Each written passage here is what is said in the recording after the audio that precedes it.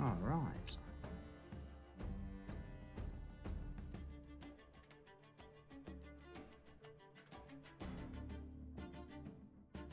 I think we're good to go.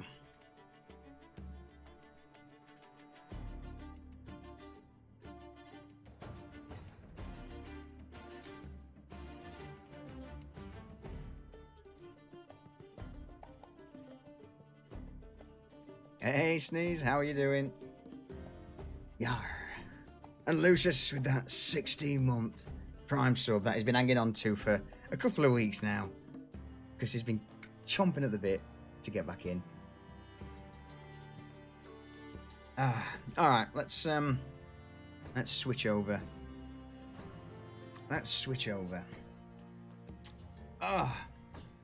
Hello, everyone. Hello. And we will introduce or reintroduce. Hello, everyone. Yeah. Evening. How are we all? So, we're back. It's been a bit. We had a break last week. So we'll crack on with today's session, I guess. The stuff and the things, yeah? All the stuff with all the things. Yes. Speaking of stuff and things, Go on. did we figure out how much gold we need to split, as well as what we Oh yeah. what we recovered? If you hang fire, all will be revealed. Yeah, I just want to make sure you don't forget. Nope. No. I don't want that loot to go to waste. I don't want it to sit in Frank's pack and rot. There will be time. Don't you worry. It's like you already know what's in there. He may know of some things. Yes. Yeah. Because Diesel is inquisitive. Let's put it that way. You damn Diplomatic. But you know me. I'm always diplomatic. right. Bullshit. So, go on then. Someone give us a brief recap of last time.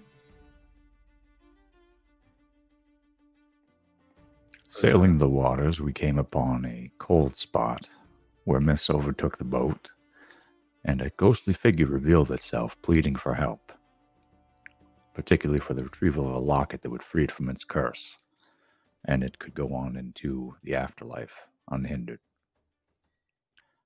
It was discovered upon trying to recover the amulet, or pendant, or whatever you want to call it, that the captain had in fact abandoned his crew to die, to save himself, to no avail, and perished. And the crew were keeping the amulet, let's say, safe in their undeathly state, so that he would be trapped with them and could not free himself. Upon learning this, the crew relinquished the amulet to its protectors and told the ghostly captain to bugger off. And then, essentially from there, decided to set sail to Waterdeep, which was the original location we were going to. Scab is as wet as you have made my panties just now. I would like to emphasize that you left out two very important parts of that story. One was the loot we got away with.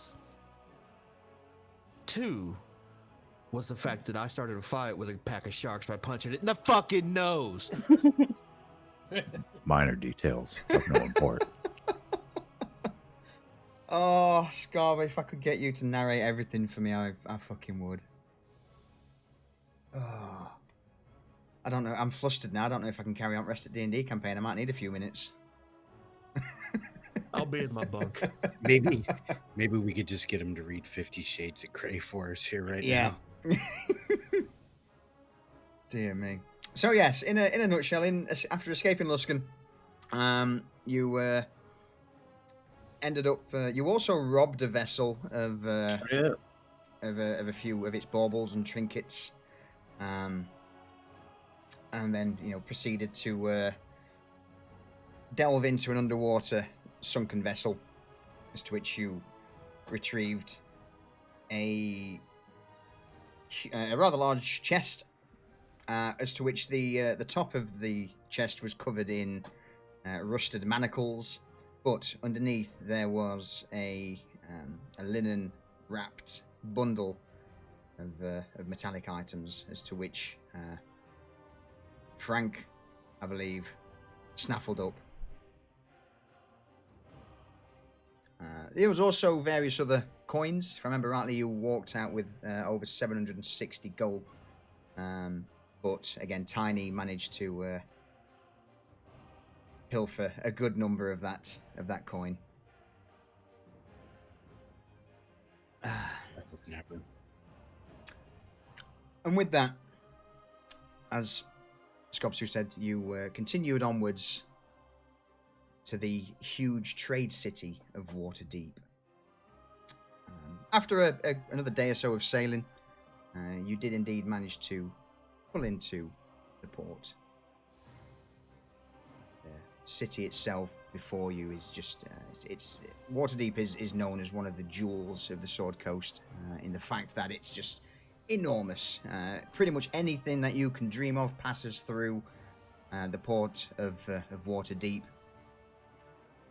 either into the north towards Neverwinter and Luskan, or to the south towards Athkatla, or onwards to the west towards the Moonshare Isles. As you pull the Harlot's Virtue into port, Barker's below deck,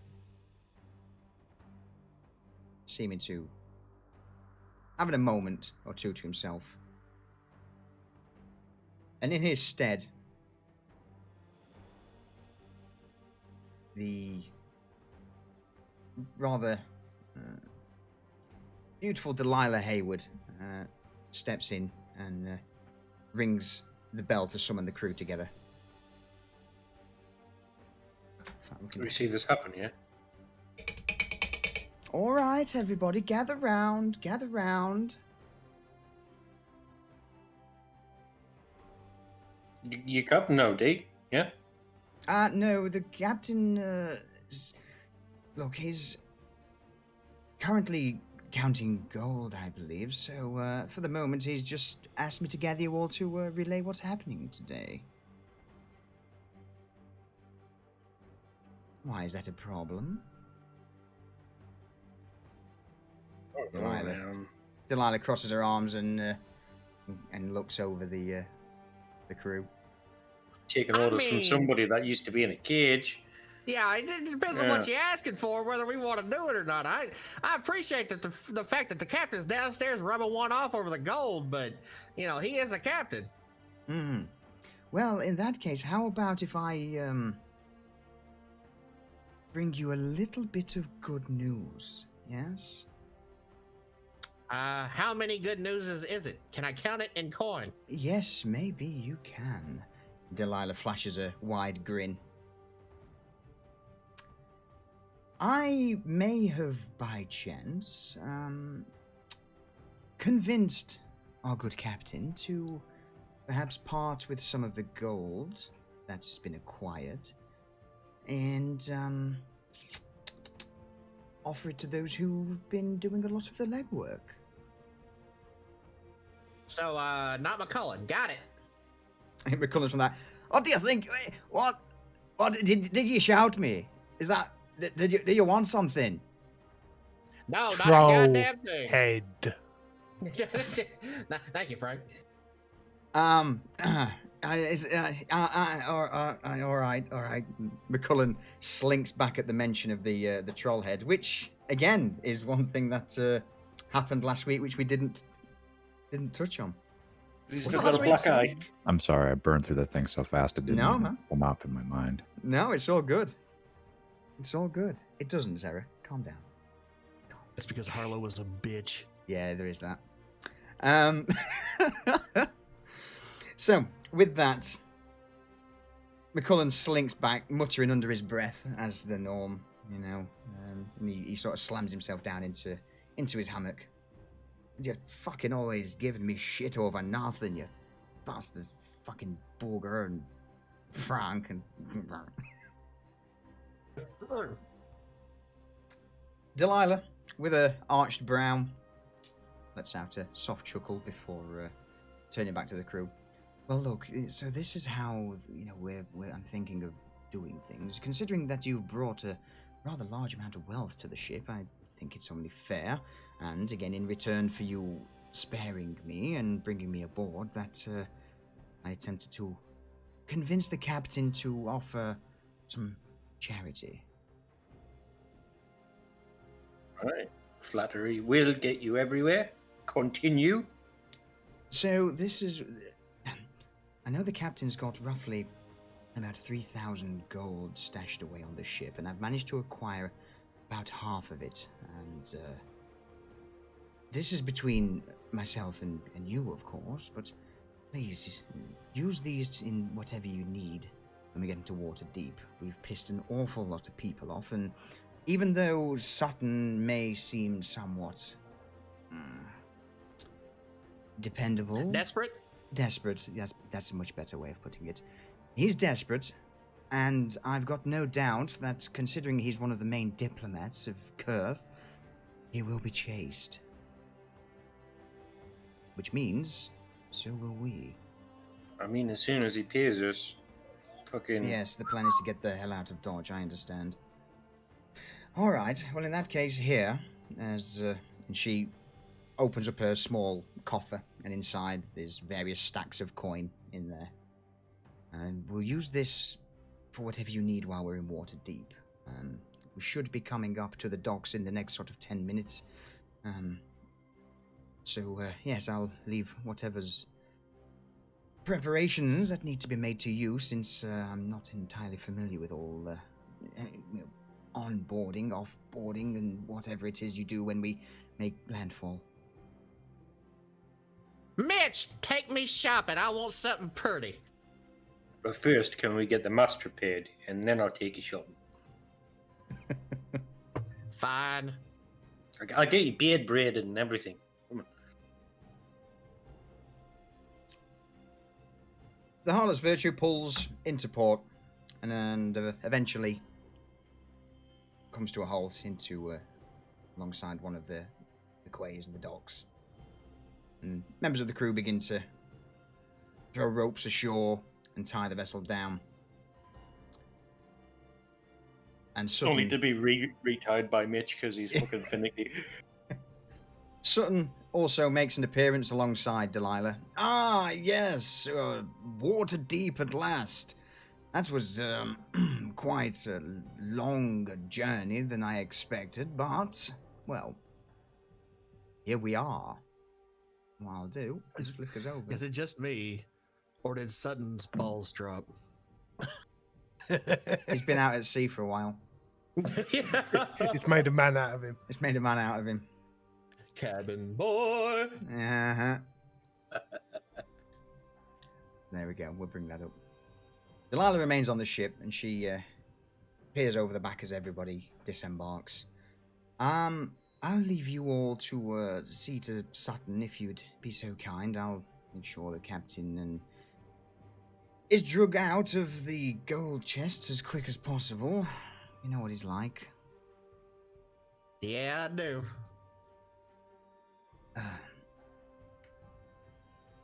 Sutton, having stepped upon the on the dock. Well, I'm quite happy to be back on dry land, at least. So, it seems you're my escort. What remains of our little journey? Yeah. Guess it started like this, might as well end like this, eh? That's true. That's true. As you all begin to check yourselves and converse, you do notice coming down the steps behind you from the main street is a couple of the city guard. Several of them well armored. two with crossbows remain high up on the street, looking down at you all. Let's bring that over that so you can see. The guard captain steps forward. Good afternoon. Those of the one of the other guards, Harlot's Virtue, sir. Harlot's Virtue. Right. Welcome to Waterdeep. May I inquire as to what brings you to our port? Passenger drop off. An escort. And refit of our ship. You seen that? You seen that? Do you see that fucking monstrosity that is our mast? Yeah, the guard captain has a glance over. Ah. Can I ask you what? That's either someone's got a really high aim on their bar shot, or you've been in a pretty bad storm. Orca, mate. A what? The guards begin to look at each other. You know, killer whale? Yeah. Hey, yeah, have you ever tried to push a whale off of a ship? No, I don't believe I have. But that breaking your mast is pretty high up for a whale. Oh yeah, Rock put it there. Well, just roll me a quick persuasion check. Just for something to work with. 11. I mean, you're telling me a rock dropped a fucking whale on your ship? Yeah. The rest of the guards begin to chuckle. I Well, mean, can't make this shit up. yeah, you've certainly got a point there. You've certainly got a fucking point. Well, in accordance to Waterdeep laws, we are obliged to search your vessel for any contraband and or stowaways and or problematic things that may be brought to our city. Do you have any of said items aboard?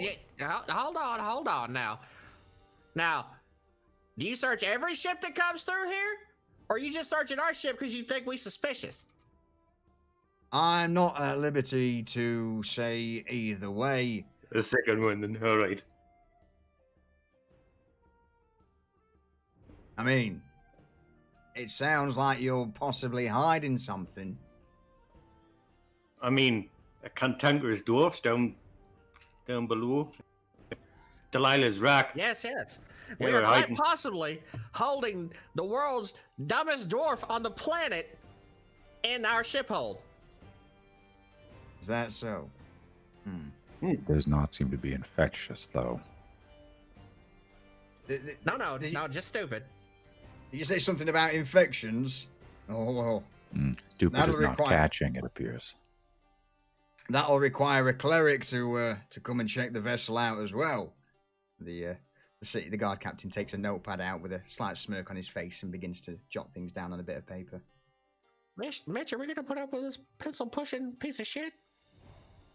Are you here to just jerk us around, or do you actually want something? Well, I mean, we can always make things a little quicker on the... Oh, looks to Frank. Precisely how much is the fee, and what would require to skip all the formalities? Oh, I mean, 20 gold pieces and a signature on this bit of paper just saying that we've conducted a thorough search of your vessel. And we'll call it quits. 20 fucking hell. Ah, so I it's a got it. shakedown, Don't even worry Right. about this here. And I walk over and hand him 20 gold that, that nobody else knows I have except for. Show me, Except I know, so I'm just like, whatever. show me a quick... We'll go for persuasion again, Tiny. Okay, fair enough. 20, Wow. yeah. Thank Um, God. Well, that'll definitely see things through. The rest of the the city guard begin to look over to the captain with expectant eyes, and the guard captain just shakes his head towards his men. And with that, they sheath whatever swords, clubs, and the crossbows that they had in their hands, slung over their backs. They offer a subtle nod. Thank you for your cooperation. And fingers crossed that we don't hear much more about you folks in the future. Oh, No, quiet his mouth. Good. That also reminds me, actually, if and he begins to look around the party. I would imagine you all can handle yourselves relatively well. Just on the off, could say that. yeah, just on the off chance, if you come across a man by the name of Nival, and he takes out a scroll and hands it to Tiny, and it's your stereotypical, wanted, dead or alive poster. While you're in Waterdeep, if you can, find, or if you do see this man knocking about, if you would bring him to me personally, my details are on the back of that wanted form.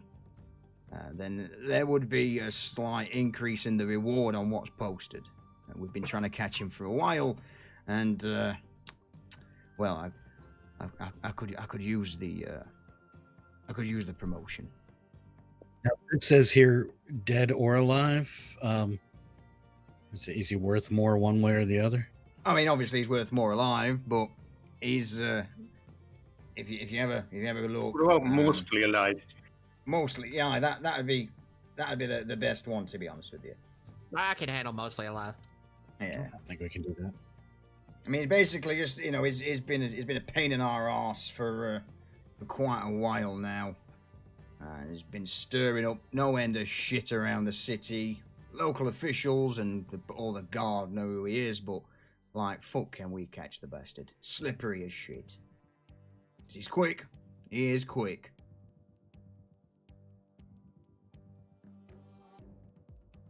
All turds are our specialty. Good. Well, I'm glad to hear it. Well, look, if you find him, there's 100 gold down ready for ending him in. If he's dead, you bring him in alive, call it 200.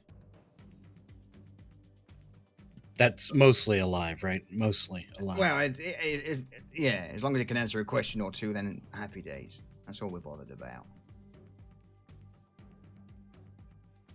Speaking, not necessarily walking. Gotcha. Sutton, in the meantime, like, well, look at that, already in the city, and you're already being posted jobs. Oh, the busy life of those out at sea. A pat him on the back. See? Dependable folk, Sutton. Dependable. Yes, don't worry, you've certainly... Look, I'm here, I'm alive, so as far as I'm concerned, that's a job well done. And with this, the guards begin to disperse from the area.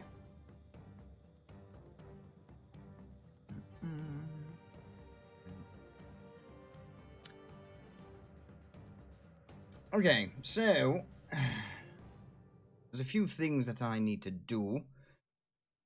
But I do need to head over to one of the inns, and one of the main ones that I'm looking to head towards would be called the Sea Dog's Shitter.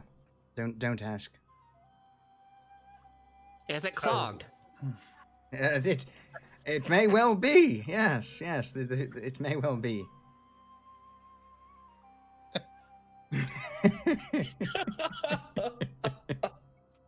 Thought you'd like that one. Oh, yeah. Shitter's full. Mm-hmm. So, if we could escort me there, I can see about getting things all in order and handing you folks off on your rewards. Perfect. Quicker we get you handed off, the quicker I can buy some furry underwear. Let's do this.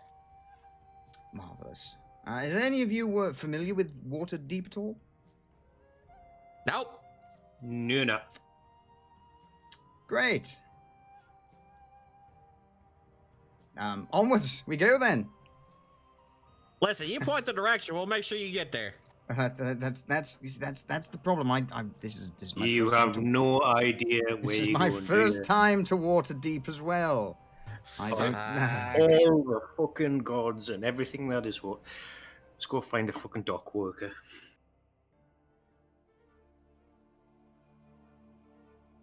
So with that, you begin to stroll along the docks of Waterdeep. You do see various dock workers, and upon approaching a group of rather skinny, toothless labourers, you begin to inquire as to where the Sea Dog Shitter, a tavern supposedly in the docks area of Waterdeep, may be. Can one of you roll me a quick investigation check? I hate to use all my dice at once, but I got it.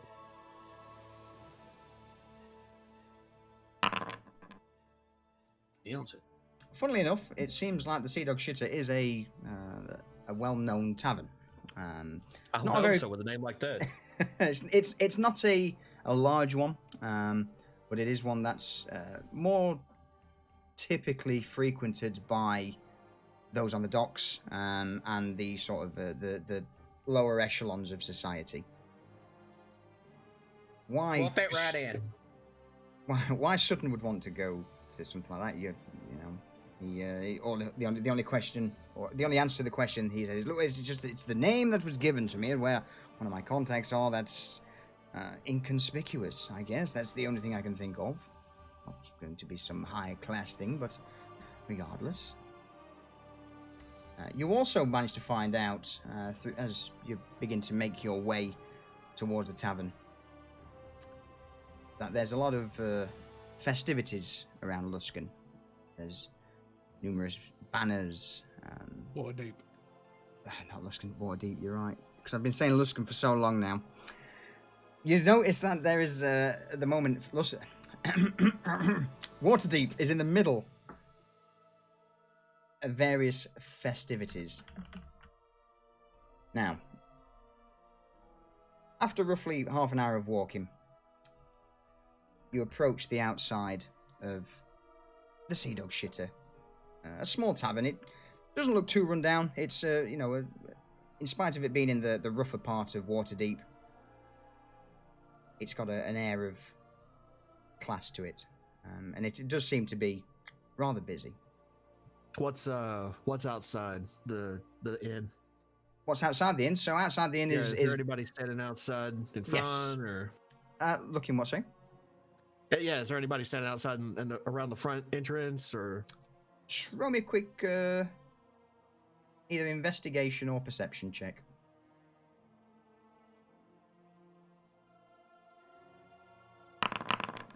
Fuck. I mean, nothing seems out of the ordinary. You don't notice anybody actively looking at you. And even Sutton noticed this, and again, Waterdeep is quite far away from Luskan. For news to travel this quick through conventional means would be very difficult. That's not what I was asking. Okay. My bad. I was asking if there are any whores. Well, they're up Probably. on Fish Street. I rolled a low perception, so I wouldn't notice anyway, probably. No. But that's the. I Well, just want to make sure that you if- understood why I was asking. no, I didn't. No, my understanding was you were looking to see if you've been followed. No. Courtesans No. on the streets don't exactly hide. And Well, with I mean, this, you know. no, there are. They've not seen Boogie yet. Yeah.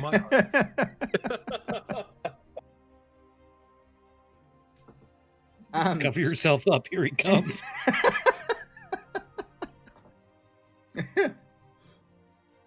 Well, as you reach the outside of the Sea Dog Shitter,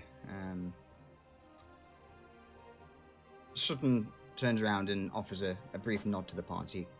Look, This may take a while, a couple of hours, while I get things sorted and talk to my contact, and I don't really want to scare him off with all of you in here. I'm pretty certain I'll be safe. This place doesn't exactly have a bad reputation, so, look, here, in the meantime, take this, and he hands his a coin pouch to one of the members of the group. Look, enjoy the festivities while I arrange matters and get full payment for you. Can do. Wouldn't try to duck out on us, would you? No, I am a man of my word. I'd like to hope that through all of this so far that I've shown you that. Well, Well, is your Sutton, contact a man of his word, though? Yeah, I mean, we've been burned a few times. You got to understand. May I ask, though, have we of Kurth burnt you at all? You First time of for everything, Sutton. the last of Kurth. Well, as far as I'm aware of, yes.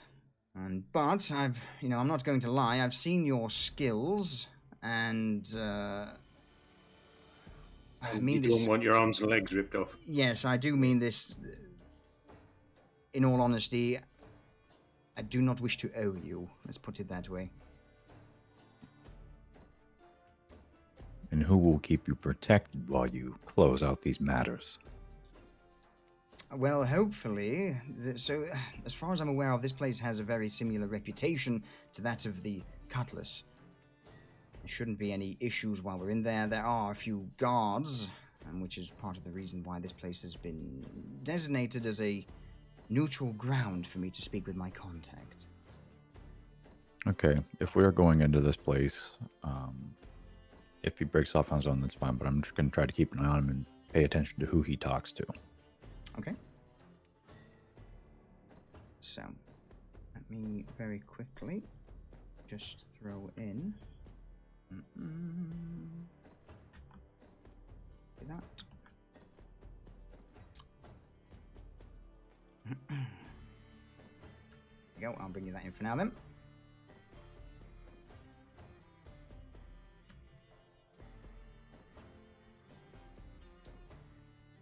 All right, well, good luck, Sutton. We'll see you shortly, hopefully. And Booger's gonna make his way straight to the bar. Okay. Give me a second to load on my end because Followed by Mitch because he's got the coin pouch. He's like, whoa, something's peeing. Whoa.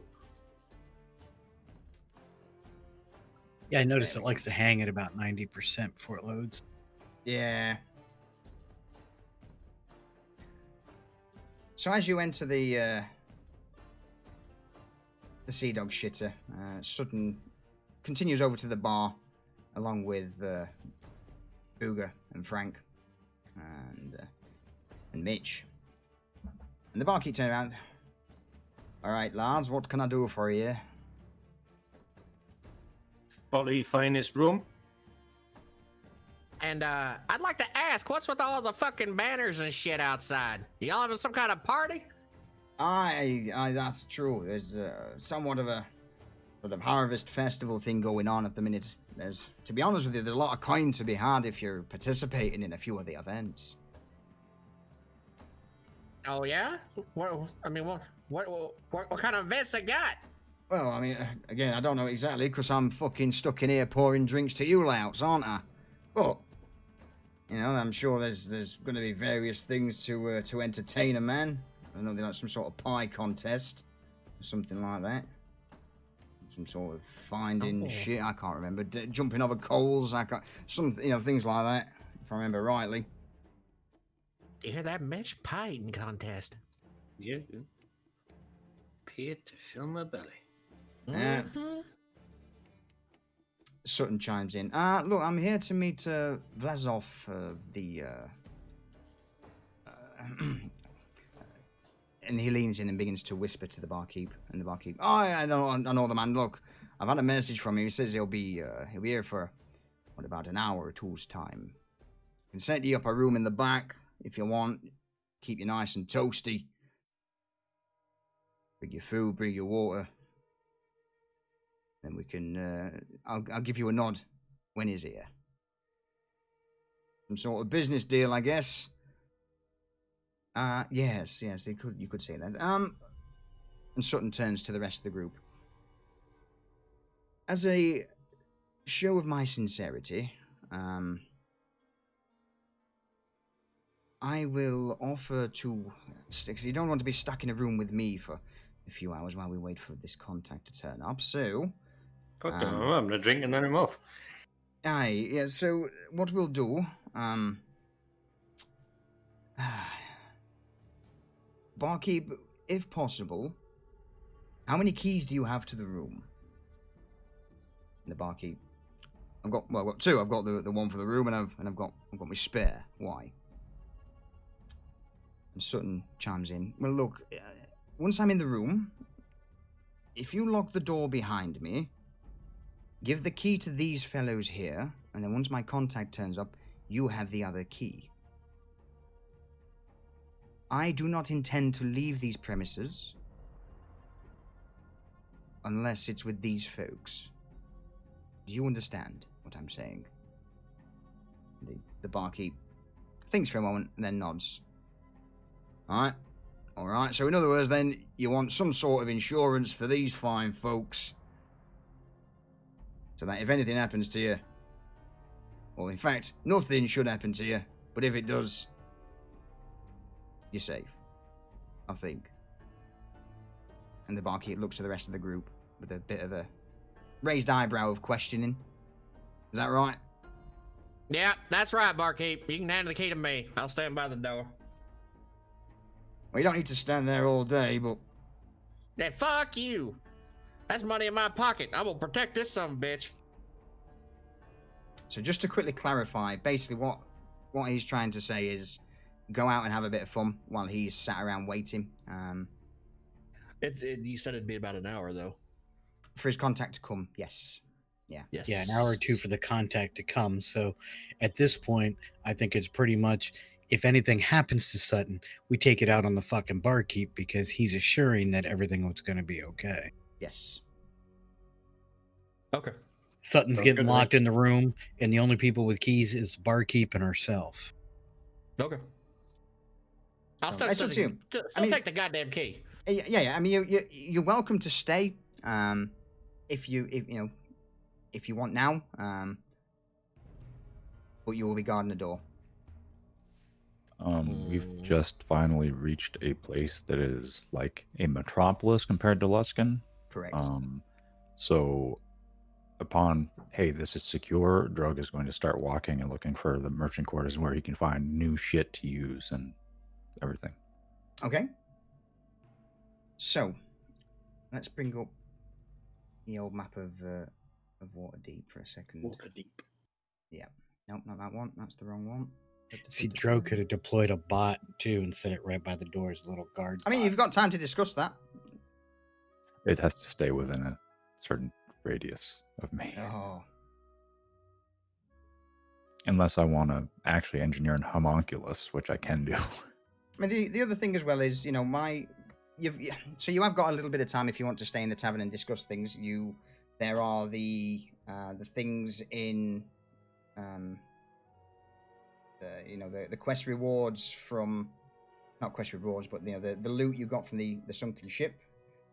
So if you don't want to, stick around for a bit and discuss them and have a look what's available, that's another option. It's entirely up to you.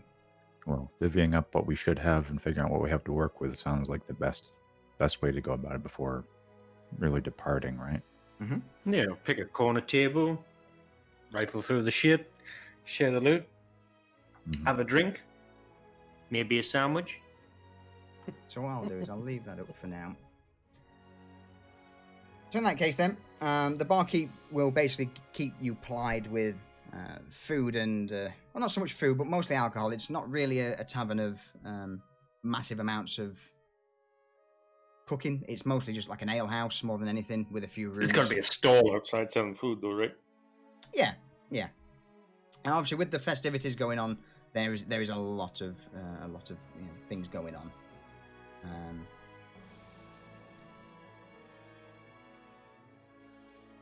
So let's have a look. Yeah. So tell me what you want to do. What's the current agenda before people start splitting off and getting food and shit. So you're currently in the tavern, in the ale house.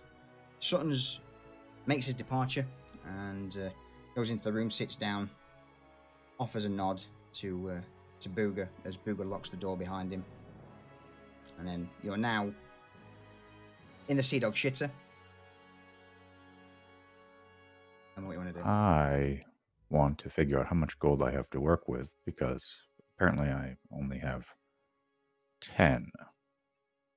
So, Okay.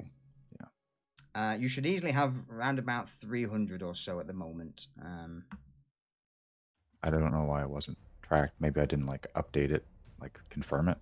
But I'm tracking So, your 10 right now. yeah. So if we got the 1,500 handed to us Mhm. from the ship when we left, Yeah. and including last week, the cut from that, everybody should have 310 from that alone. Other than So- Lucius and I. So considering the previous from before, if it's either lost it or hasn't tracked it, you would have had about 300 from that. So a bare minimum. In fact, what we'll do. I'm good with the bare minimum. Right, so there you go. Call it 600. If you've not counted, call it 651 as your bare minimum. Nice. Okay, that's Okay. a lot of gold to be carrying. I mean, It it is. won't all be in coin. It'll be precious In- gems, Yes, rings, correct. amulets, So marbles. it's one thing I did say last week is when I say gold coins, I don't really mean it straight as in Yeah, I get it. as in physical coinage. It's more a case of your accumulated wealth of Yeah. gemstones and baubles, trinkets, and things that you've found throughout.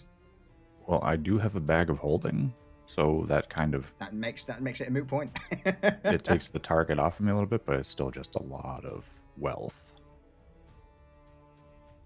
Treasures indeed, Sneeze. So once everyone's divvied it up and gotten their payout, that's when I'll try to set out and go find some place to spend some of this.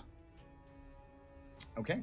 Now the dock ward itself in Waterdeep, there is a vast amount of smithies and shops available.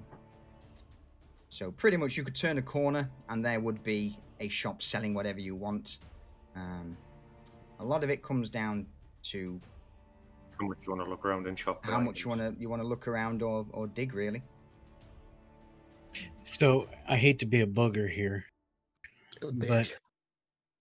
oh, that was taken two different ways. Do we know what we walked away with last week, so we know what not to buy this week? Yeah, it's all in Frank's inventory. Have a drink and have a look through it then. And I can divvy it up. Okay. Frank, it's time to start digging through those sacks of yours.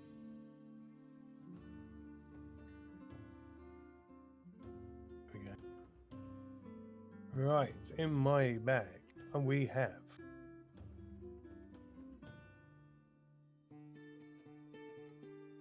would I be able to identify all these things? Not so much by looking at them, but if you tested them out, you may be able to, yes. In fact, it depends. It depends. Let me double check on what's there. The answer to your question is most of them would be, yes, they're all well-known items. Maybe Okay. not, immediately. If you want to, if you test a few of them out, you're welcome to know what they are. But if not, then yes, you would know. We can't test one of them. Well, two of them because they're a single-use thing. It's kind of single use, but it's once every 24 hours sort of thing.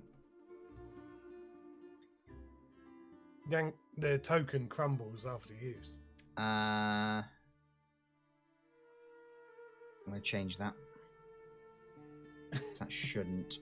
That's my bad. Okay. And the kit is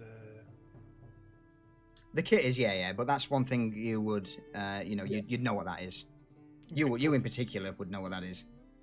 Mm-hmm. Okay, cool. So I start laying things out on the table. There's a small token in the shape of an anchor.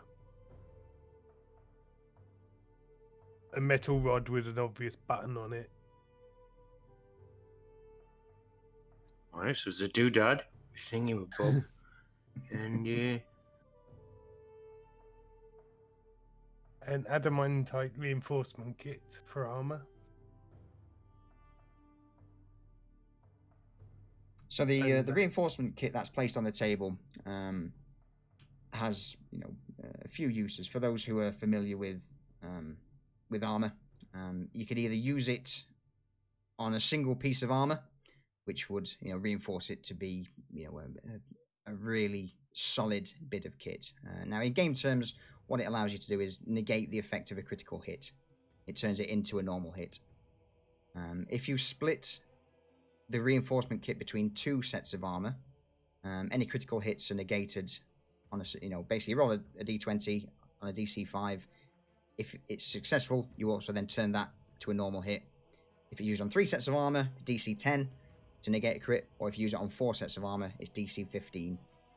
So the more you spread it out, you sort of piecemeal the reinforcement kit between them, but it becomes less effective. But there is still a chance that critical hits are negated. And is that like a one-time thing? It is, yes. One-time thing on the piece of armor that you want or wearing.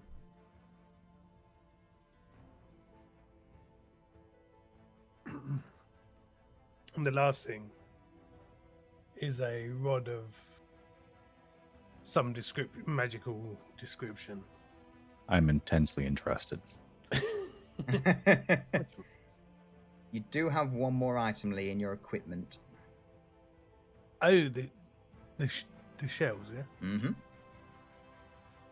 it's the 3 seashells.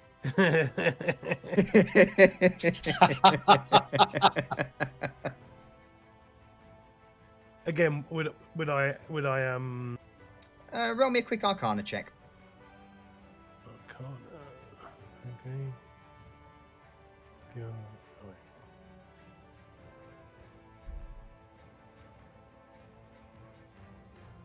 I can't for some reason. Oh, hang on. This bit. Bear with me. Try it now.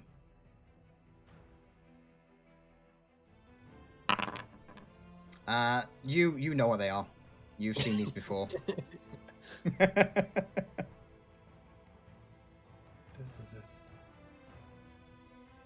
I'm just reading it.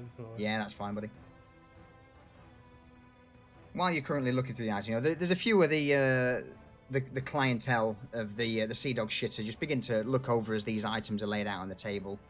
A few cast curious glances, but the vast majority of the tavern, they don't really care.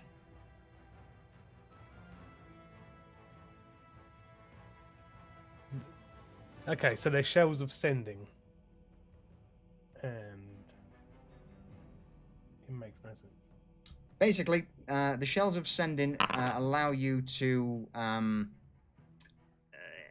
It's basically a mobile phone.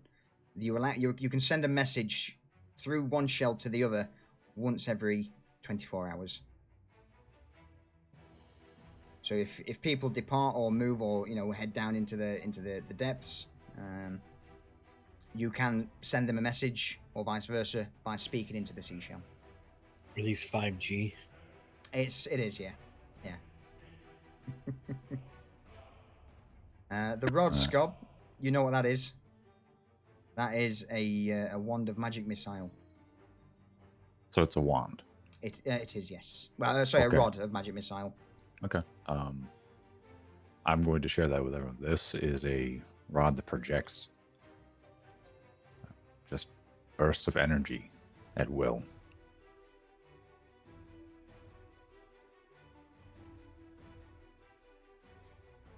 Great. Drug has just become an arcane mage. So what we can do, So the only things left that you haven't really got much of an idea of is this anchor-shaped token and a rod with a button on the top.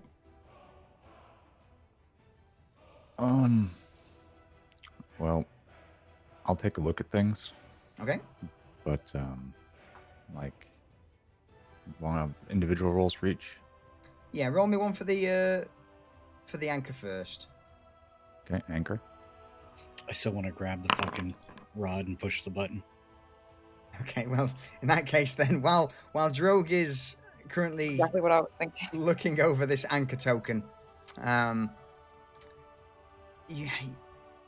Let me first say I grab the rod and start walking for the door. I'm gonna go outside and do this, okay. not knowing what might fucking happen. Okay. So the I know what's gonna happen. the little anchor token, you can sense it's magical, but you can't fully discern exactly what it does. Apart from it being a magical token of some description that resembles an anchor, that's pretty much all you Right, know. well, And you are of the belief that if you hold it to something, the magic may be released. Okay. Well, just a hunch. I'm thinking maybe it makes things immovable or something to that effect. So I'm gonna try to, I don't know. I'm just it's there. It's it's everybody. So I'm just gonna leave it there. Touch But, poker with it. the thing is, it just got the interest because drogue literally means anchor. Yeah. In fact, you know what? In that case, I'll give you advantage on that one. Roll me another Arcana check. You know that if, all right, you are aware that this anchor token will definitely have an effect on a sea vessel if held to it. Oh, fun. Skirt. As for Tiny, as he makes his way outside with this metal rod in hand, what do you do? Well, I look for a little clearing outside the building in the middle of the road, and I push the button. Okay. As you push the button, the rod seems to emit a faint pulse of magic before anchoring itself in place. Wherever it was in your hand, the moment you push the button, the rod stays there.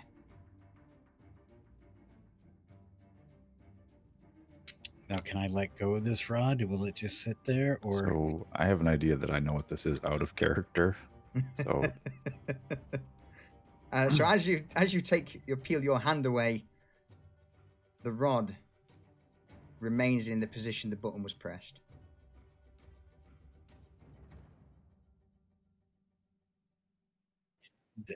did anybody else follow me out to see this shit? Or Yeah, because I thought it'd be funny. I was like, stupid Yeah. stick. Definitely did. like I was hoping it was going to turn into like a Leoman's tiny tower or something. or yeah, it extends to some big ass food staff, whipping that fucker around. And with that, a few eyes of the public begin to mumble to each other as they see this metal rod just levitating or just stuck in midair. Mitch goes, come on, see the great tiny levitator stick. And I interrupt him there, and I'm like, no, let me use my stage name, David Blaine, and I just make random shit levitate. So that thing's actually called the immovable rod, and the flat iron rod has a button on one end, and you can use an action to press the button, which causes the rod to become magically fixed in place until you or another creature uses an action to push the button again. The rod doesn't move, even if it's defying gravity. The rod can hold up to 8,000 pounds of weight, but any more weight than that causes the rod to deactivate and fall. A creature can use an action to make a DC 30 strength check, moving the fixed rod up to 10 feet on a success. DC 30. DC 30 strength check. Be very helpful for like blocking doors. We just put it in front of the door, push the button. Ain't nobody opening that fucking door. Or you could use as a handhold while you're climbing. Mm-hmm. Yes, the immovable rod is indeed a very useful item, and can be used in some quite ingenious ways. So I say we put it on McCullen's chest while he's asleep.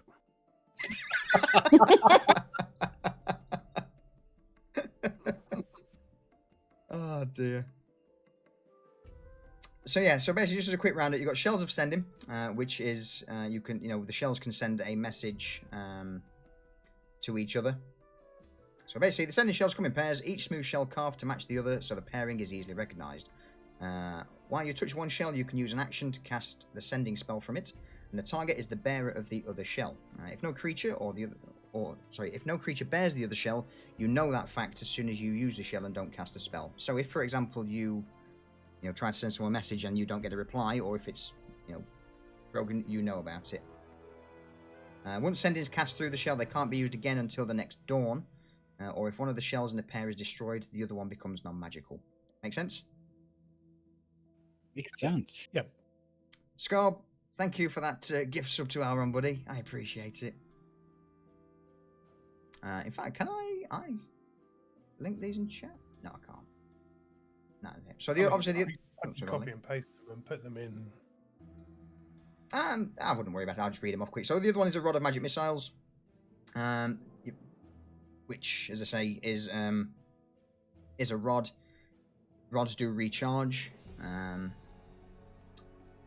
You've got an adamantite reinforcement kit, and then the anchor token, which, as I say, is out of character. Basically, if you touch the anchor token to a ship or a boat, for the next 24 hours, the vessel can't be moved by any means.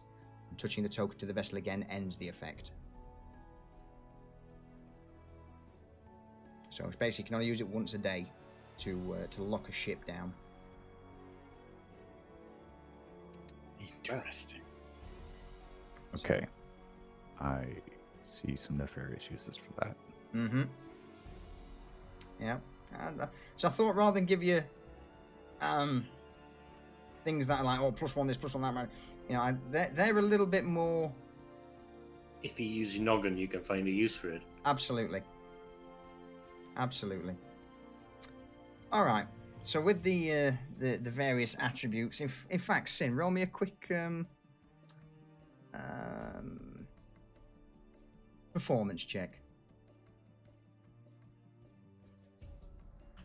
Some covers thrown at it. Oh my god. While you're doing your magical show outside the tavern, you actually managed to gain 13 silver from a few people throwing coins at you. Nice. And I just reach out, grab a hold of the rod, and press the button again, and bring it in. Good point, Aaron. Let me sort that quick.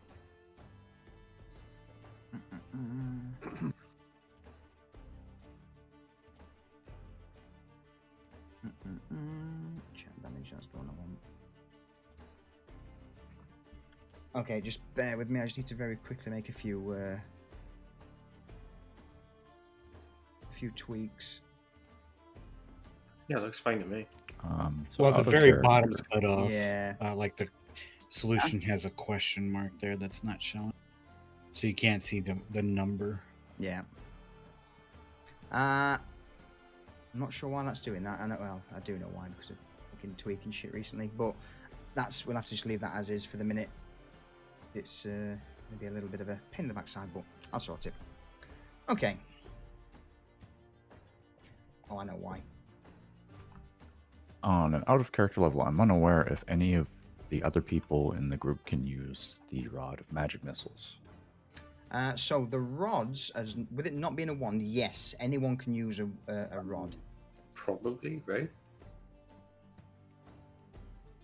Yeah, anybody can use a rod because it's not a It's the wand. item that's magic, right? Yes.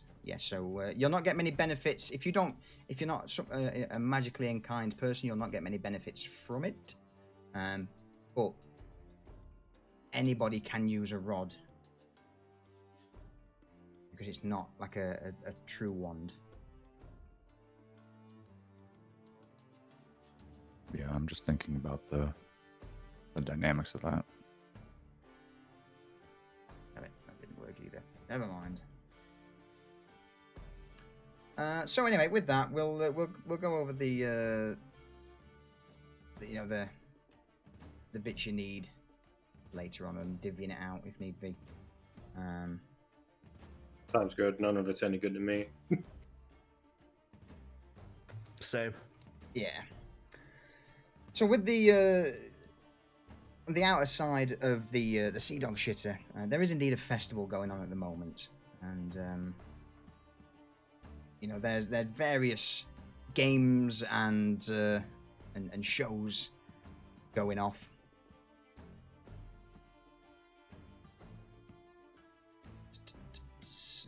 Check.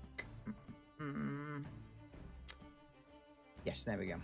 So the atmosphere itself in the city is pretty jovial. It does set you all.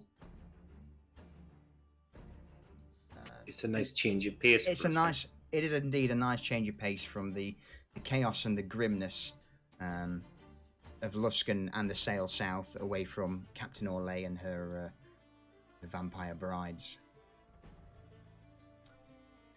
So, if anyone wants to participate in anything, by all means, or if you want to do a little bit of shopping, that's also potentially on the cards. Frank wants to find an armor smith. Yeah. Yeah. Looking for a map of the city to see like what would be the best place to go for trade and all that, and then get moving.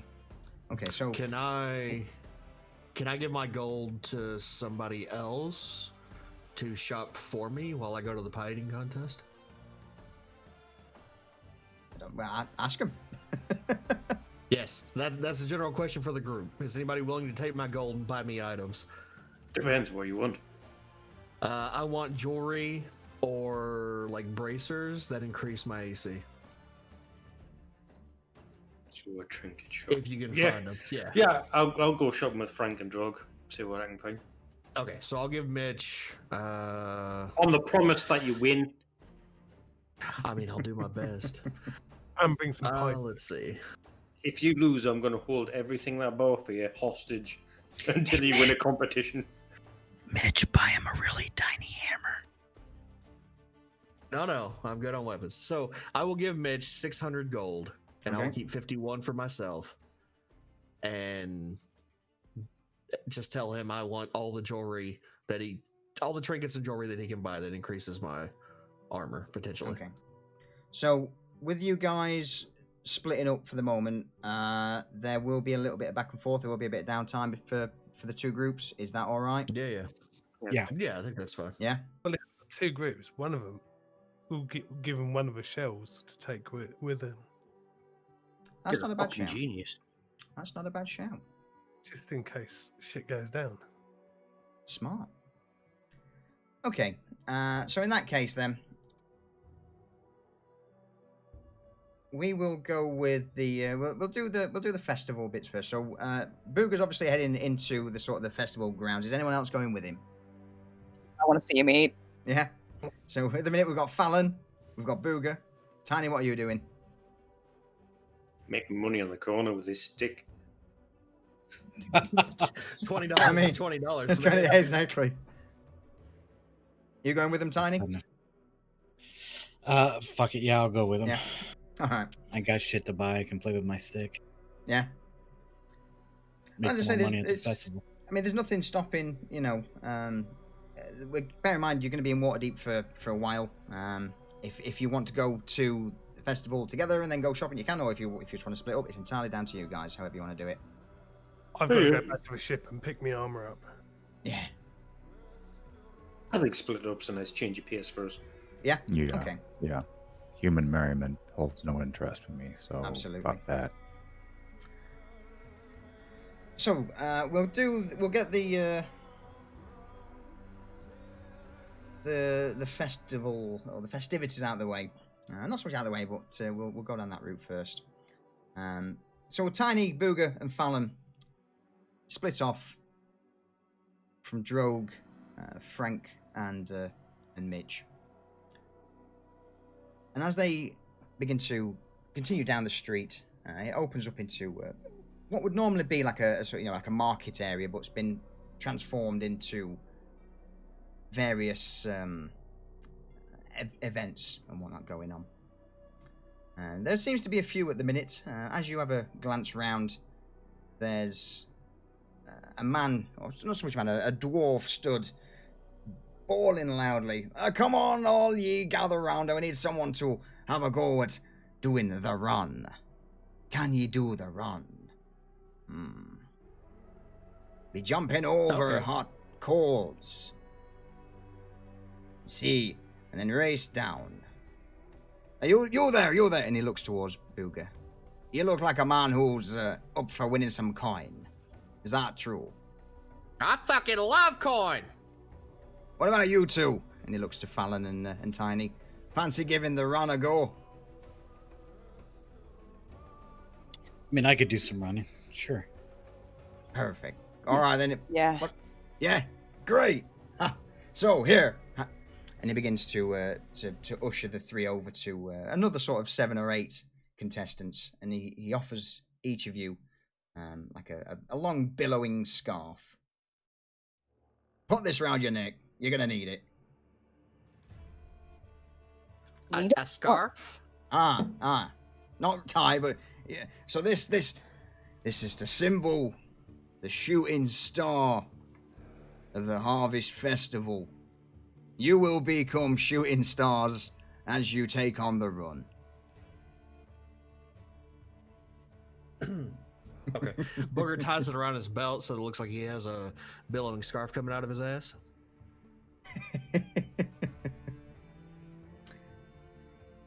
With that, it's a nice... Oh, that looks good. I like it. All right, so basically, what's going to happen when I shoot? And he holds a hand up and a fireball begins... Not so much fireball, a firebolt is summoned in his hand that he holds high. When I shoot this into the air, all of you are going to make a run straight over these hot coals. And as he's pointing, there's a long stretch of coals. Various points have got larger rocks in that can be jumped onto to avoid the hot coals themselves.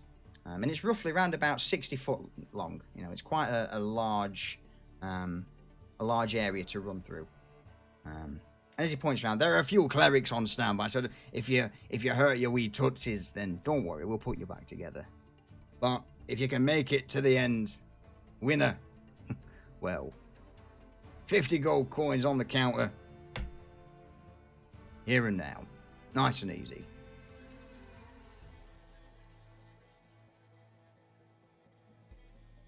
So we just got to walk across there. You got to be first across there. Let's do.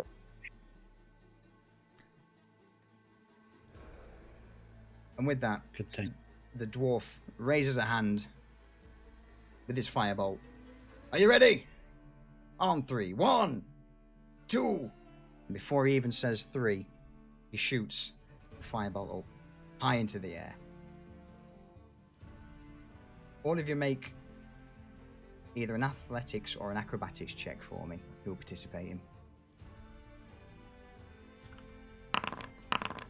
Fuck. That Fey ancestry kicked in. That fleet of foot, man. So the first one to immediately jump off is Tiny, followed shortly by Fallon, and then the vast majority of the punters follow behind Fallon. Finally, Booger, the last, as the dwarf shouts, 3, go! Booger is a little bit behind from the get-go. So again, you're in like a long, there's a long hot coals run with several stones that you can jump to. Through the first set of stones, Fallon and Tiny quite easily breeze through it. Not a single slip of the foot And again, a few of the members who are also participating fall off by this stage. A few of them screaming in pain as they fall into the coals and scatter to the sides, blowing on a few burns here and there. Now, whichever acrobatics or athletics you just rolled, I want you to roll me the opposite. So if you rolled athletics, roll me acrobatics. If you rolled acrobatics, roll me athletics. Oh. Out of my way! Of course. This fucking bitch. Fucking way! So, this is what's going to happen. Tiny is indeed going to fall off somehow. Booger's going to obviously pass Tiny, and Fallon's going to reach the end. So I want you three to tell me what exactly happens. I'm gonna push Tiny over and just step on him so I don't have to step on the coals.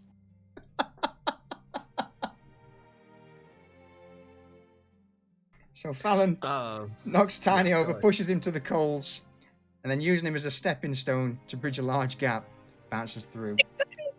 Booger? Booger in desperation just jumps off a rock and starts running on the coals. All right, I want you both to roll me a 1d4. In fact, Tiny, roll me a 1d8. You're in there a lot longer. I roll so good for fuck all y'all. Oh, Fuck me in the ass. Fallon, you don't need to. You didn't touch any coals at all. Okay. You just. I'll get rid Ignore of that for you. Absolutely. So as Tiny's slapped into the coals, Fallon's boot just plants firmly in his back, pushing him and burying him even further. So that's 7 points of damage, Tiny. And Booger with you just plowing through, knocking flaming coals all over the place. Various people in the crowd get splattered with the embers and ash, and they start screaming as well. But you managed to get in second place. So Fallon, you get 50 gold. Booger, 25. Oh, hell yeah. This turned out exactly how I hoped. Yeah. Thanks, Tiny. I'll buy you a drink. Yeah, the dwarf sort of, well, I've not seen many people do that. Are you all right there, elf? Are you all right? I just glare. He'll be fine. Well, I'm sure he will. I'm sure he will. And with that, he then turns around to begin shouting to the rest of the punters to give it a go. There are a few other, as you begin to look round the events, there are a few others. One seems to be one of sort of like a dancing game. Another one is a group of musicians who seem to be having some sort of witty word off. Another of the groups you see seems to be having to find things in a small barrel or a storytelling competition. So if any of them do take your fancy, and of course, the one I forgot, you see a large table with various pies on, which you can only assume to be a pie eating contest. Fuck yeah! There you go, Booger. Wait, did Booger just see a bunch of musicians and not scream out for them to play Wonderwall? Because motherfucker.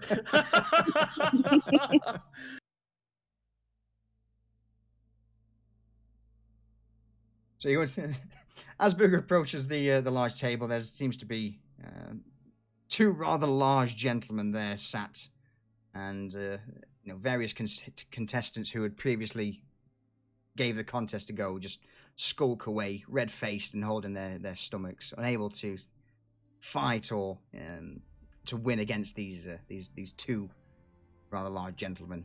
One of them turns Large around. or fat? They're large. They're Okay. They're very big, sort of muscular sort of bodybuilder types. Yeah, I got it. And they're, they're sat at the end of the table with massive shit-eating grins on their face, and a rather large stack of coin. And a skinny man from the front. So if anybody wants to potentially partake in the pie eating contest to win the total of oh fucking hell, and he wipes his brow, and there is a large stack of coin in front of these two men, and the gist seems to be that over the space of 5 rounds, if you can beat these two, these two builders as such at eating, then you will win this growing kitty of money. Excuse me, sir. Is this speed or mount? Well, it would be a mount, yes. Okay, I just wanted to clarify before we get going. I mean, there is a time limit involved, but Yeah, I understand. all right, good. I take it you're in. The current kitties are currently up to what was it? 274 gold. I think everyone's threw in so far. But look, if they win 2 more rounds, then the gold is theirs. Well, what's the buy-in? 10 gold buy-in. Yeah, fuck it, I'm in. Thank you, Venger. As the I shout out, he's so sure he's gonna win, he'll pay 20. Shut the fuck up, Tiny. Well, okay. Well, if you want to take a seat here at the table, and we'll begin the round 3. So yes, if they win 2 more rounds, then that's them. The coin is theirs. But if you win 5 consecutive rounds, then the money's yours. Make sense? Yeah, got it. All right. So Won't they get their 2 rounds done before he gets 5 in? it depends. It's on an amount that can be eaten per round. Okay. Any other participants at all? And a small. Good. Sorry, go on. I call Tiny over. Oh, do you want me to grab Fallon? Is that what you want, Booger? No. Tiny, I want you to see if any of these motherfuckers are cheating. I want you to watch for me. I mean, how are you cheating? What am I looking for? They're different pies. They could be fucking, I don't know, motherfucker. They could have a hollow goddamn leg for all I know. Just look for me. All right. As you have this conversation, a few more participants turn up. And last but not least is a small girl. Wispy blonde hair, relatively cute. And, she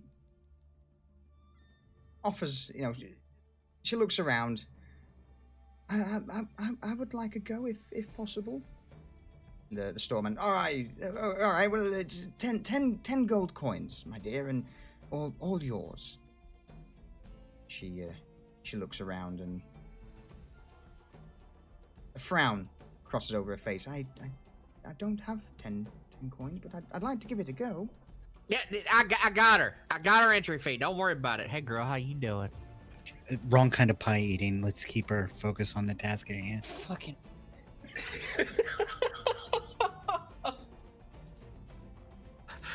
Regardless, I'll pay her entry fee. All right. So with that, this young sort of rough child, you pay her 10 gold as well, and with that, there's 6 seats are now filled. All right, so basically, you have a few moments, or 5 minutes, to eat as many pies as you can. Are you ready? And with that, a few serving girls and young men begin to bring pies out and lay them out all on the table. The round that you're in now seems to be a slightly one of smaller pies, so it seems to be more a case of how many you can shovel down rather than just plowing through, that are the larger things. But begin. Have at it. And with that, the two large builders at the end of the table begin to stuff pies in their mouth, one after another, just going absolute ham. And the little girl, she does the same to an extent, obviously with her being smaller, and she's not here for the competition as such. Booger. She just wanted some pie. Yeah. Roll me a constitution check. Constitution check.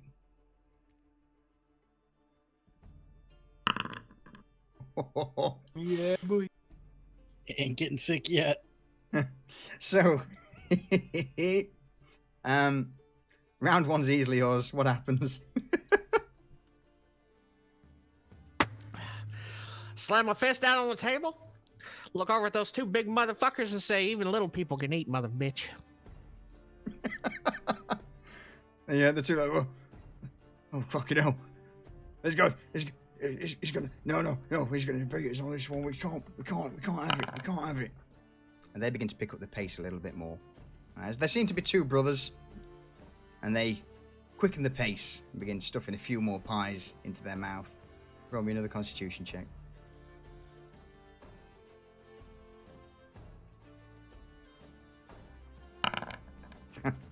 Which, again, they still cannot match the sheer pace of Booger Jackson. And the first round, by a huge landslide, goes straight to Booger. Which immediately wipes out their 3 streak. And with this, they scowl towards Booger and begin to curse and mutter under their breaths. Second round comes around. Diesel. Booger, roll me a constitution check. Ooh. Lucky bastard. The second round is also effortlessly won by Booger. Effortless? Did they crit fail? As one of the competitors, Or they while got tummy aches. stuffing a pie down his throat, begins to choke. And his brother has to turn around and start slamming him in the back to cough up this bit of pie. Ah. No, you got to put your arms around him, under his ribs, and lift up like you fucking him from behind. You got to do that. And I demonstrate the Hoblik. Yeah. Oh, you're going to do it on him? Do me. Go on, roll a strength check.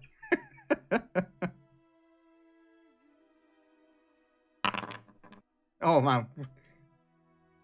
Not only... Pie clear across the feet. Slap somebody in the face with it. Straight out of his mouth. If that's what happens, go for it. That's what happens. First person in the fucking crowd takes a pie in the goddamn face. You just hear screams from a young woman in the audience, like, ah! He's covered in this half-chewed, mushed pie. Should have wore some wax leather, girl. The round 3 comes around. One of the brothers bows out of the competition, having been having his ribs bruised somewhat by Booger's heavy-handed maneuvers. Saved his life, though.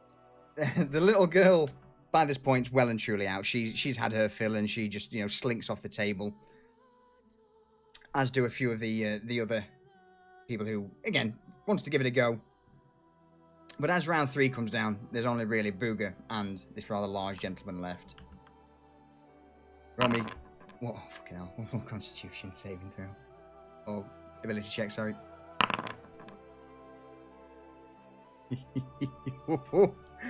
And again, round 3. By this point, this would have been the man's 5th round. And he is full. And with his head dropping to the table, almost in a pie, he concedes defeat and slides this pouch of coin over towards Booger. The man running the small competition shouts out, "We have a winner! If no one else seems to be stepping forward to test this beast of a man, not only has he eaten all of these, by looking at the table, there's bits of crumb and crust everywhere. Not only has he ploughed through all of these delicious pies, he also saved the life of one of the contestants. If that doesn't deserve a round of applause and a showering of coin, I don't know what does." Do you have anything to say to that, Deez? Oh, I do, yeah. Booger stands up, raises his hands above his head with the fucking bag of gold. Let it be known, far and wide, that Booger Jackson can eat a goddamn pie. Come find me anytime, ladies. Roll me a persuasion check.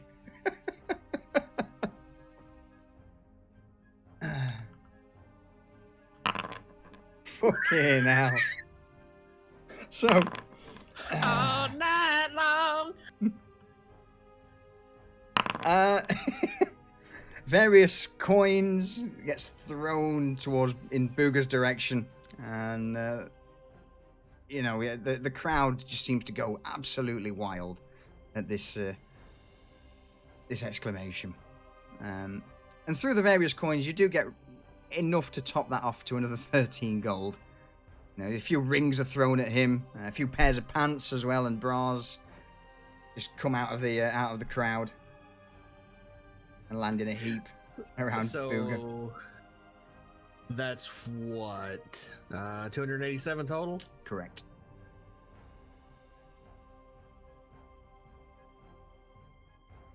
Okay. Pie eating is my business, and business is good. Python is my business, ladies, and business is good. Sick. Yeah, I wasn't expecting that. I'm not gonna lie. Okay. What we'll do while all that's going on, we'll scarper over to the other group, who have begin to have a glance round and look for arms and armor. Solution, I'm gonna take a look. I'll be right back. No worries, buddy. How? So Frank, Mitch, and Drogue, how do you want to approach this? We'll start by asking locals, right? Yeah. Okay. Locals know the best way around.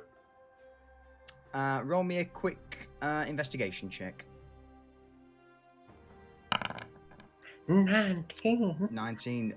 So as you begin to meander through the various streets and alleys of Waterdeep, you begin to ask a few people, and the name of the Ashen Arms comes up several times, and it seems to be a small smithy, but one that, again, a lot of people do seem to recommend. Drogue, what's your intentions? I threw a history check to try to see if I can think of anything like places of renown in the city, but it's pretty mediocre. If there's like a famous place to go here or something like that. You don't seem to be too familiar with that many parts of Luskan. There are a few. Waterdeep. Fucking, I I know keep what saying you Luskan, don't I? Yeah. Yeah. Because I've said Luskan so many times, it's ingrained in my head now. And then by the time I get rid of saying Luskan and say Waterdeep, it'll be next fucking city. Probably. But no, there's you don't seem to recall of any major points within the city, apart from, as I say, the name of the Ashen Arms does crop up quite often in conversation, even if you're just like listening out.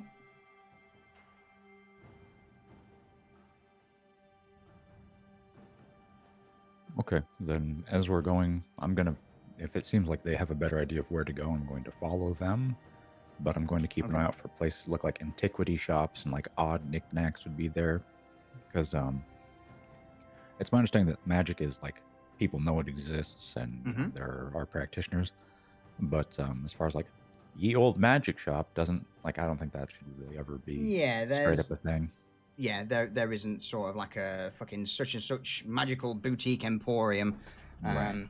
I mean, there might be in Luskan in like What Well, they Waterdeep the is a big place, but like it seems like something you yes, have to kind of hunt for. exactly. But that's the thing. That's you know, there might be one in something like the North Ward or in the Castle Ward, but in the area you're in now, there wouldn't be any that sort of truly stands out.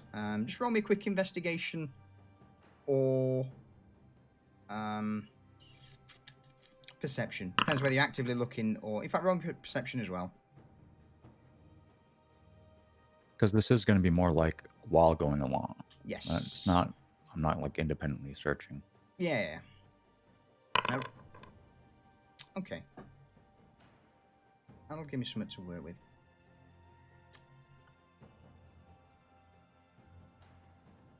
Are you? So what's the plan? Are you going to head towards the Ashen Arms? Did you say? Yeah, Oh. I'll tell Frank who's lugging his fucking suit of armor behind him. Right? Ashen Arms, mate. It sounds like a place to go.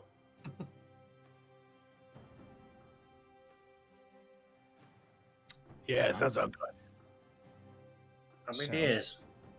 Let me these out. As soon as you begin to walk down the streets, you do eventually come to the place that you know, some of the locals have spoke about, and it seems to be a small building tucked away in an alley. A rather old, dilapidated sign hangs off the front that reads "The Ashen Arms." It's got quite a hefty, reinforced door, which as soon as you begin to push it open, you're assaulted by the just sheer heat of this small room.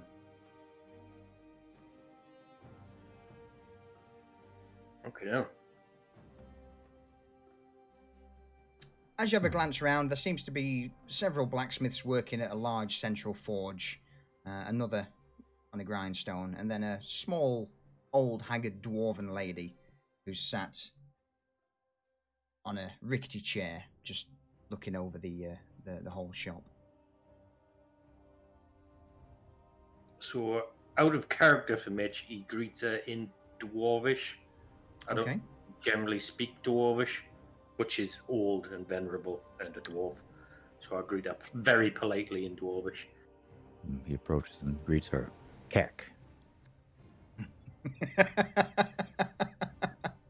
Keck W.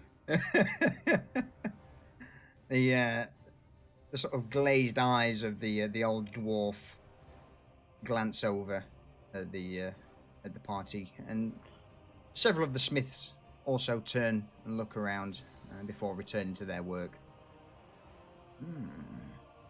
Now, bear in mind, as she speaks, she only speaks in Dwarvish, so at the moment, I believe only Mitch Only I speak Dwarvish. will be able to understand her. She says, "No cap."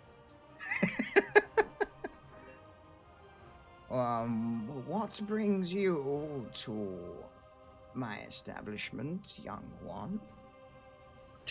Talk of the city is the best place to get their work done. Is that so? Well, our prices are fair. My name is Kalena Ashenfall, and I've had this smithy for a few 100 years now. It's been a family tradition in Waterdeep. Yes, arms and armor are things that we do indeed supply. Perfect. My friend here needs a suit of armor forged. Or reforged, should I say. It's an old antique. And at the mention of that, she jumps down off her chair and shuffles over towards Frank. With two outstretched hands in Frank's direction, you know, she's sort of approaching him with a bit of a glint in her eye, muttering in Dwarvish as she closes in on him. Well, he'll have to show it me now, won't he? Frank, the suit of armor, mate. She wants to see it. I pick my pack off my back and open the top to allow the dwarf to look in. She begins to pull out parts of the plate and casts her eye. She clicks her tongue several times, looking over them. How did he get it in this state? This is awful, awful. An antique left over, discarded and unused.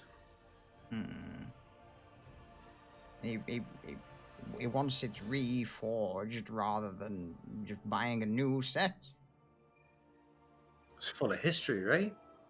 Roll me a quick persuasion check. With advantage because she's speaking in Dwarven.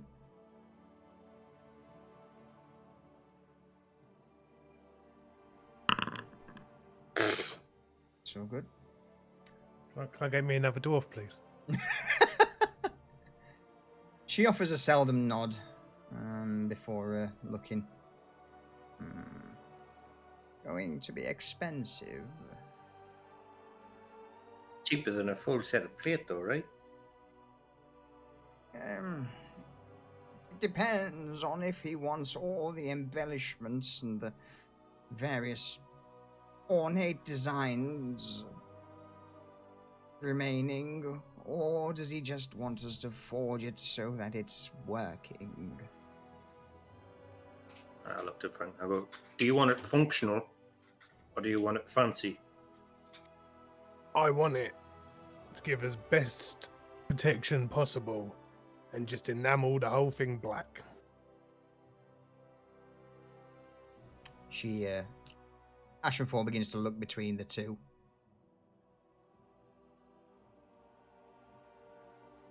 So, what did he say?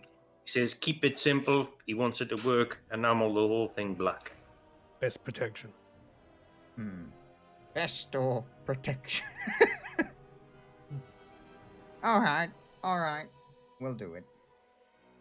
It's going to be 8. And she sort of trudges back to the counter and begins to tap open a book. I might 800 need a little gold. loan. 800 gold. Tell him that, and we will get it forged in a day or two.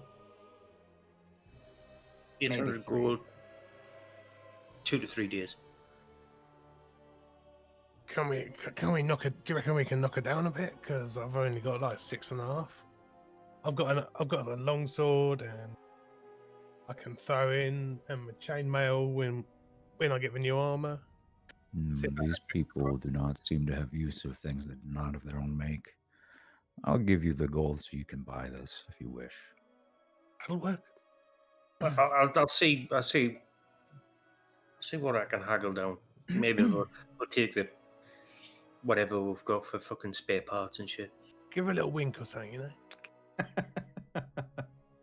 Compliment her beard. She likes you. I can tell. Fucking hell. I go, what if we add in, bits of, weapons and some other stuff to lower the pricing? Trade goods. What like? Hold on. Well, Frankie's got a long sword here. I have. Hold on. What have I got? A couple of scimitars and a great sword. She takes the great sword and begins to look over it. There's nothing uncommon about this weapon. It's just chaff. I have 3 Been pistols. out on the ocean for a while. Bindings, no. Pistols not really our forte. Yeah, I've got to find a gnome for those. Anything of a little bit more uncommon.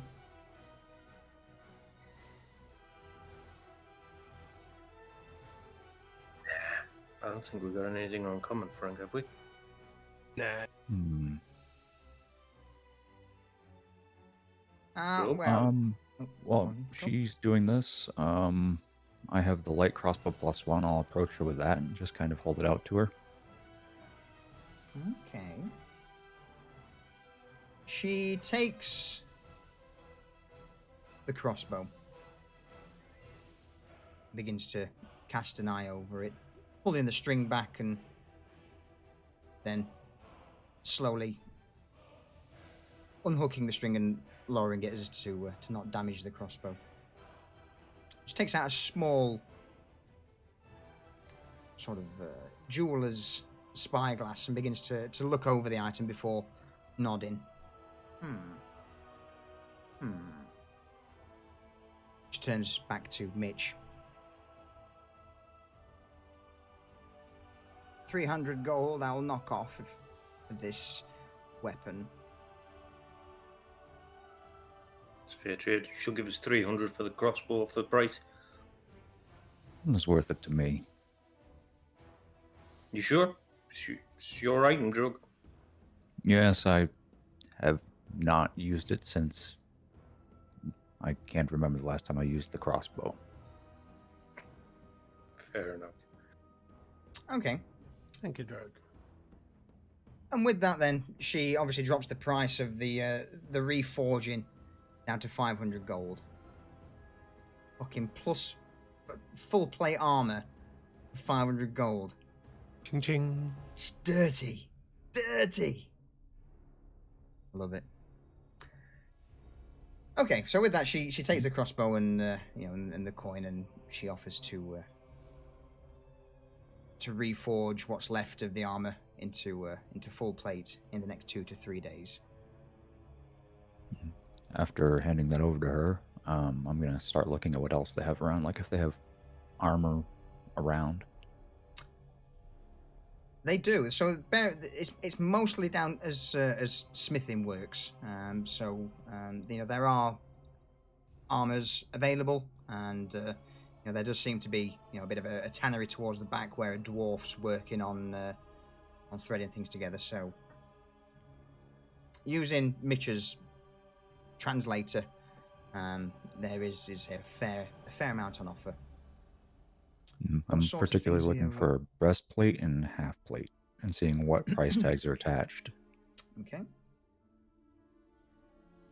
Bear with me, because I have just closed down the pricing thing. Twat. Typical. Yeah. And if it seems like they have like one set of half plate, but like 3 of breastplate, I'm going to be looking at the breastplate because maybe it'd be easier for that to get knocked down a bit because they have it in surplus, I'm aware half plate is ridiculously expensive. Yes. So half plate usually comes in round about 750 to 850 gold pieces.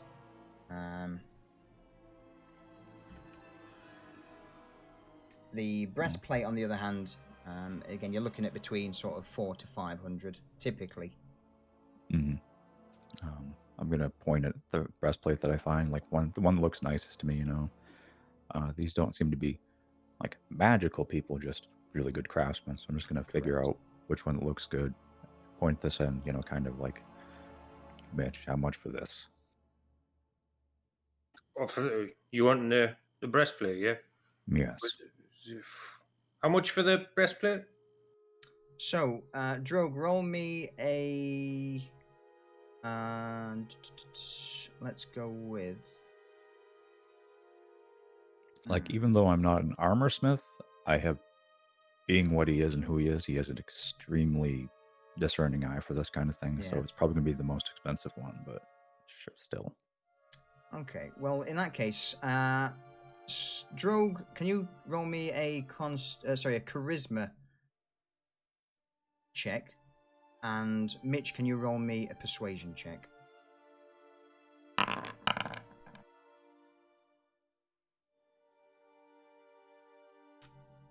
In spite of just doing, earning a vast chunk of change, she doesn't seem to budge too much on the prices but does go in and offers it down at the lower end at 400 gold pieces. Best I can do, Job. 400. Deal. And I open and reach into my bag and start hefting out all the things that amount up to 400 gold. And on the stool next to her, if that's what that is, I will set it there so she can look at it all and verify that that's how much there is. Okay. And what if I get a nod? I can't speak her language. Yeah. Well, maybe I can, but I haven't actually picked a second language. I'm just going to wait for her approval before taking the item, and it takes her a few moments, but having sifted through the various trinkets, coins, and barrels, she does offer a nod in reply.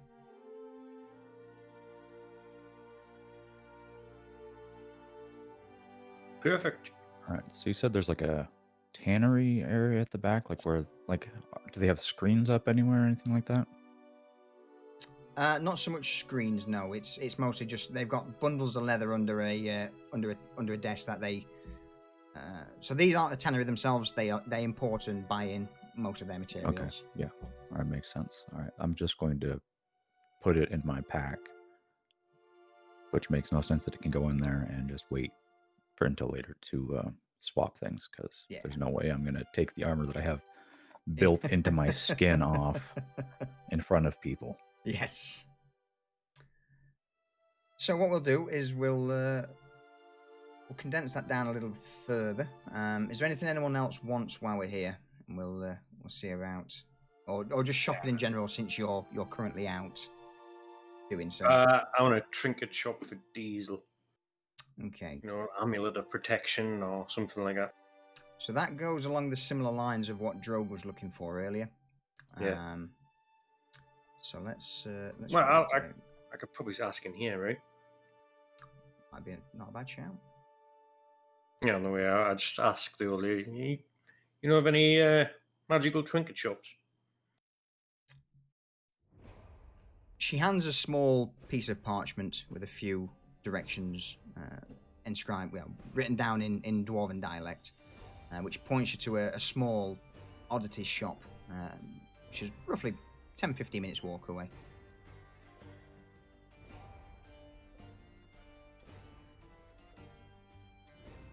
Thank you very much. I shake a hand. She offers a nod in reply. Make sure you come back again and spend more of your hard-earned fortunes with us. We will, sweetheart. Ta-ra. Repeat custom may get discounts. Saying so. See you in 2 days.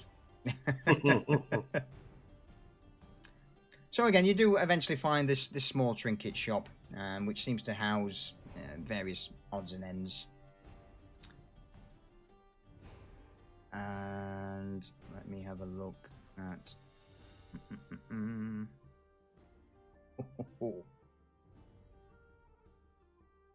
Okay. What sort of things are you looking for? In general, well, both yourself and Drogue. Bracers, cloaks, things that just look like they wouldn't exist without a purpose, like rods, wands, interesting items. Okay. So the things like the bracers are actually quite expensive. You're actually looking at roughly 1,500 or so gold. That's why I Things of want that to find caliber. like a pawn shop or an antiquity shop that might not know what they have. You know what I'm saying?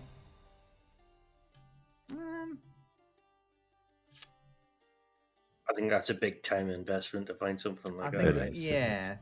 I think for the moment, with you being on somewhat of a schedule to return to, we'll have a that's fine. gander at that.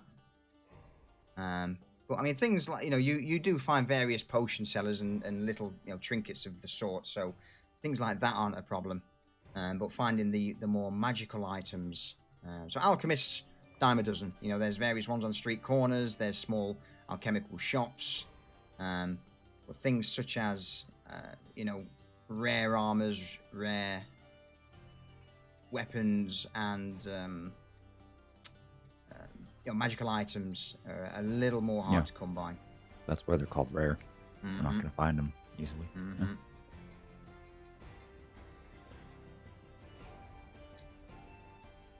Okay. Then the only thing is on the way out, I want to try to find a place to pawn my excess equipment, like Yeah. that I just don't use and just sits there. Okay. So, I've got a pocket. I've got a bunch of tap that I just want to rid of. Well, is there anything in particular you wanted to buy now? 'Cause if not, I'll work out the price for that Sure. at the end. Well, I know Bugger wants something for protection. You know, an amulet, a warden, or something, Yeah. a cloak, or They're very expensive. Yeah, we'll have Very. to like put some time investment into that as well. Yeah. Well, could I find a place, get a pull back figure, and just tell Bugger like, you don't have enough money for this quite yet.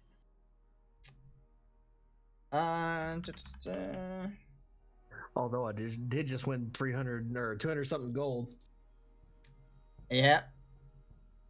No, I'd say but you don't have it on you.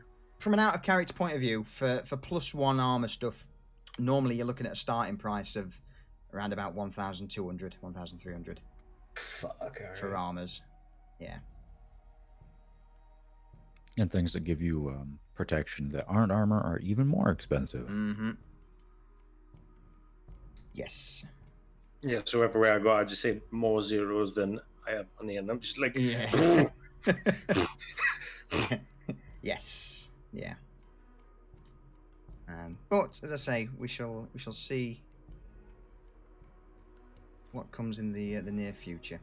You said we're spending more than 1 day here, right? Because we got to Yes. come back for Frank's armor anyway. Okay. Yes. Yeah. it's Well, been that's 2 to 3 days there. originally, you could have just been in and gone in a day, but you are now chained to Waterdeep for 2 to 3 days now.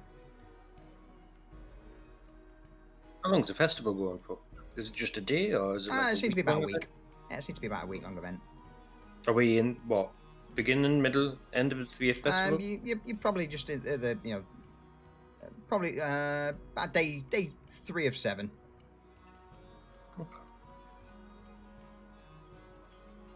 If nothing else, it will obscure anyone looking for us. Yeah. And we've got to fix the ship anyway, and that'll take probably a wee while to do anyway. True. I want to find a carpenter for a new mast. Okay. That's easily enough done. I'm not. The Waterdeep is a large city. It doesn't take you long to, to find a reputable shipwright who can either supply you the goods or do the job for you. And that's not something that you guys would personally pay for. No, I send them the way of the ship. Yeah. Yeah. Oh, perfect. Glad you've done that. Yeah, fuck that, I'm not paying for it. Not my ship. No, I mean, I'm glad that you've said that you're going to go find someone. So, with that, the two groups begin to slowly return. Bear in mind, 2-3 hours have gone by now, and you return to the Sea Dog shitter. You say, what the fuck happened to you, Tony? Yeah, what happened to the clerics that were supposed to fucking patch us up? Fuck. Sitting there with a grin on my face. And there seems to be a big difference between being patched up and, providing serious burns treatment.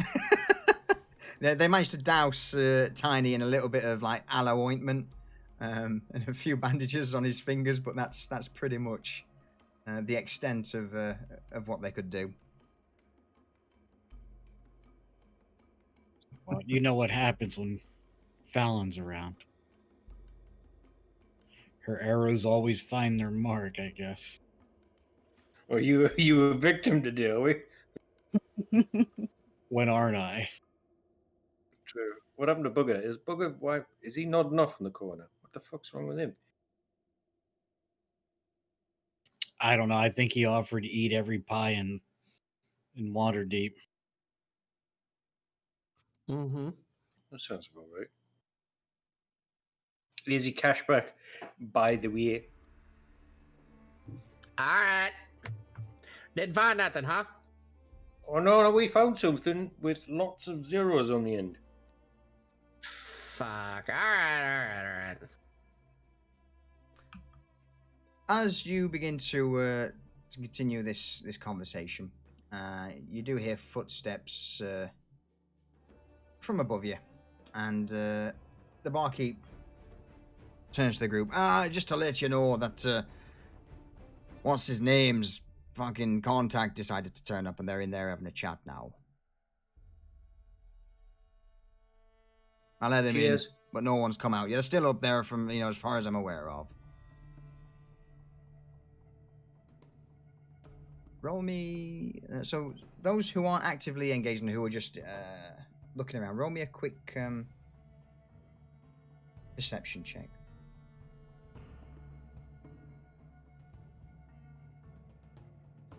Are you counting me as actively engaged because of the discussion with Mitch, or I'm free?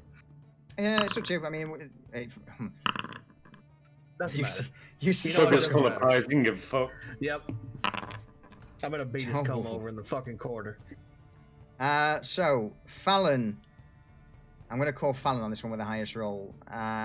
You notice a man in the corner of the bar that keeps looking... sort of the way of the group and then towards the door. A little bit shifty. The guy, right? Say that again, sorry, you broke up a little bit there. Is it the guy to the right? The guy to the right, yes, on the far end. Keep an eye on him. It's a good thing I decided to post up by the door. As you study the man, Fallon, he seems somewhat familiar to you. Something about him just piques your interest. I get a little closer.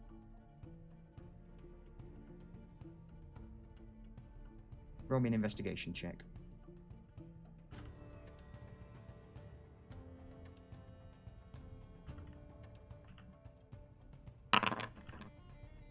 Oh. The man, as you look over him, seems to be impeccably dressed. He's got a rather large hat. Feather stands out the top. It's 2 feet tall, so he seems to blend in with most people from Waterdeep. But something about him just seems off.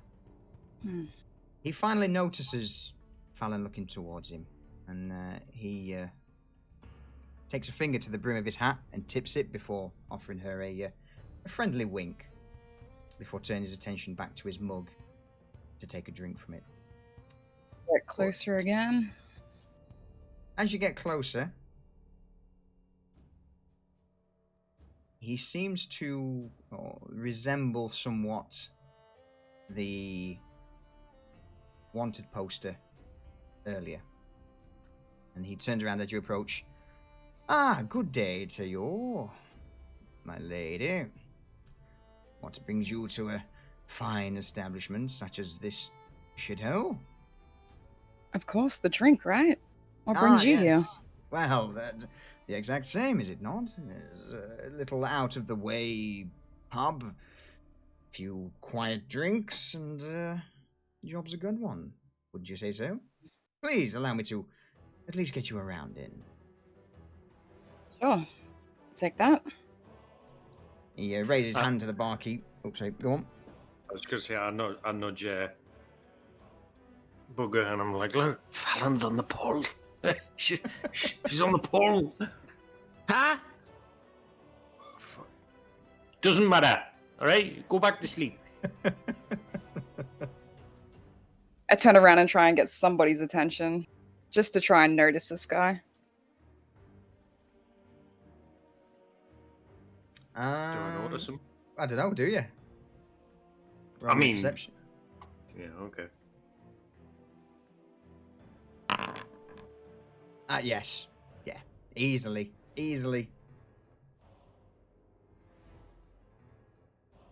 Now I'll grab a hold of Bugger's baldy head and just turn his head slowly towards him. There's no way I'm going to notice this because I'm trying to find a place out of the way to swap armor. Okay. I'm trying to keep him in the corner here until I've got somebody over here. I'll continue to talk to him. Okay. Thanks for the Booger, drink. Bleary-eyed, finally sees over there and notices that there might be something going on. Familiar to a piece of parchment, does he? Booger's just gonna lean up against the bar and kind of inch his way over there. We'll bump into Frank and be like, yo, man, let's talk with this way. By this point, the man.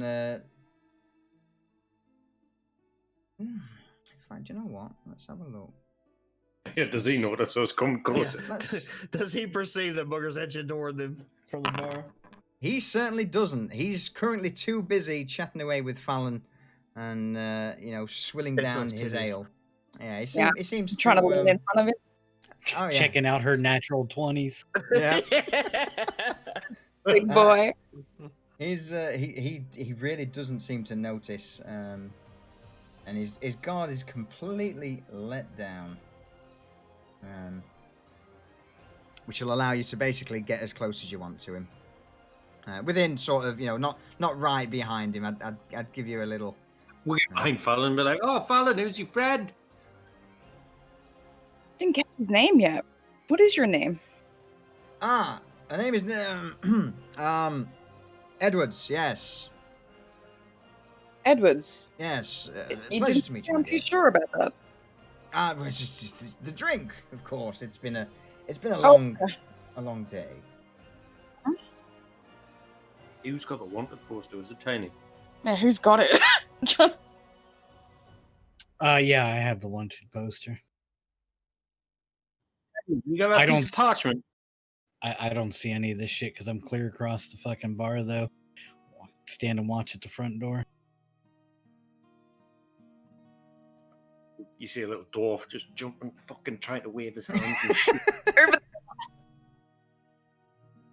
By this point, he's now pretty much seeing that he's surrounded by a few unfamiliar people, and you can see Mitch waving his arms to someone in the back, and he casts a glance around, and it seems that the gig is up. No? Can I tell? Is like Mitch like waving, like pointing at the guy or something? Or Yeah, like overly obvious, like a proper ballet. so, in typical Tiny fashion, can I grab the wanted poster, put it on the end of a bolt, and shoot it across and stick it into the wall next to the guy? I mean, I don't see no reason why not. Fuck it, I do it then. I go ahead and reach my pocket, grab it out, kind of poke it through the arrow on one of my bolts, and just take aim and shoot it right at the wall right next to him at the end of the bar. You better roll it to Just hit to make sure you roll- don't shoot somebody in the ass. Roll me it's a hit on your crossbow. Pay me back now. Or in this case, a not to hit. A 14. The bolt flies straight and true and impales itself on the wooden girder, the wooden beam to the right of the man. The poster, plainly obvious, with his mug plastered across it. So, about your name. Yes. Well, my dear, I am indeed Naval. It is a pleasure to meet you all.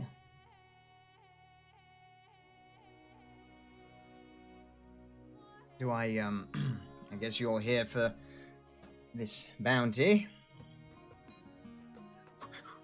What's giving away? Well, look, if we are about to dance, and, I am up against rather formidable opponents such as yourselves, then I'd like to taste the flavor of my homeland one last time. After all, I'll probably die this evening. He takes a flask out of his hand and, just like a typical sort of, like a whiskey flask. I'd like to point out that I am still not aware of any of this because I'm busy doing my shit over me. Yeah, we know. He's over in the corner. Da-da-da. Like, no, there's no way. Don't let him do that. What was his name again? Caval? Nival. Naval. Now, Naval, hold on. Before we, we can dance if you want to. We can leave your friends behind. But I just want you to know that we were given that bounty by somebody who seemed to be a little bit of an asshole. Is there something else we can work out here? As Booger's talking, he does open his flask and take a swig of the alcohol inside. The City Watch.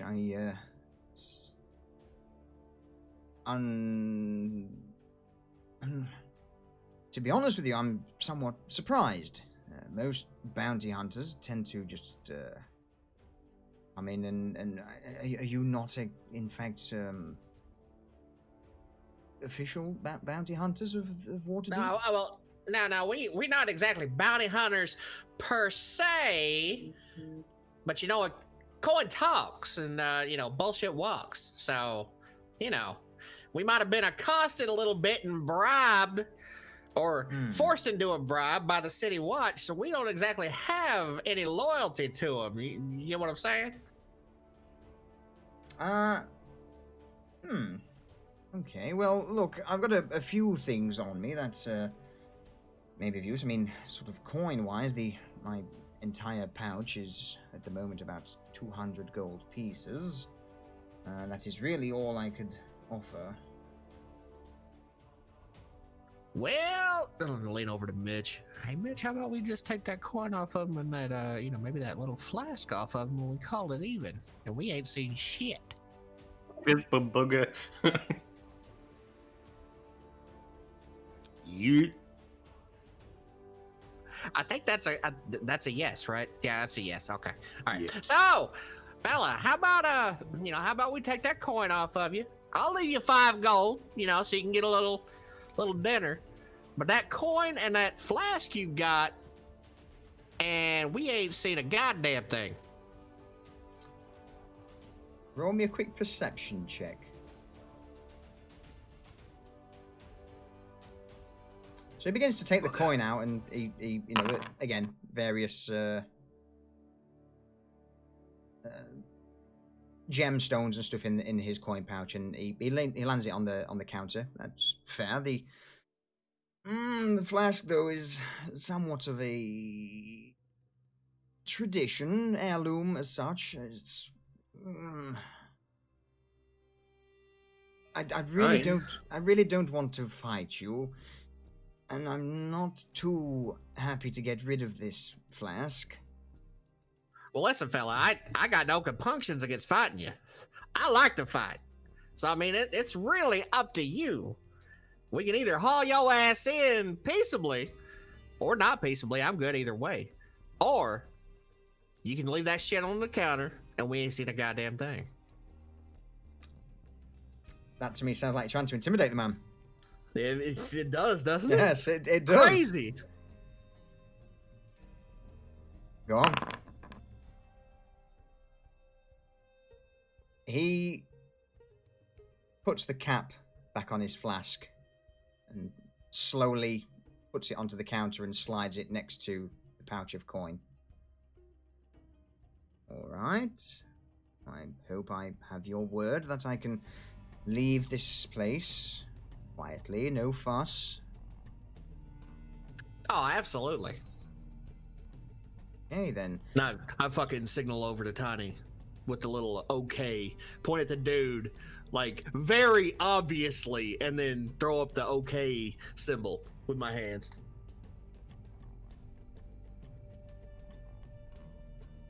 How do I take that? I don't know. How do you take it? I don't know. How do you take it? All he hears is, take the shot. Yeah, that's kind of what I'm getting out of this. Like, I should pull up my crossbow and get ready to aim. I mean, you. What's it gonna be? You do you, buddy. We already got the gold in the flask. We might as well turn them in and get double payment. I'll give you 5 seconds. Wait, shoot or no shoot. 5. I'm going to 4, shoot in his direction. I'm going to aim for his 3. shoulder. So you are shooting him, okay? Everyone roll me initiative.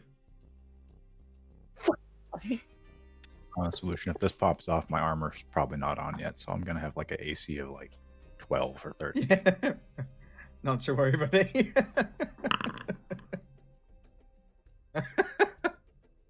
You're sort of half dressed at the minute, trying to slap on these this plate. I'm not getting toggle combat state to Yeah, work. same. Yeah, same. You've got to click on your token and then do it. But I'm fast. There you go, now. A little different. Yeah, it's hang on. 20 plus. Yeah, I'm not sure why it's been a bit derpy at the minute since the last update. Yeah. I think they've just changed the way you do. You just got to click on the character you want to roll initiative for it. Yeah. All right. Oh. So, due to Tiny opening up first, Tiny, you get a surprise, an attack of surprise. Oh, okay, good.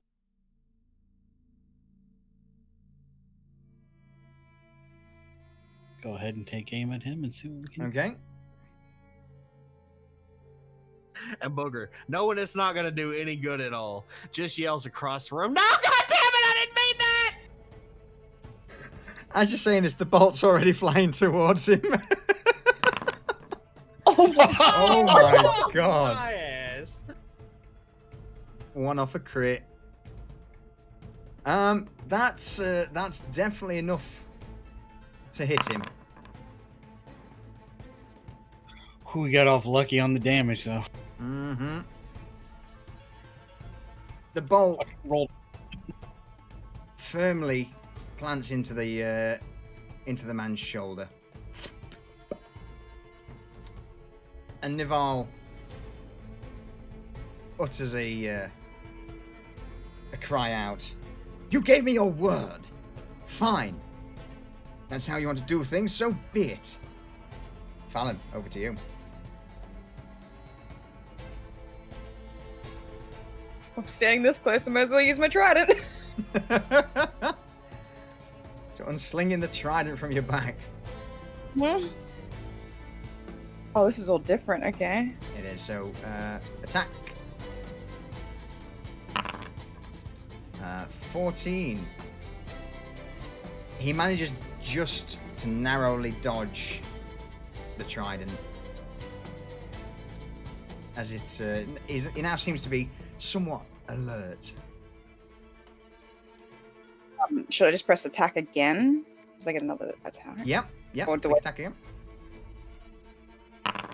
Well, As the second blow comes in, he also manages to dodge out of that. silly you little shit! Stick with the bows. Yeah. Okay, that's that one. What's that? Okay. Oh. So. Show you that one. Any further actions? I'm good. You good? Okay. In response, Nival produces his short sword from its scabbard. And first, in a bit of an arc to try and clear, he attacks Fallon. With disadvantage. Nope. Actually, against Fallon, he will do. Against Fallon, he's at disadvantage.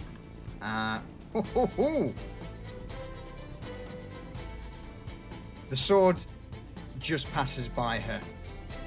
But he then continues. Let's have a look how we got- Yeah, so he then continues the cut into Booger. And because the speed, he will just be at a normal roll. But this also is not enough to surprise Booger.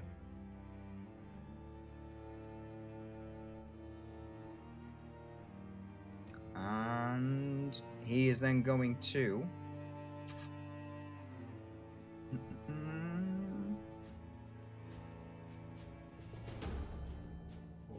He's going to stand his ground for the moment because he's backed up into a corner, and it's not easy to jump over the counter. Drogue, over to you. Okay, well, thinking fast. This kind of erupts while I'm trying to do my thing. Like, how far into the process am I?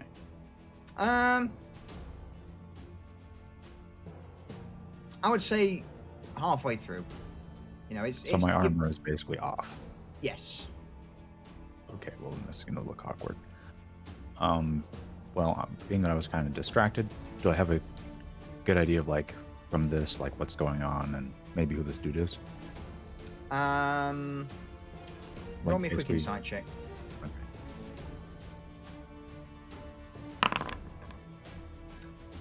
You don't know who started it or what exactly happened, but as you turn around, all you saw was Nival swing towards Fallon and Booger.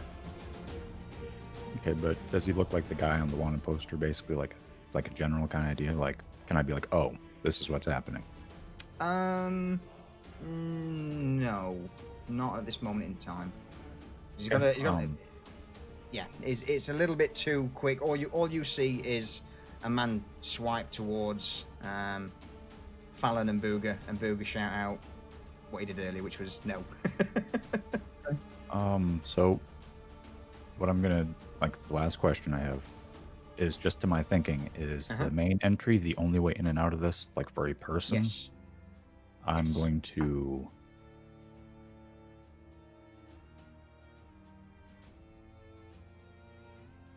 I can kind of, like, here... Yeah. I mean, if you want, you can push people out of the way and stamp over a table. Like, I basically just want to end up there. Okay. Yep. That's a dash action. That's a double action to move, I believe. Move and then your normal action to dash, yes. Okay, I have to wait until next turn to do the next thing. So, Okay. You still have your bonus action. for my bonus action, from what I have with me, I'm going to deploy my bot, and I'll go with the Arcane Protector. Okay. Also, just to make you aware, Scob, I have changed the Eldritch Protector to have the abilities needed. So you should just be able to click them now and cast it from the bot itself on all of them. Cool. Okay. In that case, Frank. Well then, as I'm got the guys back to me,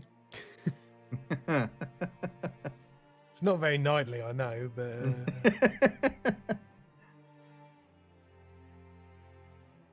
you're gonna. I guess you're just gonna go ham with him. I'm just gonna give him a little tickle with the sword.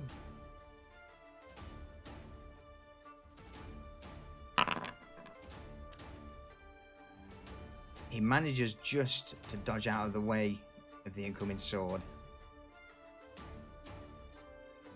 Hello. It was back to me. How can you dodge? Okay, So normally you would have had advantage, but due to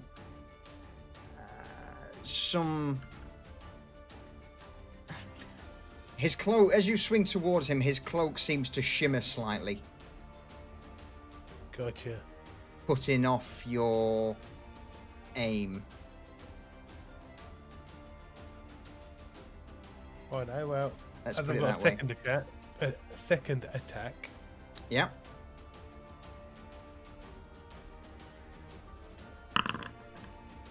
That, though, sir, will very much go through.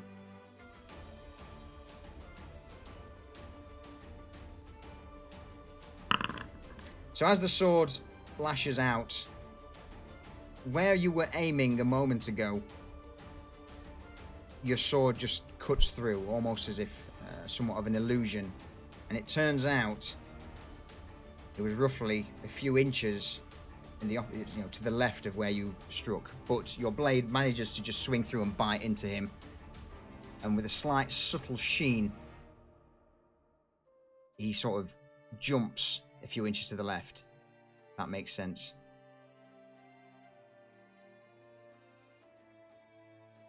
So, as my first shot missed, I'm going to Divine Smite. Okay. So this time you are at an advantage because you're going in from behind, and he's his cloak's ability is no longer affected, or no longer in effect. Still 1d8, 2d8.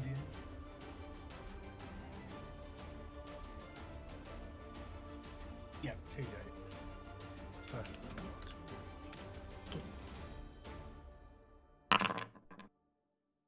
The 6. hang on. You- 2d8. I'll take the 7 then. Yeah. Okay. You do feel quite a little bit of resistance as your sword cuts into him, and the cloth of his clothing reveals beneath quite a hefty piece of chain mail. But your sword, with it erupting in a blinding flash of radiant light, does manage to cut through and into the man.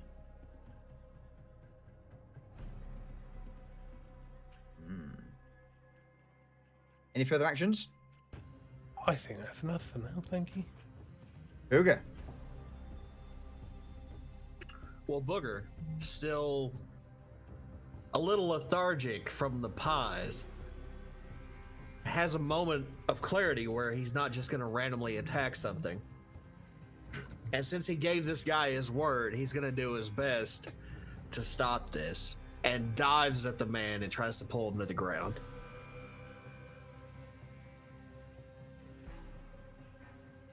How do you want to do this? It's grapple, isn't it? Strength with disadvantage because it was a shiny cloak.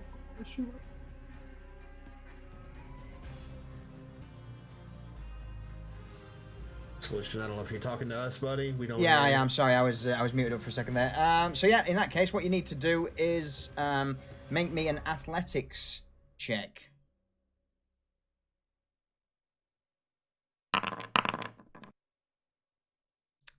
You easily apprehend the man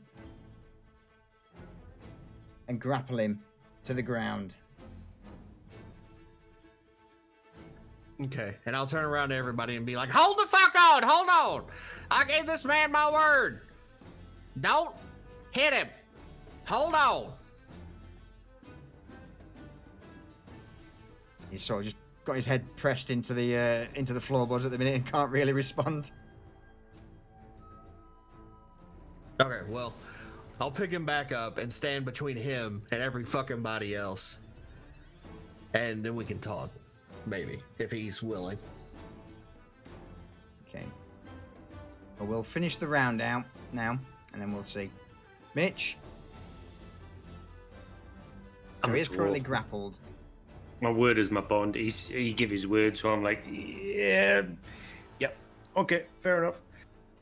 Although I do have my axe ready just in case he fucking does anything shady. Okay.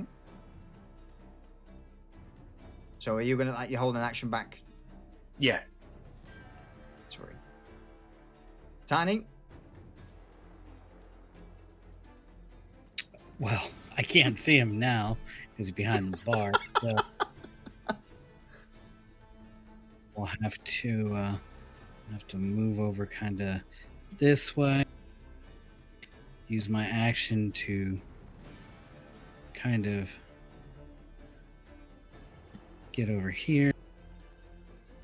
And then my bonus action to take aim at him and shoot again. Now I've got my body between Can I everybody use- and can I use him. my Come reaction on. to catch So, his arrow? well, you can. I mean, so bear in mind it's all simultaneous. So Tiny would be jumping over the tables while this is going on.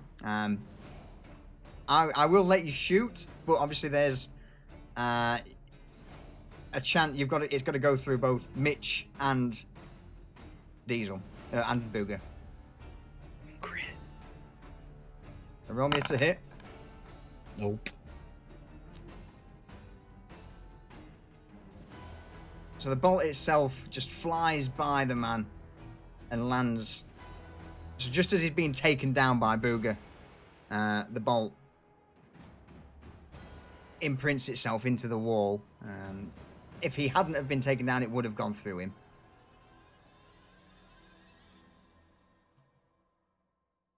Okay. And with that, now Booger drags him up and lifts him. So we'll pause combat there for a second. Allow you to converse. No. Hold on, fella. Hold on. There's a little bit of miscommunication. Our fella's a little randy, after not fighting for 2 hours. So we just gonna stop this right now. All right? We made a deal. I promise you safe passage out of here. We ain't seen shit. We ain't done shit. Are you good with that? And are you good to fuck off? Yes, of course, as long as your companions don't seem to want the gold as well. And with this, he's still gripping his short sword, eyeing up the group.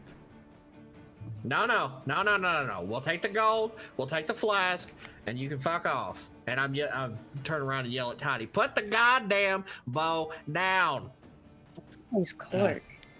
So I kinda start want walking that. over. Yeah, I was gonna say I start walking over. I'm like, that's a nice cloak. It'll go nice with my collection of cloaks I started. No. I gave him my word. Calm down. That's So, your let word. him I go. didn't give him my word. What we'll do, Fallon, any actions? Do you wish to continue? I want his clerk. I want to fight Tiny for his clerk. Fuck. Okay.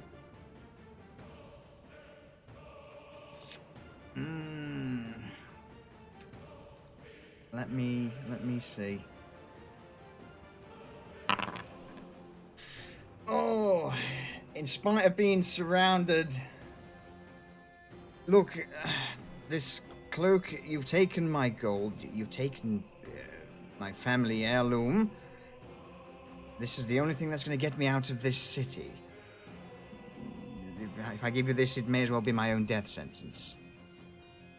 Or if you don't give it to us, it could also be your own death sentence.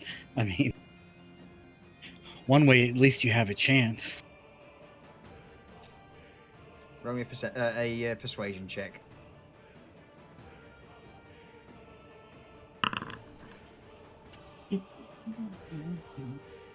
Roll it. It'll be an opposed roll.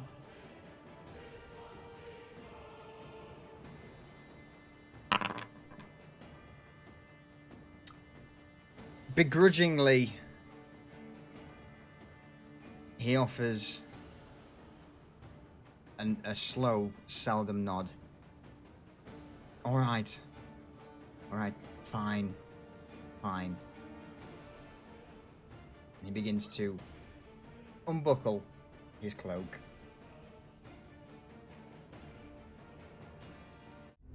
And with an outstretched hand, he offers it towards Fallon, with her being the closest and interested party. Thank you. This is a... Sorry, go on, Scott. I'll take that. Just Get because of Done. your initiative, it's my intention. I'm gonna kind of open the door wide enough that it's an obvious route of escape. Yeah. And step away as soon as I can. Okay. So, with it now being out of combat, there we go. He begins to slowly squeeze past Frank and make his way towards the door. That cloak, you better look after it. Oh, what? The cloak itself is actually get the name for it again. Cloak of displacement. It is indeed the cloak of displacement. That's what I was looking for. So let me add that to Fallon's inventory. Unless Fallon and Tiny are You gonna fight me for it, Tiny? I'd smack a bitch for a cloak. You gonna use that trident? I'll stick it somewhere. May have to import it actually. Bear with me. Nope, there we go. So, Fallon's currently got it. What's the verdict? How are you handling it? I've already got it draped around my shoulders. What are you gonna do about it, Tiny? Okay, there you go. In that case, then, Fallon, cloak of displacement is currently on you. So, while you wear the cloak, it projects an illusion that makes you appear to be standing in a place near your actual location, causing any creature to have disadvantage on attack rolls against you. If you take damage, the property ceases to function until the start of your next turn. This property is suppressed while you are incapacitated, restrained, or otherwise unable to move.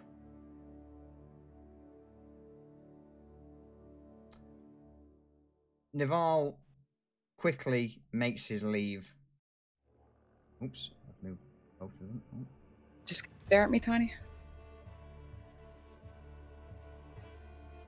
Booger snatches up the flask and goes back to the bar.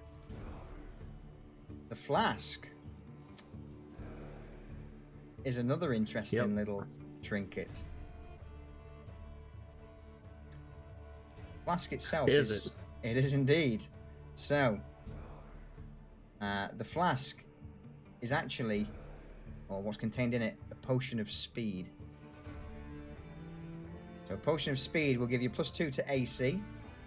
It'll double your speed. You get advantage on dexterity saving throws, and an additional action on each turn.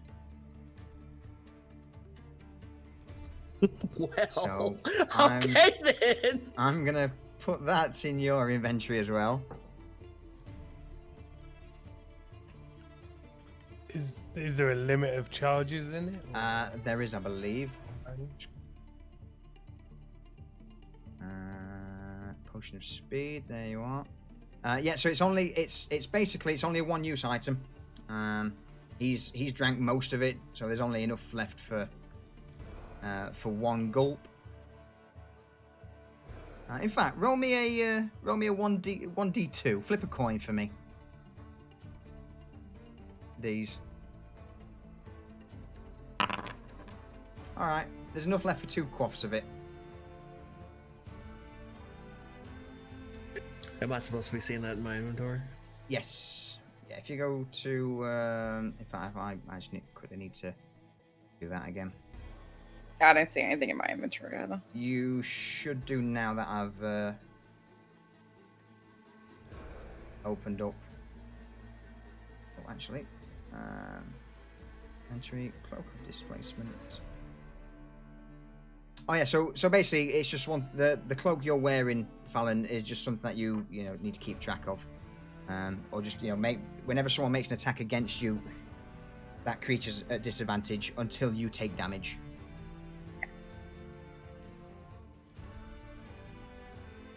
There we go. And with that, the barkeep and the rest of the tavern now return back to business after these few short seconds of explosive combat. And the barkeep having poured a drink, like, oh, well, that was over quicker than anticipated. And we didn't break anything. Aye, you've got to be thanks for that. Yeah, just forget you saw anything, fella. Here's 20 gold. Fucking hell. That goes for the rest of you lot as well. Here, a drink's on me, you forgot fucking everything. If you don't, then you'll not be served in here again. And with that, he winks towards Booger.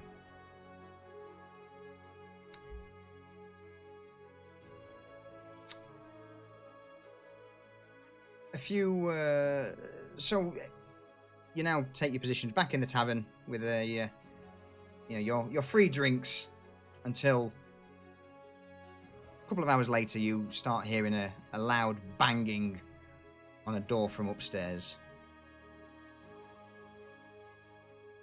And the barkeep looks around and looks to the group. Think your friend's finished? You want to let him out? Yeah, I got it. We're upstairs. Yeah. Top floor, furthest room. Are you, mate? I can't say shit. Yeah, I can't see shit in there. Really? Yeah. Ah, that's bizarre. I can. Let's reset that. There you go. There we go.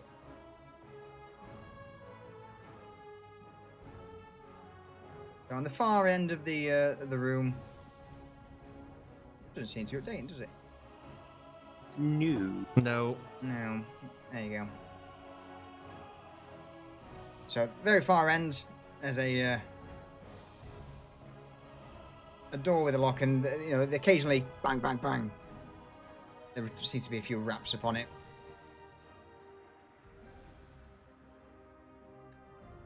Still? Yes, how can I help you?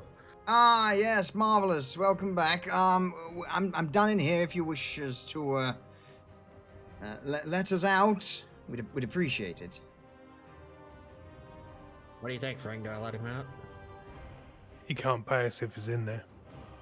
Yeah, that's a fair fucking point. All right. Booger unlocks the door and opens it up. Before you is Sutton and another rather finely dressed man who offers a polite nod as the door's unlocked. Good afternoon. Thank you very much. I believe things are all sorted. And payment for your services for bringing Ambassador Sutton to me is in the chest inside. And Sutton turns and nods to the man. Yes, it's been an adventure, but alas, I think this is where we depart for now. Now, hold on, Sutton. Not that I don't trust you, but let me check that chest before you fuck off. Of course. Please, by all means, step inside. I'm going to do my sentry thing and just kind of, if something starts happening, I intend to just become a living laser. Yeah. So I'm gonna stand behind this door frame then, just so can't get lasered. And the two men stand aside while Booger begins to count through. There's various, gold bars, coins, stacks of coin, precious gems, and it's a rough glance, a rough estimate. There is, the original agreed upon 2,000 worth of coin. Well, Booger digs through everything, counts it up, sees that it looks all right, turns back to Frank, turns back to Sutton, says, He looking good. We can let him go. Payment for something that's taken, 5 sessions? Yep. from this high place, I'm going to be watching the doors for more of those city watch fuckers or anyone like that who might be coming in during this time. Okay. Perfect. And with the various coin and precious gemstones procured, this would now start weighing it's a fair whack. It's a small chest, roughly about the size of a shoebox, with a few stacks of coin in there, stones, so on and so forth. So it's not a small item. Will it fit in Drogue's bag of holding? Without a doubt.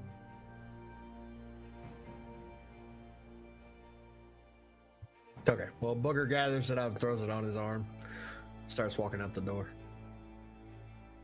Sutton offers the passing man a nod. I appreciate doing business with you, and make sure you tell your captain my thanks. The next time you're in Waterdeep, if you need any provisions or work, then here. And he hands a small, sealed letter to Booger. You come hit me up. Mm-hmm. Okay. Booger takes it and stuffs it in his vest on an inside pocket.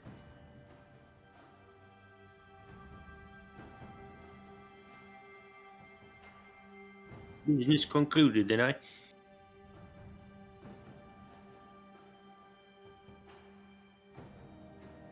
Hey, Drogue, why don't you throw this in that bag you got? If it'll fit. Fine. I hand the chest over to Drogue. Okay. I can hold up to 600 pounds, so if that's Oh. enough. Yeah, you're well away.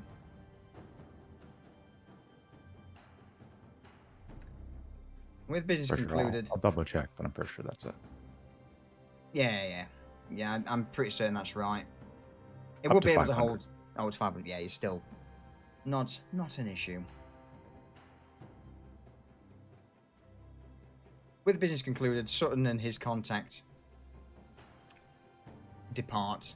By now, it's quite late into the evening. And the glow from outside no longer penetrates through the window of the Sea Dog shitter.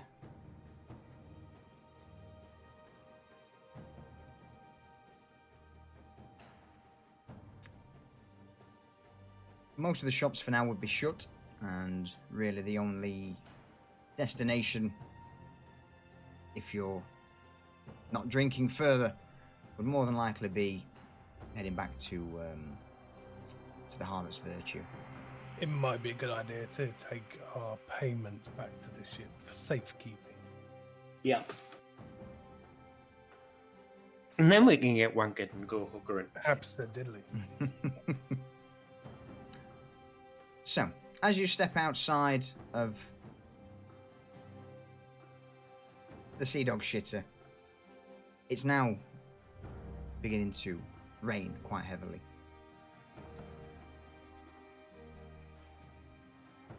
Let's throw us back to that for a minute.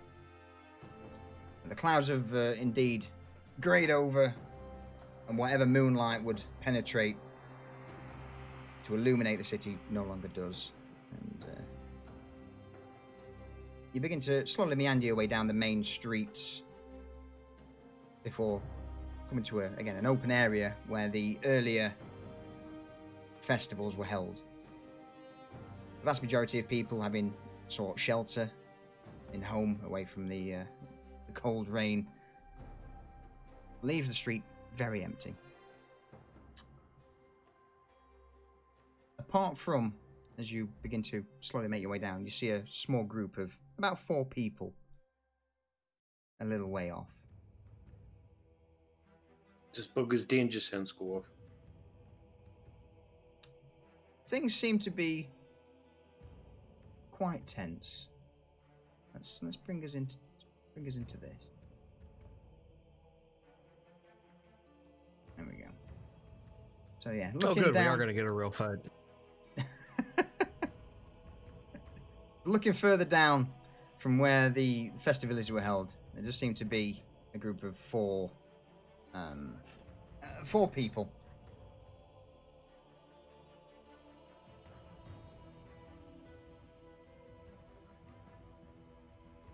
You gotta go past them.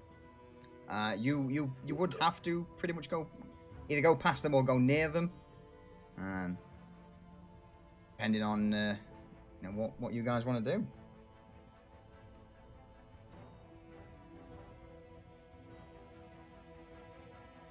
We've got to get home somehow. Okay. We start strolling towards them. Okay. So as you start strolling towards them, you begin to hear the voices from the group. And at the minute, it seems to be that 3 of the group are together, and one of them stands alone. And the woman standing alone notices you approach. You there? Do me a favor, come over here a second. And with that, the other 3 look over their shoulder and see the group approaching. The bugger and go, why is it we always get in trouble because of a woman? Fuck, I don't know. Wow. Come on, then. That's a bit rough.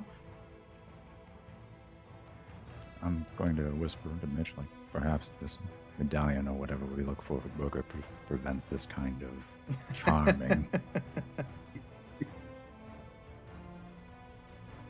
Oh, come on then. It's late. What's the drama?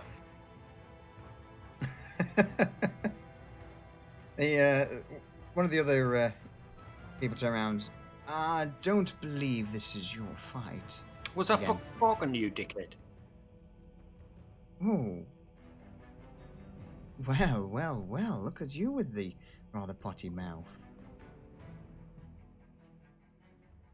The woman who's standing alone pipes up. These 3 here are fellows from Xanathar's Thieves Guild.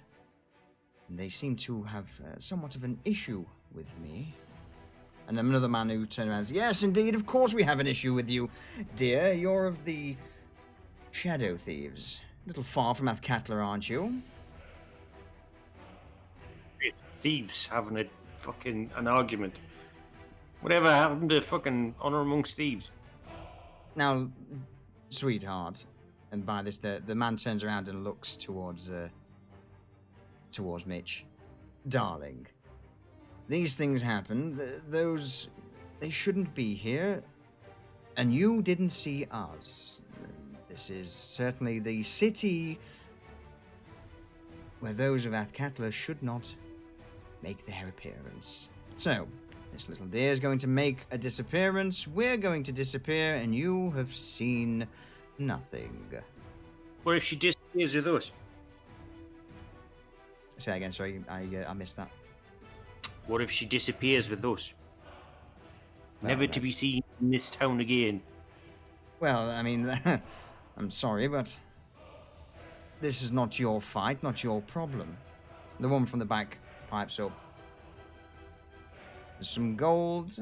If you support me, I don't think I'm going to be getting out of this without a little bit of a fight.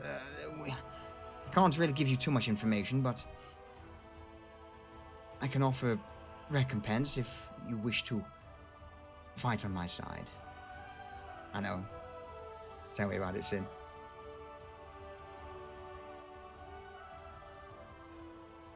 What do you guys think? 3 against 1 on a lady? It's not fair odds now, is it? It's not cricket. Fuck him. One of the men at the back turns around and lifts his shield. Look, we'll kill them all and let the gods sort them out. So be it. So be it. And Well, with I that- know God's on my side. Are you sure he's on yours? Depends on which god you're talking about, but ours, well. You're in the land of the shadows, my friend, and this is where we excel. Roll me initiative then if you're going for it. But light banishes the shadows. Edgelord. Oh, cut myself. Fucking shit initiative. Oh, mate.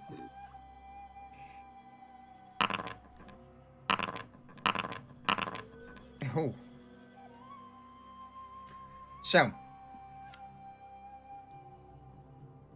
it already seems that you're helping the self-proclaimed shadow thief.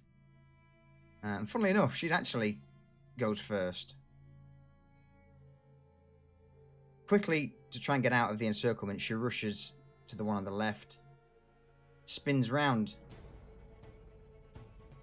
the guard to try and get into a better position nearby you folks, and slashes out with a rapier. The sword doesn't find its mark, and then from there, with a quick disengage, she dashes beneath Fallon.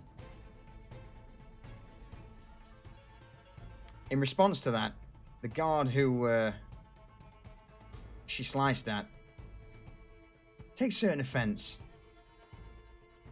and tries to chase her down, but comes up next to Mitch. As she swings her sword, this is a disadvantage.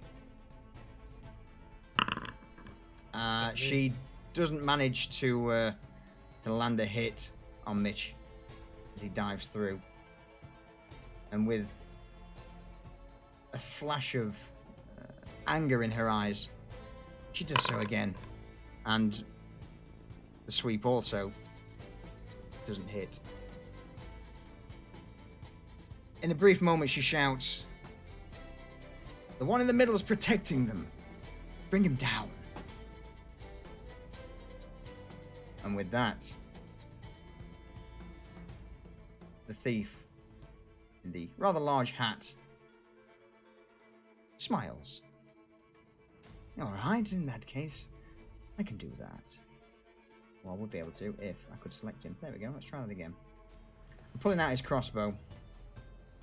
He shoots towards Booger.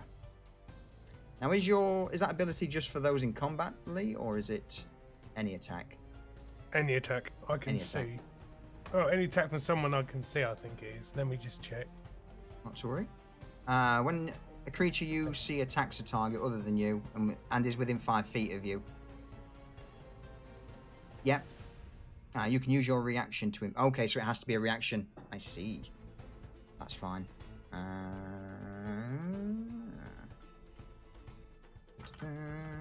So, we'll carry on as is for now. Disadvantage. What's deals AC? Right, so the bolt finds its mark, hitting Booger. The damage. 11. Okay.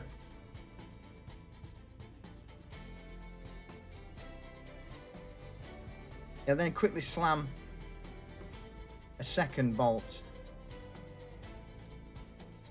No, I won't. I can only do one with his crossbow. Mitch, over to you. Well, since this cheeky fucker thought it was clever to attack me, I'm going to attack him back. Okay. Swing of my axe. And critically fail. Critically failed. With a swift parry, she knocks the battle axe aside. I'm not punishing for that one. Attacking me. Let's try again. 15. Once again, she parries the incoming axe. But she seems a little bit more exhausted this time. Took a little more effort to do so. Interesting. Let's follow up with a kick. And an arm strike as a bonus action. This one certainly finds its mark, lamping her squarely in the jaw.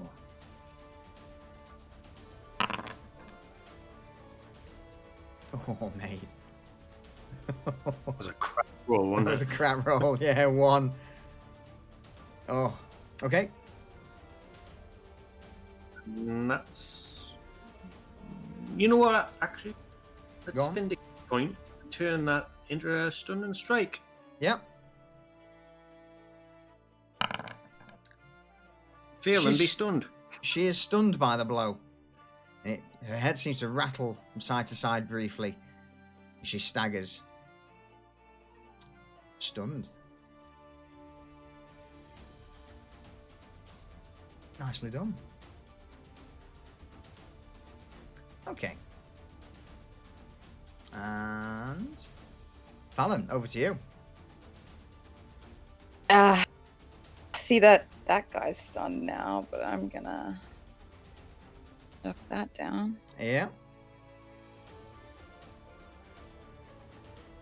Attack with my crossbow.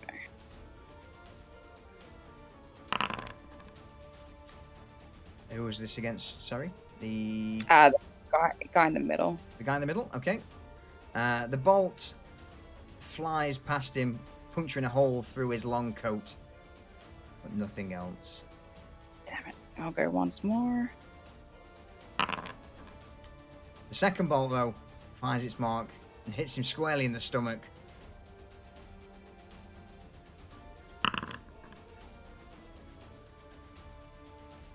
The bolt punctures through part of his armor, but not too deep, as he yanks it away and casts it aside, blood beginning to stain his white shirt beneath. Oof. Any I further don't think there's actions? anything else I can do. It's I my believe, first hit. I believe you're leveled up. You've got extra attack as well, have you not? You can. An ambush gives me a second attack if I hit. If you hit, okay. I see. Oh. Okay. In that case, Tiny, over to you. Right. I think I'm going to target that same guy, leaving the other guy stunned over there. Because I don't think I can see the third guy quite yet. So Okay. pull out my crossbow and give it a go.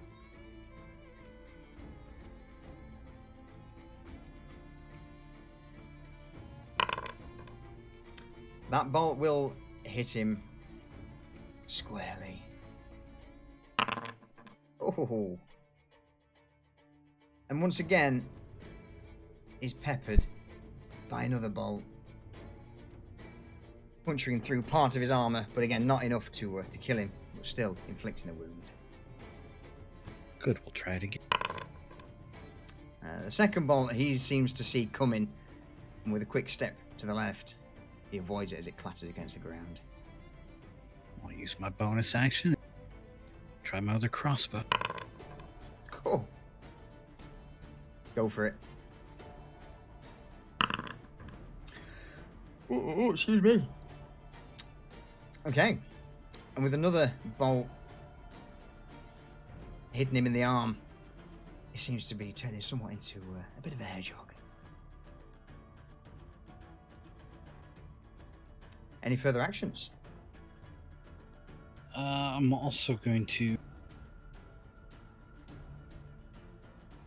move myself here to get a little better view of everything. And that'll be about it. Okay. Go. Okay. Well, having been shot by this motherfucker in the hat, See it? Go and say it. Booger goes into a rage. Hey.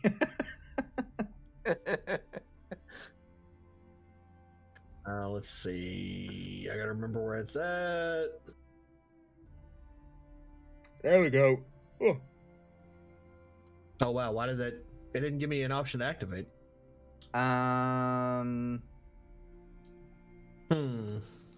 We'll sort it. Okay. Booger goes into a rage. And also, he chooses to recklessly attack this motherfucker. Okay.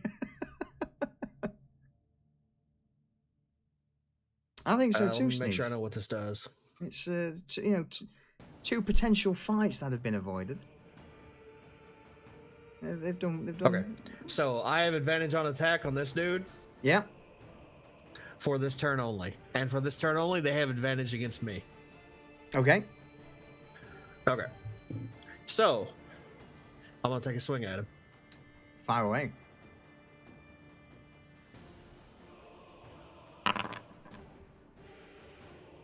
But I have advantage. Yep, So I'm gonna you swing do. again.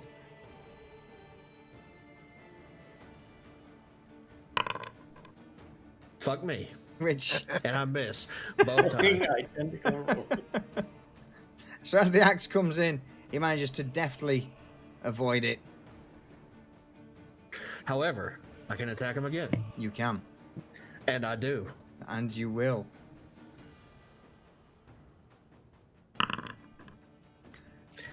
I don't really need to roll again for that one. No.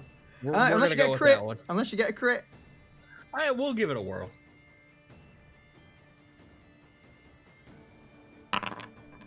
Did No. not get a crit. No. Okay, so we're gonna damage on the first Yeah. one.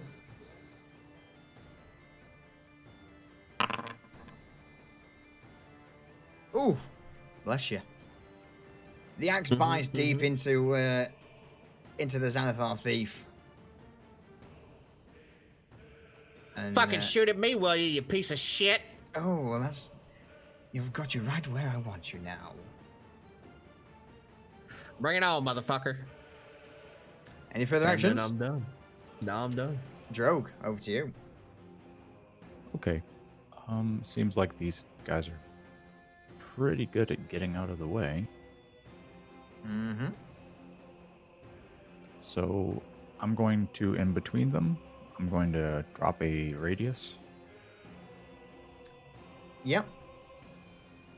The protector comes along with you. There you go. I'll put it in so you can move it. Yeah. So the protector's going to just, I'll move to start. Yeah. Like, I should probably start with that. I'll start. 15 feet up. There. The protector's going to pulse at that point. So Yeah. I'm going to try your ability you put in for. Little doof thing. Do you get the ability to roll with that? It looks like it should be good to go. Yep.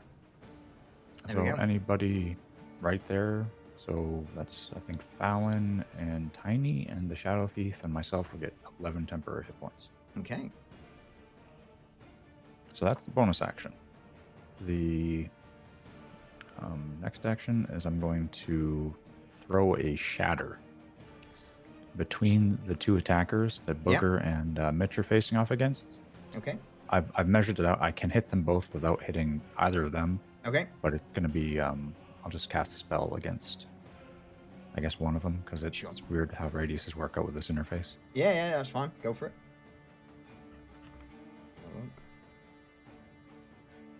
So a sudden ringing noise erupts from a point of your choice within range. Each creature in a 10-foot radius sphere centered on the point must take a Constitution saving throw. Okay. So Solution says this might come into effect with this 3d8 thunder damage. yeah. That dude that I hit took 2 extra damage because I was enraged. Okay. Change that now. There you go. Thank you. So the Xanathar thief who Booger's fighting against sees what Drogue's doing and easily just dips to the side, bringing a hand to his ear. The guard, though, on the other hand, is Doesn't even know subjected. what continent he's in. Yeah. Yeah. So the guy who gets flatly caught out will take Yeah. the 16. The other guy will take 8. Off. Because I've got my arcane firearm Okay. damage, yeah. So. Yeah. There we go. And that will be the entirety of my turn. So as this blast rings out, the thief does try to cover his ear, but the sheer force and shockwave just powers through him. Booger, Mitch, and Frank just feel the air pressure just waft over them, but due to them not being in the sort of the epicenter, it doesn't cause any problems. Frank, over to you. Is the one in red still stunned? Yes, so you have Oh, good. advantage against them. Well, as the other one's not a problem at the moment, I'm going to move up next to Booger. Okay.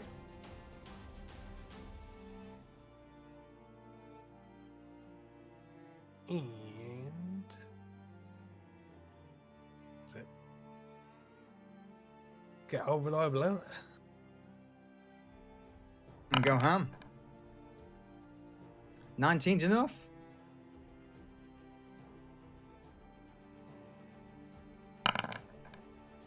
So as the slash comes in, it cuts deep into the thief.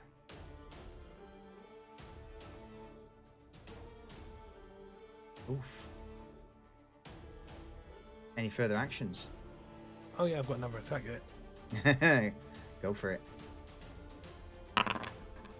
which whiffs. Which this one sadly whiffs, and he dodges out of the way of the incoming blade. And that'll be me for this round. Okay. The guard at the back sees what's happening.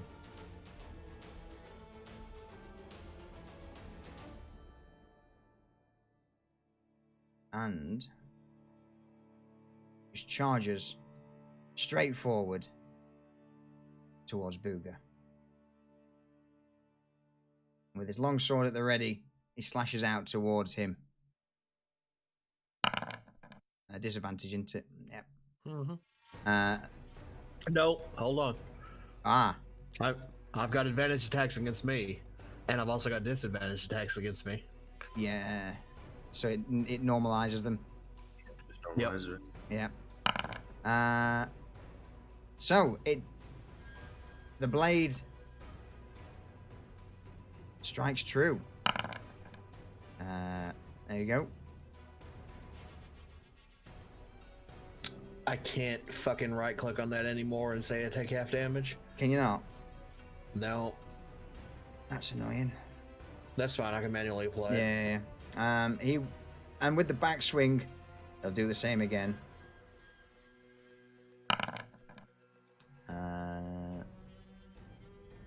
Is that enough? I believe it is. It should be, yeah. Yeah. Okay. So it goes in with the backswing for a second. Do I roll up or roll down on half damage? Roll down. It's not me, Sneeze. It's what they would do. Okay. Okay, you got it. Oh, I'm about to say you I just saw near death. I'm like, what? No. I typed 5 in for the damage instead of reducing. So yeah,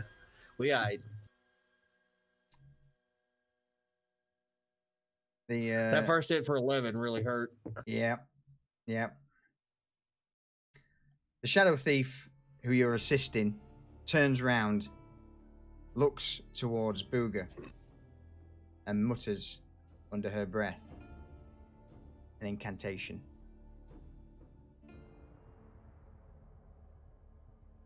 If you get charmed, I swear to fucking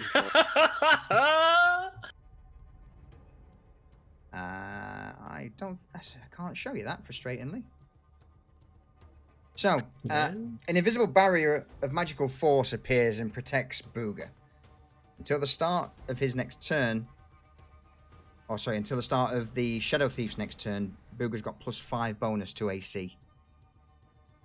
Ooh. I don't think I can set that on my character. No. You just remember it's +5 to whatever. So what are you normally? Okay. All right. 13. 13. So it'll be 18. You'll be like Frank. Yeah. Yeah, I'm good with that. And then she'll take a step back to dive behind Drogue. The guard who's currently stunned, in spite of being wounded and rough, and stumbling around, she swings her sword towards Mitch. She can still attack while stunned. She can. Stunned only sends them as incapacitated, so they can't move and can only speak falteringly. The creature automatically fails strength and dexterity saving throws, and anyone who attacks them has advantage. So it's stunned, not unconscious. Unconscious is where they can't attack back. So she can still swing a weapon, but you've got advantage on attacks against her. Somebody's bringing a weapon. So the first, any advantage or disadvantage against you? I think it's just normal, isn't it? It's normal, yeah. Yeah. He's not in fight for me.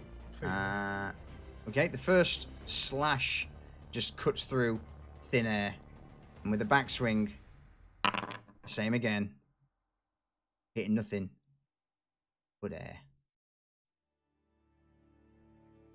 Ooh. The thief now. Seeing that his backups arrived, he will take a rather cunning action to disengage, quickly dipping out of the fight. Whoop. And with it being his agility, he takes the best possible opportunity to dip out of the fight as to not be attacked in return. And seeing that this armoured shield of Frank's currently protecting Booger, he turns his crossbow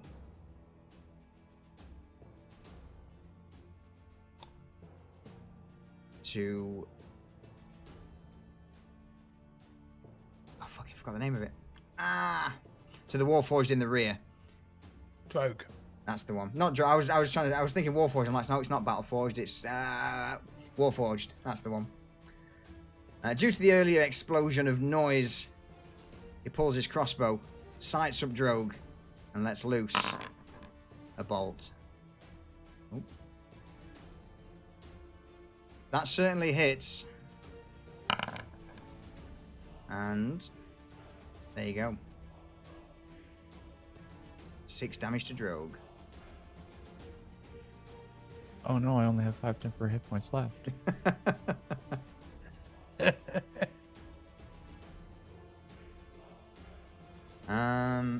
Okay. That one's... So what's... Let's double check what that is. Move, attack. What it will then do... No, that's it. That's all it can do with its crossbow for the minute. Ooh. Okay. Mitch, to you. Seeing how his dumb ass thought he'd try clever and attack me while his legs were like jelly. I'll show him here who he is.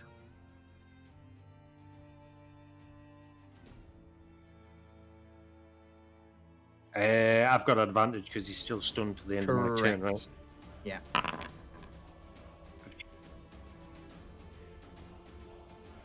15. That's a definite hit. Yup. 8. 8.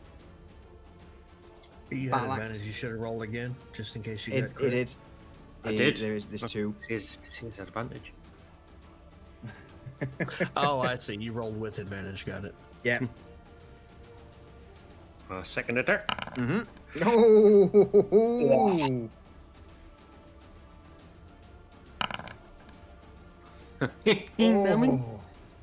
Oh. That'll do the job.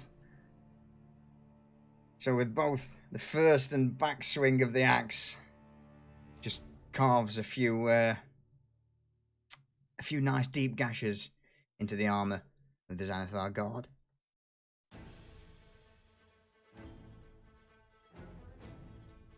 Still alive and kicking, is it? Oh yeah. Let's give it an arm strike for a good measure. Fucking hell. Oh. Have you borrowed Fallon's dice? I know.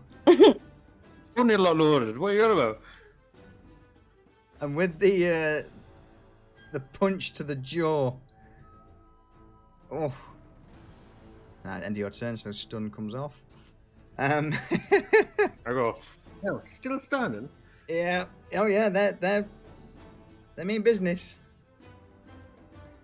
But definitely, she's very blooded by this point. Ooh. Fallon. All right. I'm gonna try and put some thorns on the guy at the back that ran away. Okay. I think you have to roll a Yeah. saving throw. Dexterity. I'll roll that. 10. So the thorns indeed find their mark, cutting into his ankles and binding themselves around him. I have to roll a 1d10 for that, don't Yep.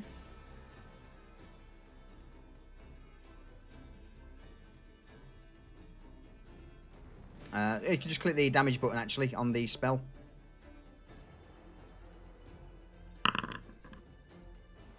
No.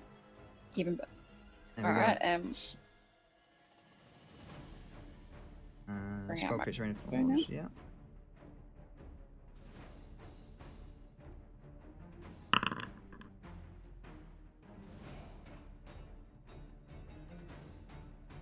Uh, 9 is sadly a miss. The bolt just flies just over his shoulder. Hitting On the it stone again? behind him. You want your dice back? This time though, 17 is enough.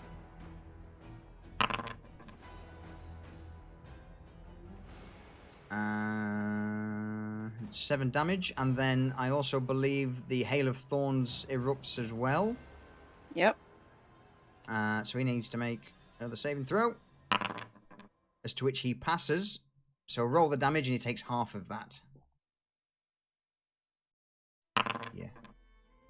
So 4. Oh. So he's currently splintered with all these various thorns and arrows and bolts stuck into him. And he drops to a knee while trying to get his breath back. Oh. Tiny, to you. Well, I mean, I can't let him like that. It's just rude of me to let him sit there and bleed out. So I might as well target him and try to finish him off. It'll be fine. I'll fucking miss anyways. But You're just a humanitarian. Or not. That won't miss. That will do the job. The first bolt,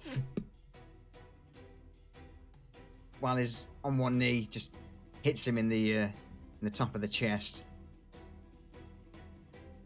seeing how that wasn't enough, I just followed up with a second one. Which also hits. Oh, and this one punctures the other side of his chest and his lungs. And I feel so bad. I reach down, I grab my other crossbow. I'm like, well, let's just finish this off. 1 HP in a dream. You fucking cock had to open your mouth. Mr. 1 HP in a dream. He's loving it. The bolt just clink.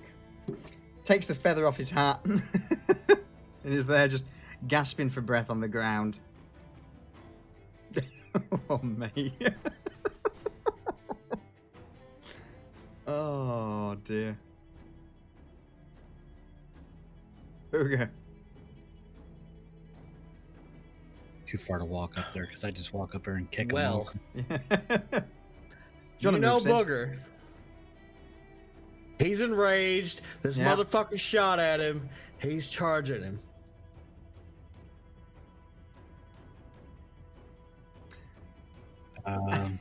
No, it's Yeah. fine. Get fucked. Yeah. Yep. Do you want me to do my attack of opportunity to get out of the way? Yeah, go for it. Go on then. As he was in 5 feet, would that be disadvantage? It's no longer an advantage because it's now my turn. And it's also because of the reaction. For me to put my little lawyer's hat on, I can choose where to attack him along his path of movement. That's fair. I was just checking. 'Cause Yeah, I yeah, didn't know. So. No, that's right, man. So I will not go for the advantage. I will just take a straight attack. Because I rolled that. Yeah, because you rolled high enough. That's why you're taking an advantage. I got it. Yeah. Damage is a critical.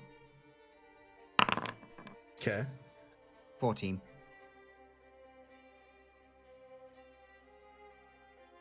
Yeah, it's not showing the numbers on my side. Something since the newest update is really derped a few things out, hasn't it? Okay, so now I'm taking that damage. Still enraged. I'm gonna attack this guy. Yep.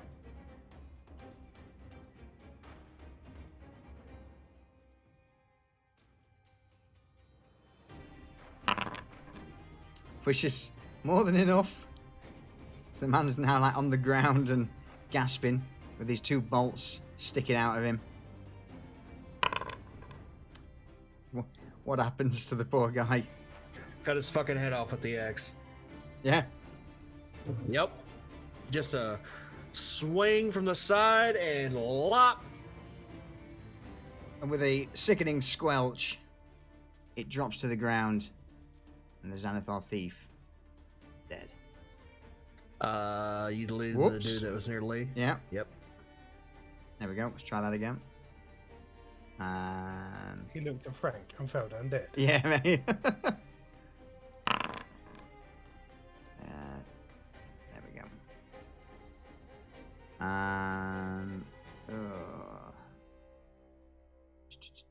Yeah. Okay. Okay, and then I'm going to use my bonus action to move a little closer to this dude here. Yep. There we go. How much movement did you use, Diesel? 30 to get to the dude and 10 to get closer to the other dude. Okay. The other dude, seeing this enraged barbarian just storm past him, not caring for the strike of his sword, chooses to ignore him and moves in on Frank. Pussy. Scared, man. Scared. But also, he's not too good at hitting Frank. So he'll go in with his second strike, which the second one does go through and is also a crit.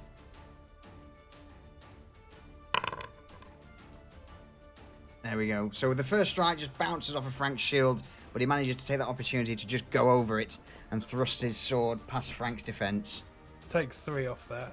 For, Yep. Heavy armor, is it? Or what?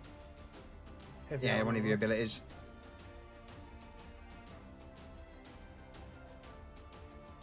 Might as well hurt them now while they can.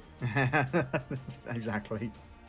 So do I just do that manually now? Yeah, I just have to do that manually at the minute until I can figure out what the fuck's happening.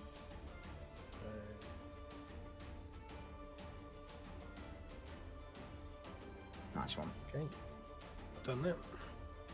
And that's all he can do. So it's Drogue. Okay, then.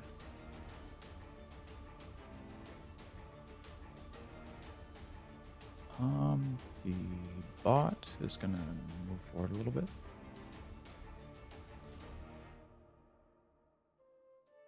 And do its thing.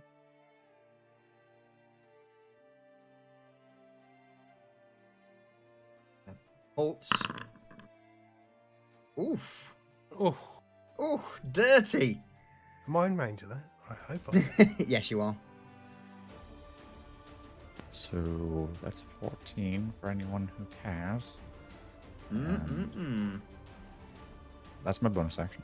So now for me, I see that there's the one guy who's hardly injured. Yep. I'm going to cast a spell. Okay. So I'm going to put 2 bolts on the guy who's untouched and 1 bolt on the guy who is Just you know, Yeah. barely holding on. The lasers. They fucking burn through them. Right, so my first raise the miss. First one, yeah, it ends up burning a few of the stones. As he lifts his shield, it clatters into that. So that's the But- second one. With him not noticing that it was a beam, it hits him in the face, taking one of his eyes out. And then against the guy who's injured, I'm just going to roll the attack on that one now. Yeah, Actually, I probably should do the damage. yeah, on we'll that do one the before I damage. forget. Yeah, we'll get that out of the way. And I'm going to add the D8 to this. Mm-hmm. Don't blame you.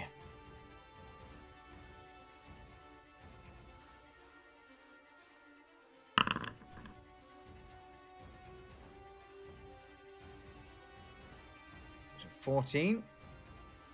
Yep, so 14 on that dude. The other Yeah. guy. Oh, That with a crit. oh shit.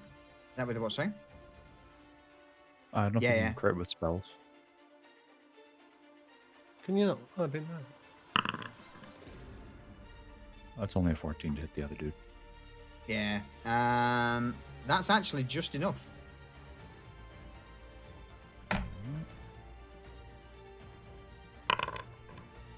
So he just takes 7.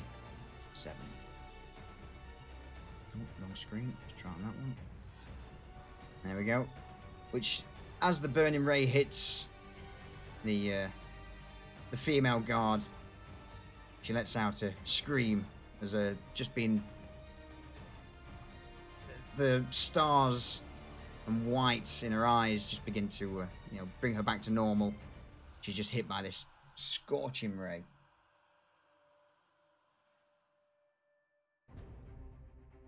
And that's me. Bear with me.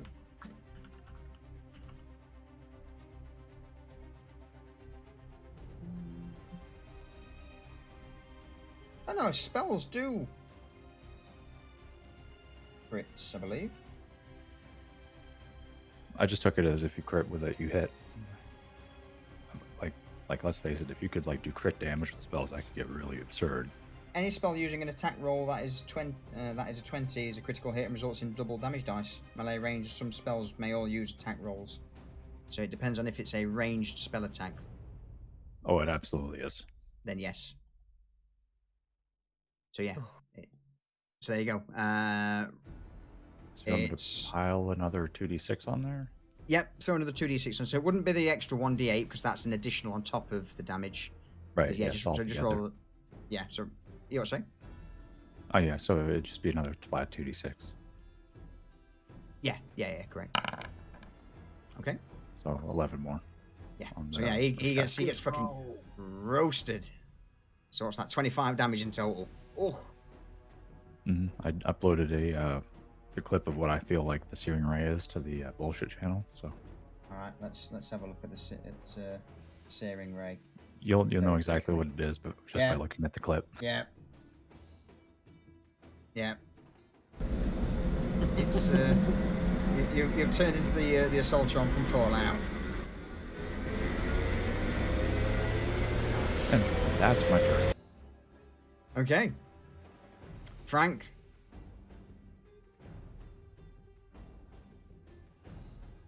Well, as I've got a chap in front of me, You're gonna give him the good news. well, I'm going to try.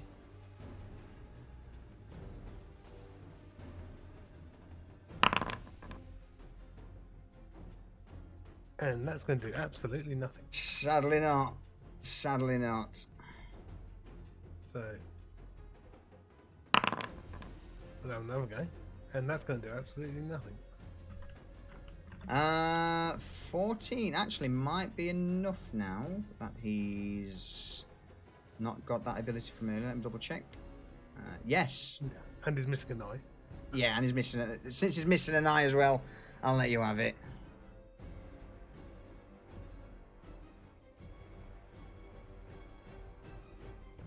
So roll damage on that one.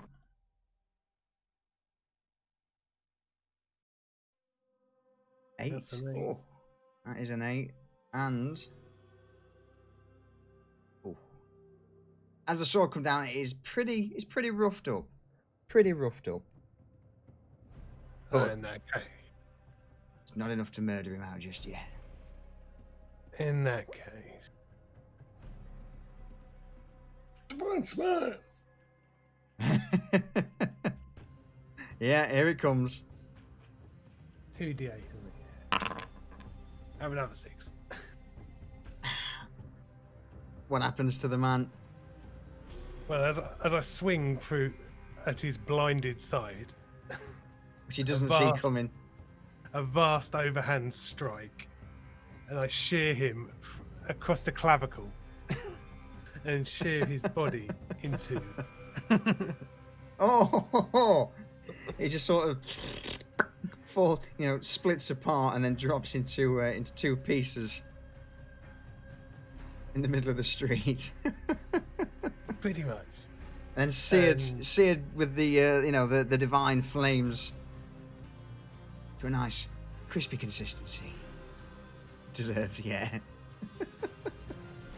And then with my sort of like remaining, I'm just gonna walk next to Mitch, Yeah, just in case something untoward should happen, seems fair.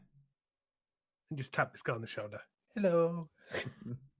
She's already She's barely standing. pretty yeah. Just blowing her. Okay, and that's me done. That's you done. The shadow thief in the back. Just crosses her arms by this point, not even needing to get stuck in, and with the last remaining strength, the Xanathar guard will just lash out at both Frank and Mitch. The first one against Frank. Actually, I've accidentally added that as damage. Yeah, actually, it's enough to get through. 22. And then 9 points of damage to Frank. Take off And then 3. Take off 3, yeah. 6. And then she'll attack Mitch, who's she's at disadvantage because of Frank, which is an 8, which is not enough to put a scratch on the dwarf. Go on, Mitch. What's it going to be? It has to be an axe, right? Yeah. Yeah, it has to be. Pimp slap. Yeah.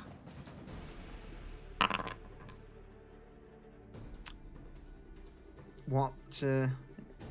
How does it all end? How does it all end? I just buried the axe into her sternum and just hold her there. She's dead. She's just hanging on the end. Yeah. I slowly lower her down before yanking it out with the crunch of bones. And with that, all of the assailants lie dead on the floor.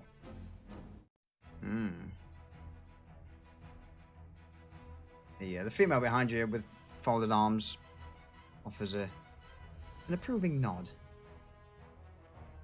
Well, my, that was certainly some show now, wasn't it, boys and girls? Certainly some show.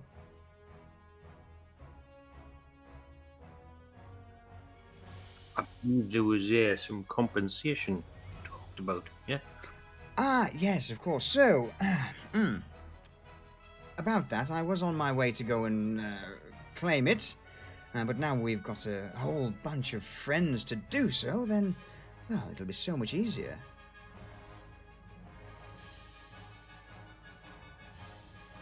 She stands there with a smug grin across her face. You mean claim it? Yes, it's claim it, exactly what I said.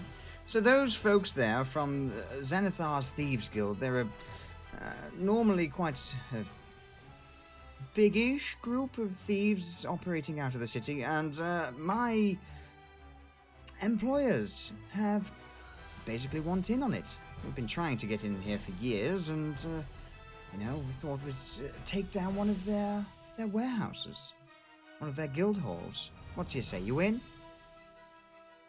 Well, we are experts at burning down warehouses. I mean, I'd rather you not burn it down, but of course, stealing everything and perhaps disposing of the guildmaster might be beneficial. And you'll have the, I'll put in a good word of you with my friends in Athkatla. How's that sound? What do you guys think? I think before I go anywhere, I'm gonna need a touch up. I am fucking hurting. Yes, I think True. that, we also had our. I can see to him, but I also think we should take care of the thing we were on our way to do before we do anything else. Leave from the ship. Oh, well, you've got another job, did you say? I mean, we got something to go of. Oh. Well. All right, I don't mind hanging around a little bit. Or you get 11. All right. Okay, so you still be here and see it. What, take us about an hour to get there and back? No, I'll just come with you. Where are you going? The dock. Are you still injured? You think you're still pretty injured? Yeah, Give it- I've got 30 HP out of 50. Another one. Let you get that out of the way first. The old heals. Okay. Fine, there you go. You can just take all my first level spell slots, alright? I feel amazingly better. Let's go. Well, look, since we're going down to the docks, that's exactly where I want to be anyway. So, two birds with one stone, yeah?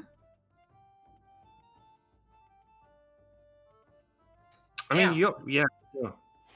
The name's Liana, by the way. Pleasure to meet you, boys and girls.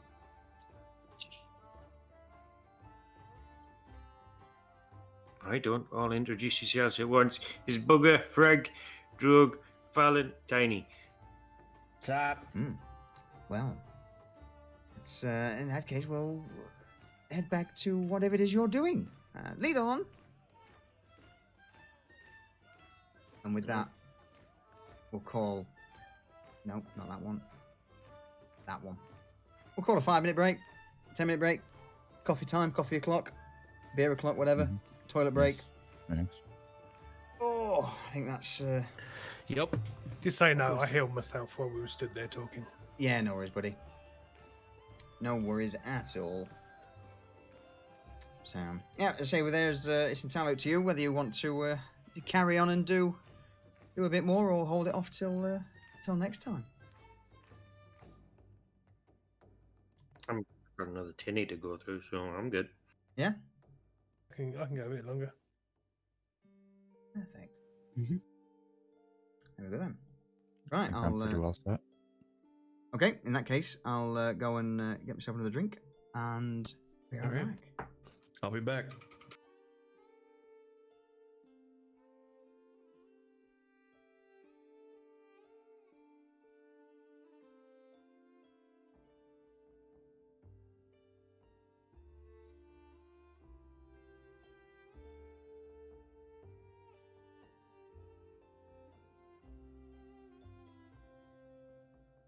How are we doing tonight, chat?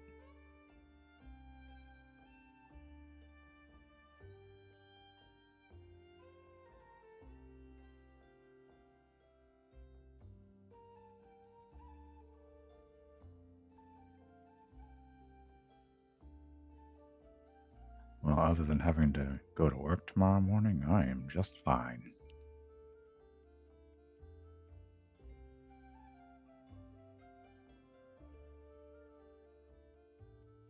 spending Saturday evening playing Dungeons and Dragons. What's there to complain about?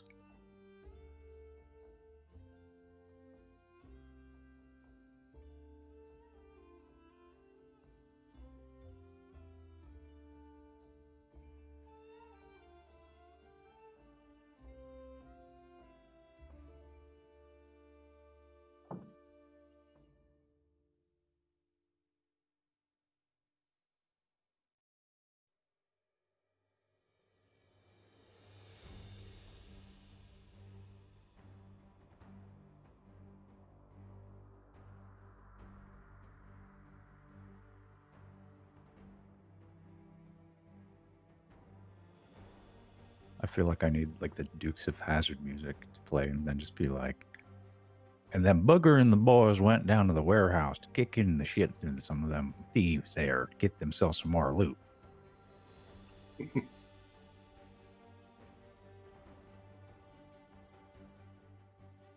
That's pretty much how we act, eh?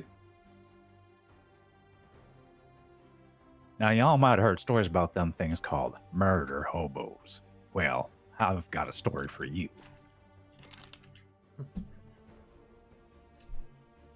But that Sheriff Roscoe P. Coltrane didn't want them doing any of that.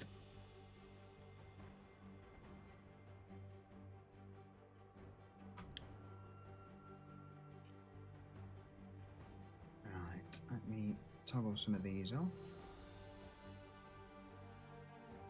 Sorry, I was chatting up the chat room while you were No, away. please do.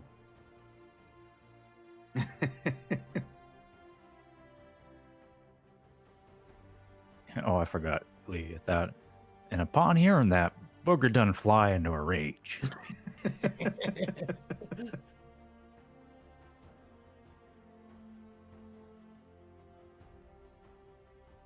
I need to Sounds get about right. these t-shirts. Says "I fly into a rage." Yeah. I think Have we you do, seen actually. the and I took that personally meme? Yes. Oh, Yes. I know some of which the one stuff you I'm mean. doing, it's like bikers literally just existing, the South Side, and I took that personally.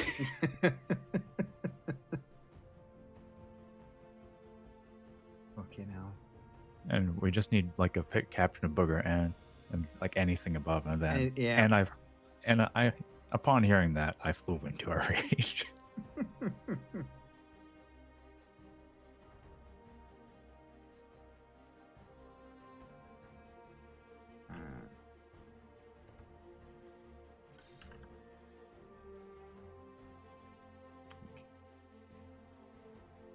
Found it seems very finicky with this new patch. Eh? Yeah, it's there's a few issues. I like being able to apply a modifier to the roll before it goes off, so I can just Yes. like add like the extra dice. Yeah, definitely. All right.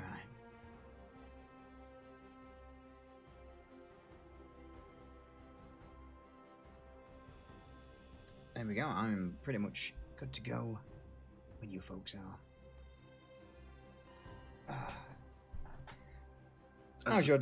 Oops, sorry, go on. Just saying, I'm good. Yeah. How's Sneezer's day been, anyway? You finished... What day? It's Sunday, isn't it? Is it Sunday? Yeah, Saturday. Day off? Or at work?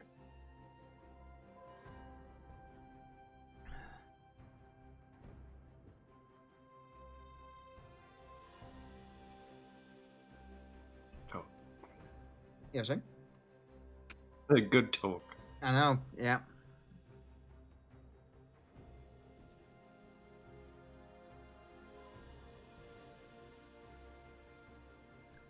Yeah, I think... What's a good talk? I was asking how Sneezer's day was. And got blanked. Hmm.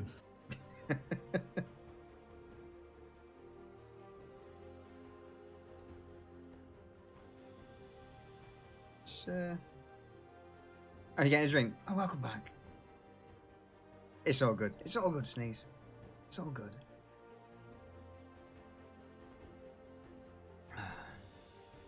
You clean house most of the day. Oh. Oof.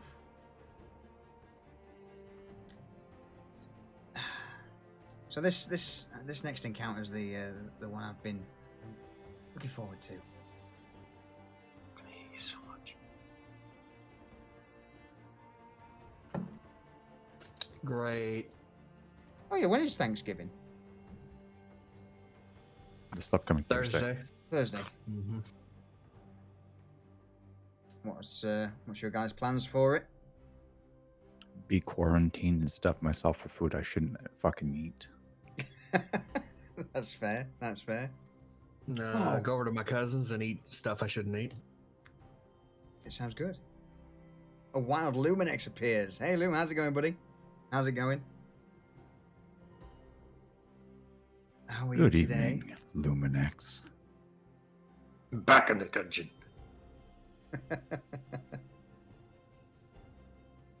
Ah, I told you guys the cooking stream is 100% canceled for tomorrow, right? no? Yeah. Yeah, 100% canceled. Oh. They got Blackburn the has. Rona. Yep, Blackburn has the Rona. Really? Oh. Yep. Oh. Oh, gutted. Okay. I think we're just waiting on Tiny and Fallon. I'm here. Ah, welcome back. Probably just Tiny. Fuck him. We good to go? Carry on? Yeah. Yeah. Marvelous. It's not like he does anything anyways. Wow. I mean, I wasn't going to say it, but I thought it. So it doesn't take you too long, roughly about half an hour, to make your way back to the Harlot's Virtue to unload the coin and other miscellanea that you've been carting around the city for the day.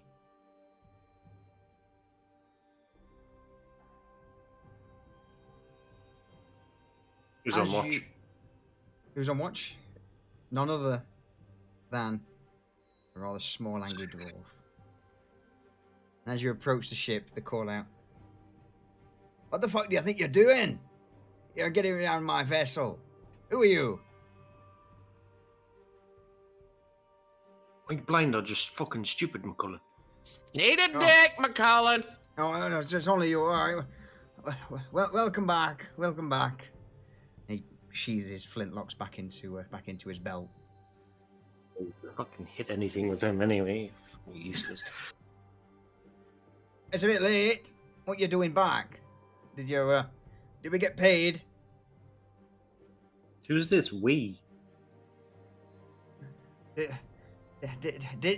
you get paid? There we go, McCullen. I mean, I got paid. I whooped some ass in a painting contest, McCullen. You've been having pies without me. You damn right. It was good, too. Why is Flick him it? a coin and go, yeah, treat yourself, sunshine. He catches the gold coin and huffs. Why is it you always have all the fun and I'm stuck on the fucking ship just guarded? What's all that about? Because we do all the work and you just sit there on your fat ass and fucking summon trolls and shit.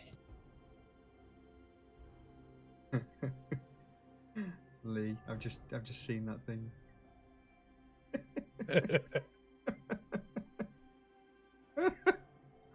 On hearing this, Booger flies into a rage. Oh dear. So McCullen just huffs and, "Oh, fine. Well, look, most of the crew will be asleep at the moment. What you back for? I thought you had painting a night on the tiles or something." Dropping some valuables off in the captain's quarters, and then we'll be off. All right. Well, how about it then? You know, for more work, McCullen. Liana, the shadow thief from before, leaning against one of the posts with a large grin on her face. I guess that he's the bit of a clown of your group. Is that right? Well, he's these certainly clowns the are village fucking funny. idiot. Oh, village idiot is he? Well, Sucks to be you. She twirls a dagger in her hand while staring at McCullen with a rather mischievous grin plastered there. Who the fuck's that? What is she doing on board?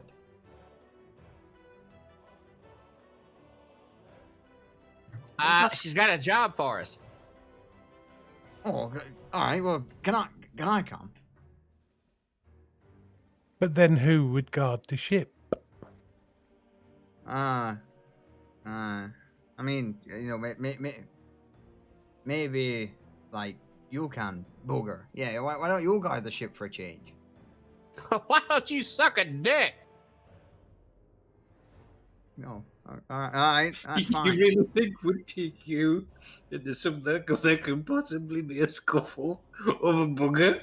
Are you fucking drugs, McCullen? So listen. You get Arvid awake, have him guard the ship, and maybe you can come with us. Fire a goddamn gun every once in a while. McCullen perks up. Fucking didn't plan for this, you bastards. McCullen perks up and dashes down into the lower deck of the ship and wakes Arvid up. And a few moments later, after you've managed to throw what you needed into the captain's quarters, a rather sleepy Arvid and McCullen emerge. And McCullen's like, "Oh, you just need to guard the ship, you know that. You'll be fine, Arvid. You'll be fine." And Arvid's like, yeah. Arvid, Sleep. don't you fall asleep, and don't you fuck this up, or I'll come calling. Yeah. Right. Booger grabs a fucking bucket of slop water and throws it at Arvid's face. He immediately awakens. All right. I'll do it. Don't worry. Good man. I've got it. And with that, you will finally set out, following Liana along the dock. And it doesn't take too long before, you come across a small walled compound. Let's bring this up. So this is going to be. A small what compound? Small walled compound. Okay. All right.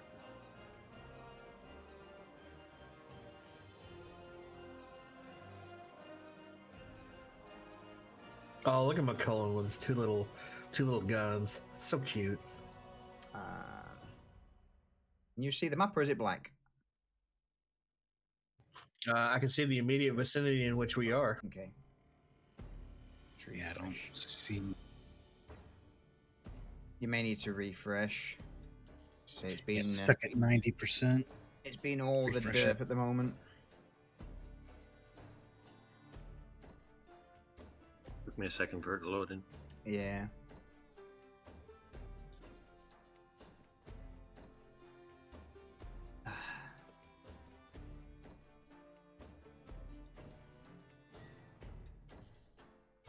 There, dear.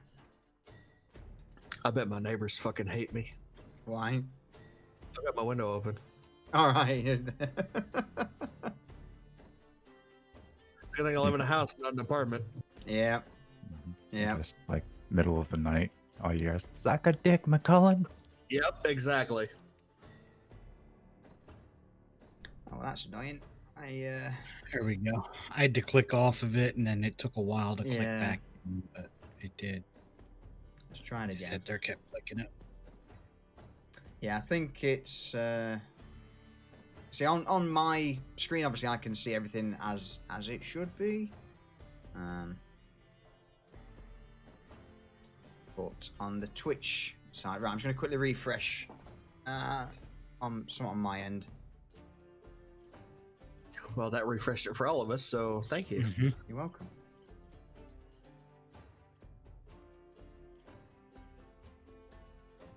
Okay, so that's main screen, not an issue. There we go. We can see now. Solution, quick question. Are you going to get any more channel point incentives other than the EFs to give? Yes, when I can think of something that's decent. So I'm open to ideas. I'll hold my points then. Yeah, sorry? I said I'll hold my points then. I'm actually thinking of having a few things related to D&D. That's not a bad idea. That's not a bad idea at all. Channel points to offer inspiration to characters, which basically gives you an advantage roll of your choice at some point. Caesar's going to love that. For That's not a 5,000 points, Fuck Booger me. can fly into a rage. Yes. Listen, bitch, I fly into a rage plenty. All right, I'm going to think about that. That's actually not a bad shout for D&D. I'll have a think on stuff that's useful. Okay, so. Give me a second. Okay. You know, we haven't seen Morty in a while. Yeah, he's to be honest with you, he's currently going through brumation. So he's been lizard hibernation basically. So he's been pretty lethargic. All right, there it finally loaded. You in? Yeah, I was in, and then when you bounced it wouldn't let me back Yeah. in. It kept putting me in by myself. It's a 4K image because it's a big map. This one is. Okay, so Liana winds through a few of the alleyways before you come out into a sort of a dockside premises, which is what seems to be a warehouse with a perimeter wall. And as she looks around, she says, "Right, this is the place, boys and girls. This is where all the magic's going to happen tonight."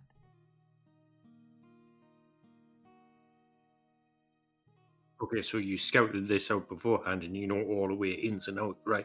Well, yeah, sort of. Kind of. It's by all of the gods, All could right, well, we look. not just somebody that's fucking good at the job? No, hang on. I can tell you what I do know, but bear in mind that a lot of these places, they tend to switch the guard around, so I don't know exactly what's inside the building, but I can tell you what's outside. What? We're inside. What the fuck does that do us? Well, look, so all right, so here, listen, right? You've obviously got the main wall that's cut on the outside here, just behind me. Now, Right. we can have a look round. There's what? I think there's like, you got the main gate in, or you can sneak around the back if you want to get yourself potentially a bit wet and fall into the ocean, but that leads into the courtyard. Now, in courtyard, as far as I know, there's like 3 or 4 dogs that are in there. Now, they're not obviously like proper butch things, but they need silencing somehow. Dags? I like dags. Dags. Yeah, we've got the dags in the courtyard. And then apart from that, we've got sort of like a few ways in. You got the main door just above us, which will lead us into I think they're like their main guild office. There's a lot of paperwork and shit in there. But that's as far as I've got internally. Around the opposite side to the north, there's a door in, and there's also 2 loading bay doors. We've got loading bay doors to the south as well, but again, that's in the courtyard with the dogs. Or we can try and get in from the ocean side off a small key. Now, look, have a look round. It's dead of night. As long as you don't go into the compound, you can have a quick scout and see what there is. Hey, Drago, how's it going? Okay. Bitch, I'm gonna leave that up to you. I just heard front door. I'm good. Whatever. I'll be right back. So you've got a few minutes to look round the outer perimeter of the building.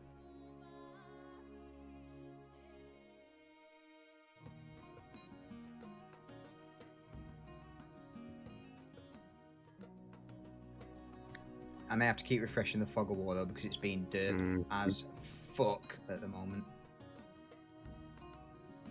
There you go.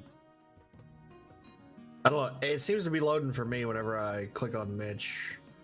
Like I can see what he probably should be seeing. Yeah, see, Yeah, you can update your own fog of war on the left-hand side under your character, the double ruler. If you click down on that, it updates fog of war, and then click back to your character. Yeah, see, frustratingly, I don't have a character. In fact, I may have to make a character for the Twitch account so I can see. Like, probably going to hit the hay shortly, but we thought you'd pop in. Oh, no, I appreciate it, Drago. I appreciate it. We're good. We're good. We're just about to have a bit of a warehouse raid. Just have a little bit of a warehouse raid at the minute. We get a lot of this A lot of what? airs about not having access with the token or some shit like that. A lot of times I'm just sitting here doing nothing and it's popping up on the screen. Yeah, I'm not entirely sure what's why it's being shit at the minute, to be honest with you. Hmm. Right. Yeah, it's obviously since not well. I do know why. A lot of the modules haven't been fully updated yet. I believe.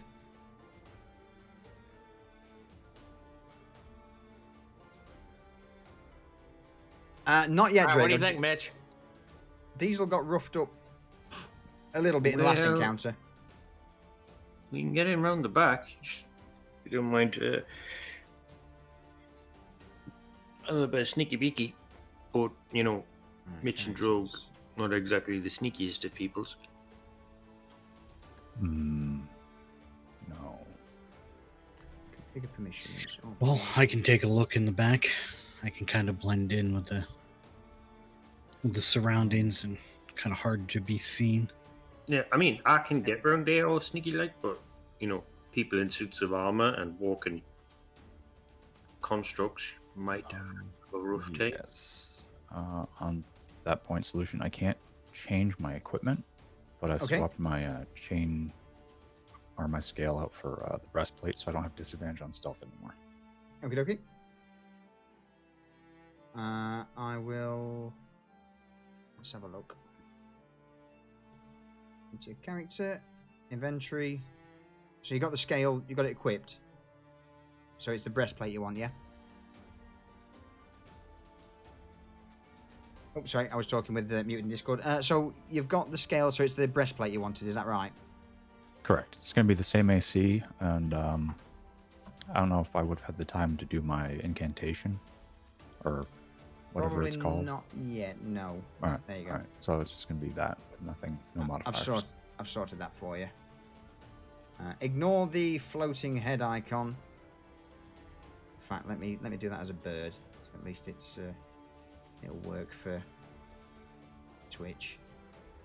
Yeah, I was gonna say,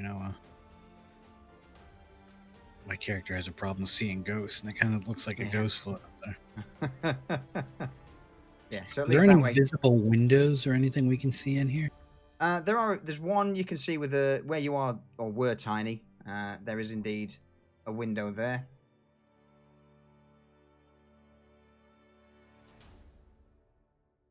Can we see in that window? Is it at our level or It would require a little bit of a boost. just a little boost? Where's Yeah. the midget? I mean, What? I said, where is Mitch at? That's what I thought you said. Yeah. Alley up. So as you look through the window, you see four. So the glass is frosted to an extent, like stained. So you can't make out exact details, but there does seem to be four silhouettes in that room you're looking into. All right, looks like 4 of them in there that I can see from this point. All right. Should we try this back door and see if Sounds good to me. Kind of try and sneakily just.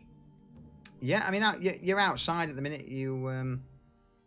There's not a great deal out there, unless that you fully intend to. This is not refreshing for my for Twitch. That's really frustrating. See if I can sneakily check the handle and just pry the door open just enough.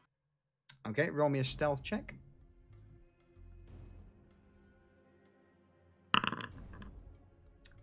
Okay, so as you try the handle sneakily, it is locked.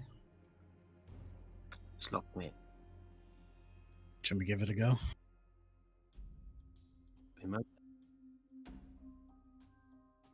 Actually, I'm Hopefully, we sorry. don't piss anything off. Reset that again. Sorry, guys.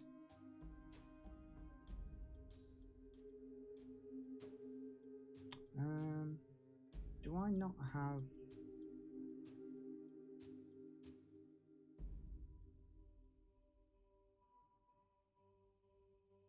Okay, I just have to deal with it. Sorry, carry on, guys. Carry on.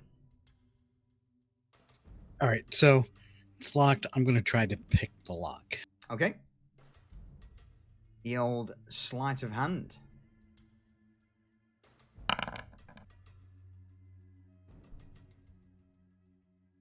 You do indeed manage to pick the lock. with How a quietly subtle- did he manage to pick the lock? Roll me a quick stealth check.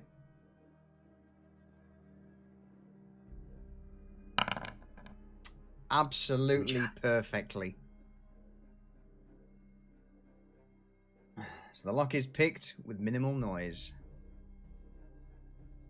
All right, so can we quietly peer inside and see what we can see for sure? Yeah, I'll let you open the door with that check there. So that's just by cracking the door open and peering in. And you look into the gloom of the warehouse with a small torch just burning away. But you don't seem to see anyone in the immediate vicinity. Looking to the left is a closed door, which is into the room with the 4 figures. It just looks to be closed off from the big room we looked in there in the window. Appears to be a pair of double doors kind of straight ahead. To my left, to my farther left, looks like another door. Maybe stairwell off to the right. I can't really tell. Everything's it is quite dark. Let's take this way in, yeah. Better than the fucking front gate, anyway. Yeah, we should probably get everybody in here and out of sight. I'll go As you're grab it. doing this, you hear the... What are you doing, lads? How's it going over here?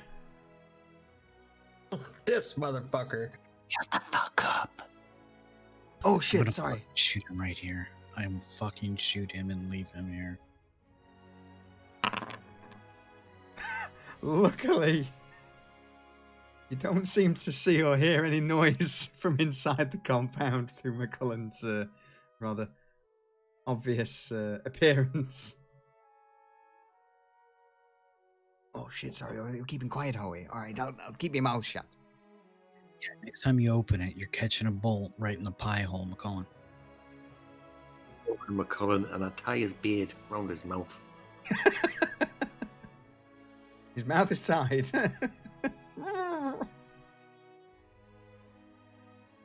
Perfect. Just keep it that way. Right. I see Fallon and everybody like peeking around the corner, signaling them to move on.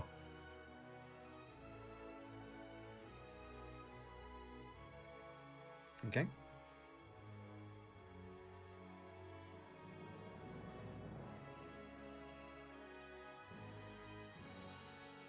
Alright, we're going in here. Can't say shit. I know. Going in There we here. go. There we go. It updated. Yeah, you may have to give it a second to update. Yeah, and I'm going to Is where we need to go, right? Say again, we sorry, can, Rich. we can filter into this room here. I think if we're quiet enough, and it's locked off from the rest of the warehouse. I don't see anybody in the immediate vicinity. As long as McCullen keeps his fucking mouth shut, we should be fine. You should do a stealth check on everybody's solution because That's- you don't bugger be a booger. That's exactly the plan. So for those entering the warehouse, I need you to You want roll me me a to read? stealth check. Good stuff, yeah.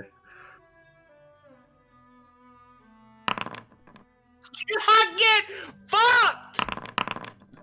But I was blocking the door. Nobody can get in first. Fuck Oh. bugger. I'm going to shoot him in the fucking asshole. Well, explain how you're going to do this. So obviously at the minute, as I say, that's the rules we've got to go with. I say we're going in and Bugger trips over and pushes me over and just makes a Yep. fucking huge clatter. Okay. So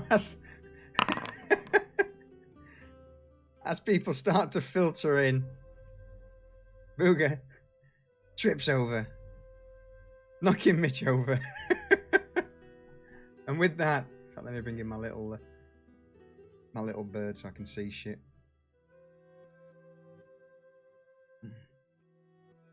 Fucking critical fail. Get fucked. No, can't even do that. I just have to give it a minute to update, I think. Eh, dear. Sorry about the resets, folks. Yeah, that guy over in the corner definitely didn't hear that, booger.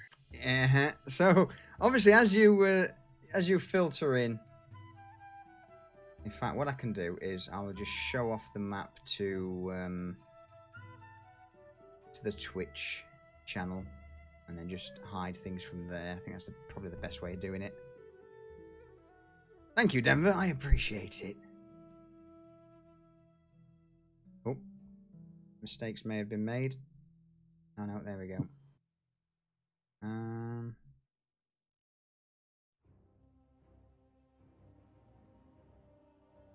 Yep, mistakes were definitely made.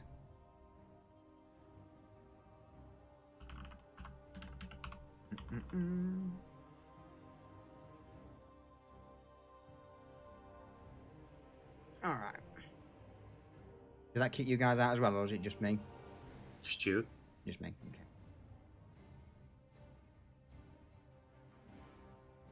Aha! I can see stuff. There we go. I'll just have to position things in a manner that you guys shouldn't see. So, there we go. So as you all barrel through the door... No. We all didn't barrel through the door. No. Booger barreled through the door, knocking Mitch over, as to which Mitch fell straight head first into a pile of crates on the opposite side.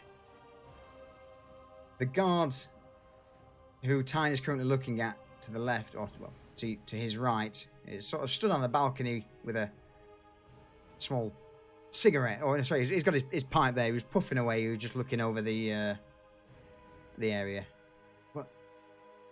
What the fuck are you lot doing in here? How did you get in here? Delivery. We had a key. Bollocks. Help! Help! We've got someone who's breaking in.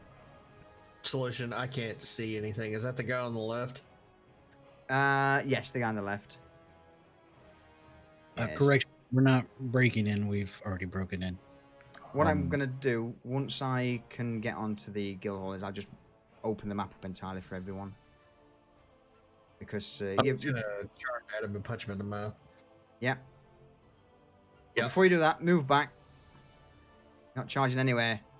Roll for initiative. Yeah. Okay. Roll me initiative, boys and girls. In fact, before you do that, let me just quickly turn off. Let me just put global illumination so we can see the entire map, because this is the line of sight issues are being frustrating.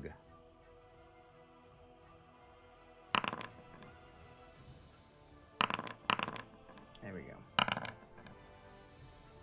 Can you guys see all the map now? No, but it hasn't refreshed. Yeah. Give it a second. Yeah. Fucking hell, Fallon. Holy shit. No, can't do that because that's going to show off all of the hidden stuff because it's a thingy now. Aha. Okay. Dear. Patch updates, hey. And with that, let's roll that guy. 14, and we'll roll. In fact, let me just roll all NPCs. Nice. And with that, the guard turns around. He's not exactly surprised due to the fact that you all ploughed through the door and had a quick conversation. So, Fallon, over to you. Gonna have to put this on it. Dread Ambusher, because you are Ooh.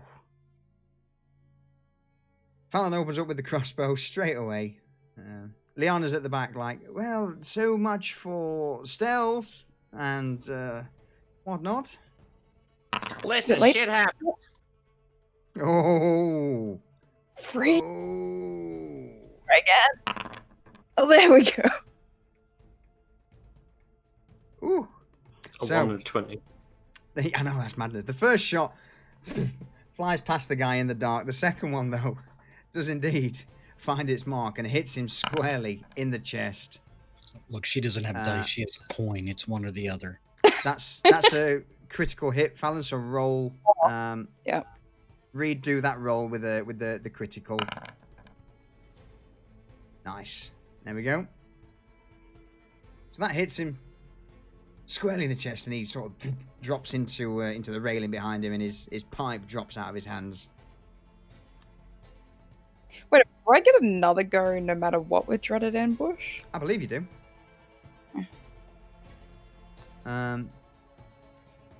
If you take the attack action, you can make one additional weapon. Yeah, so you can do 3 attacks on your first your opening.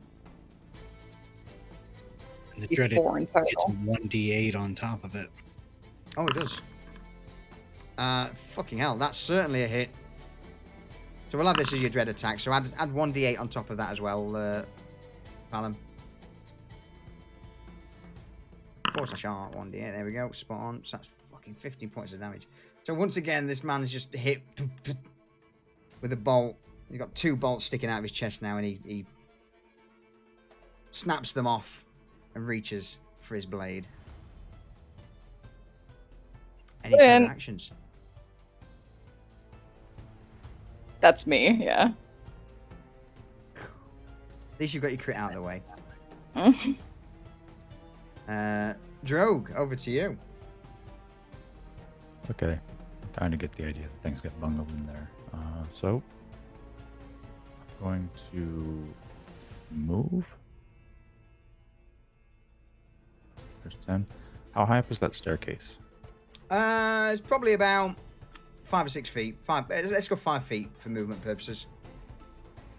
Okay, I want to try to basically grab and just mantle this so I don't have to go around. Yeah, just deduct 5 feet from your movement.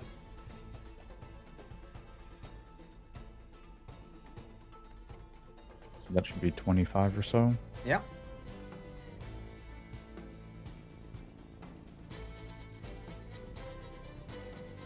Okay, that's one, can't really see anything from there. Mm-hmm.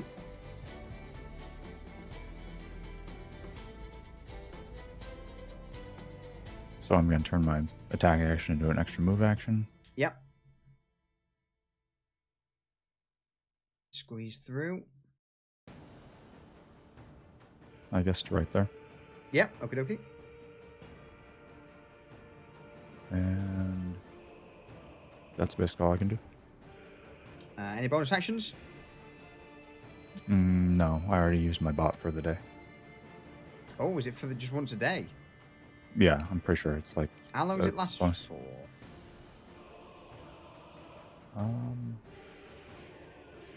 I'll look up the details while you go on to the next people. Well, if you are allowed, then I'll bring it in for you and use that as your bonus action. So the guard, he stood there screaming for backup. Get out here and get these intruders out. We're under attack. And he flings a dagger from his belt towards Tiny. Which I don't believe. No, the dagger misses. No, Mitch and Booger's turn first. Is it? I didn't see you on the... I've got 20 and Booger's got 17. They're not on my turn order. Huh. Yeah, So it's Mitch, Booger, then the guard. Right, roll me, come out of combat and go back into it, and then what is it, 17 for Booger and... Yeah, Remember your numbers, Booger's yeah. 17, Mitch is 20. Okay. In that case, How'd then, you come out? just right-click on your character, click on the sword and shield icon. Yeah, this has definitely been a bit buggy at the minute. I can't come out of combat. I'll do it for you then. There you go. That's that. That's that. So, Diesel, what did you get? Sorry, 17. 17. Okay. Mitch, 20. 20. All right. Sorry about that, guy. It genuinely wasn't on my my thing. There you go. So Mitch, it is. Sorry about that. Charges right in. He's like, well, we're gonna make this guy quiet, quick.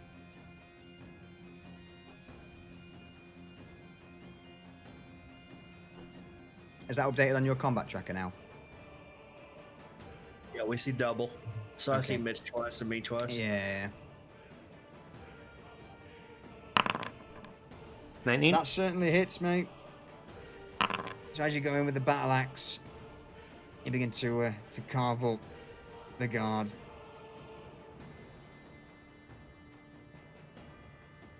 Okay. Any further actions? Oh, give him a second attack. Mm-hmm. Which, with a 19, also definitely hits. For 9. Yeah. Oh. And we'll give him unarmed strike with a bonus action. For good measure. As the first and the second axe slashes all across him, he sort of ducks backwards at the last minute, trying to back away from the battle axe, and your fist just misses him. Okay, Okay. that you done? Yeah. Booger, to you. Okay, well, I'm gonna move 15 feet there. That was 10. Yep. 15. What, 40 feet now? And then 25, that's 40 feet. Booger just comes ploughing through the warehouse, jumps on top of a barrel, and then just slams his hammer or great axe down And into then from the into top the row, guard. From the tightrope.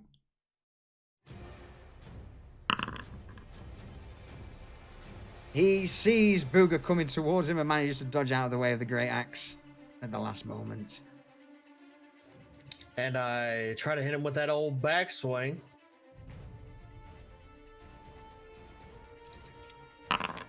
Which the backswing swings. Yeah. Mm-hmm. Mm-hmm.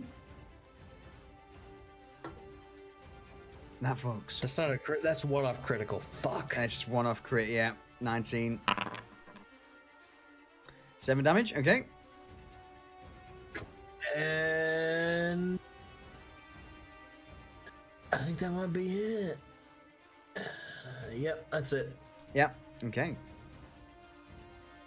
So the guard flung a dagger at Tiny for his first action. And his second would be to just try and stab a dagger into Mitch as his second action.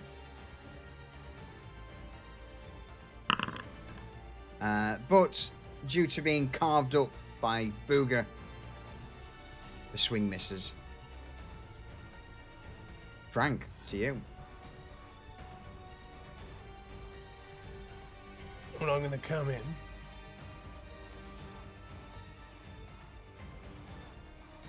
Nope. And as I can see, there's no room for me at the inn over there. Yeah. I'm just going to move to there because there's a lot of doors. And man doesn't like the look of all these doors. And what I'm going to do is I'm going to ready an action Yeah.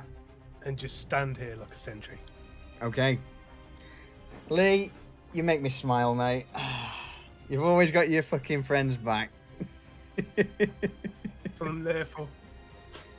That's good because I was ready to. Well, we'll see. Tiny, over to you. So before I start, I yell out to remember everybody keep an eye on the doors in the room that we came in. There's at least 4 other figures I saw out there. Frank is very wise, Sneeze. And then just especially to shut compared this to what's fucking actually guard in up, that I room. take aim at him. Okay.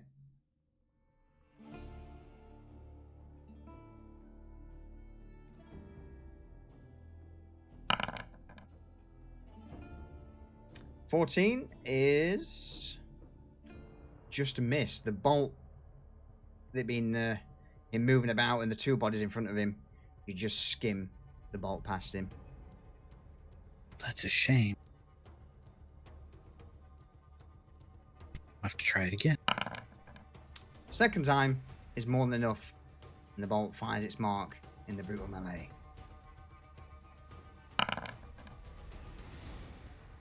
Oh, 8 damage.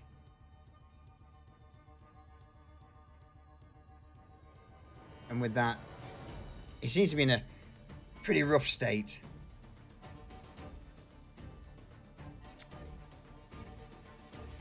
McCullen steps in. Oh, sorry, you carry on. You're not done. Oh, you carry on. Carry on, sir. Yeah. I'm gonna at least try with this other crossbow. Miss anyways. Yes, the last bolt just flies wild as he dodges out of the way of it. And with that, I'm going to kind of pull back here. Okay. Fuck it, I guess I can't turn face to the fucking door. Which way are you going? That way. I was trying to face down towards the door, but you can't because there's a wall there. I'll do it for you. There you go. And then just keep look on these doors as well. Okay. McCullen strides in, flintlocks at the ready. Who am I shooting? Where's the I believe fight? you mean because his beard's still shit, tight. he is. So he comes in, muttering away with his two pistols in the air. I just point over to the direction where the other guys are fighting the guard. Okay. He takes aim with his flintlock and pulls the trigger. The shot just loud noise and just goes wild, and that's McCullen done. Sort of brings his second pistol up. Fallon, over to you. Where's the chick that let us here? She's not in sight at the moment. So she's gonna get robbed in a minute. Gonna have to put this guy out of his misery. Apparently Or not. not. Or not. Oh, It's one or Put an two. arrow back at It's- fucking. it is one or the other at the minute, Fallon. Oh. I think I get another guy there. Yeah, you do. You get 2 attacks. That'll do it. That's That'll do it. What happens to the man? shoots him straight through the temple and he just drops. So you look up, he's wearing one of those fake arrows. Yeah. but it's not so fake. Oh. But with that, you hear loud footsteps stomping from the other room. And the door is kicked wide open off of its hinges as the armored form steps out. Full plate mail, a large sword. And looking around, he sees Frank. You can't see the expression behind the man's visor, but two armored people against each other seems only fair. But with the sword raised high, he charges in towards Frank. Bear with me. Let me quickly change something.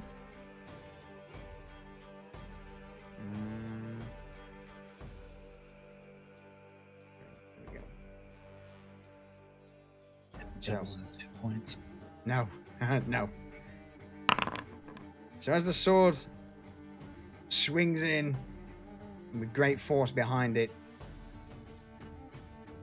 it hits Frank squarely, doing 9 damage. 6. 6. And Do you want me to do it? yes, yeah, if you don't mind, mate. And with it again, he will swing the great sword once again towards Frank. 17. Damage. What's your AC? 18, so he misses on that 18. one. Yeah. So that second one misses. Go for that. And with that,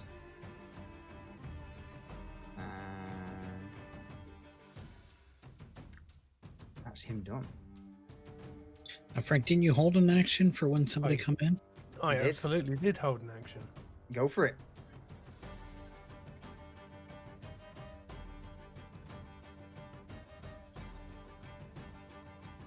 Well, I'm going to target this fucker here. Yeah, the big guy.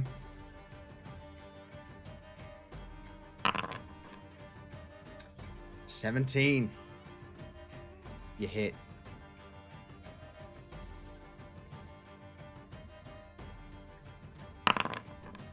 $11. So the sword bites through. You manage to find a chink in the armor and carve into it. Hang on. There's only one thing I have to do here. Oh, yeah.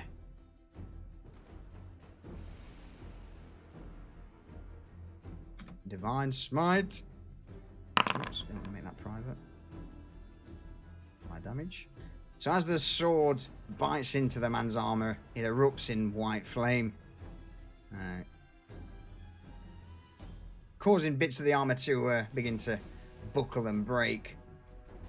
But the man lets out a pained grunt in response. And Frank sees through the few slits. A smirk emerges.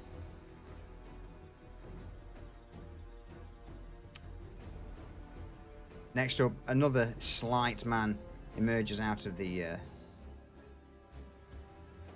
room and begins to take a quick moment to look around before holding his staff forward.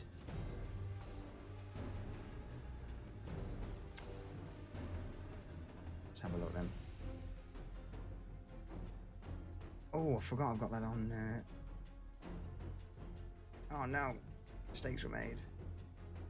Because the Twitch account can see everything, it can see all the chat, so I may need to quickly change that so everything's not revealed on stream.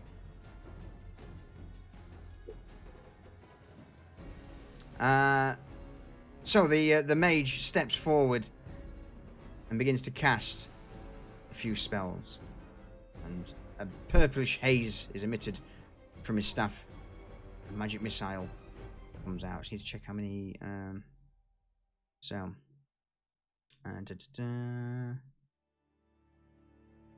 Three. So Tiny.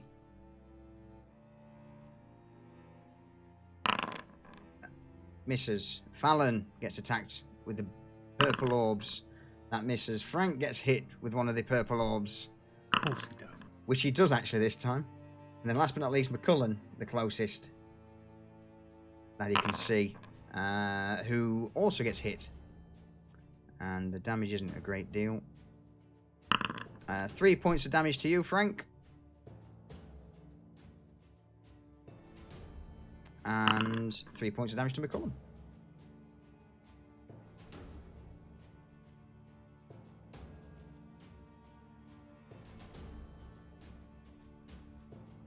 Okay. We'll leave the others there for a second. Drogue, over to you.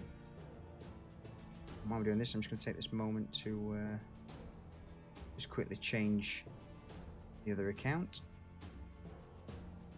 I'm going to take the opportunity to be the jerk bag who points this out to you. The appeal of Magic Missile is you don't have to roll anything, you just hit with it. Ah, okay. That's why it does so minuscule damage per object. So there's that. But upon hearing the burst of magic from over here, Drogue gets a little excited. Bear with me a second while I jump back in. All right, so I have line of sight to that guy back there, Yeah. who is apparently waving a staff around. He is indeed. Well, maybe not for long. Okay.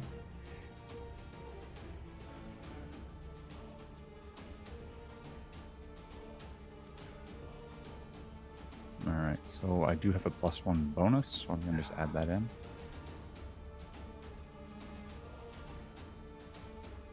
Go for it.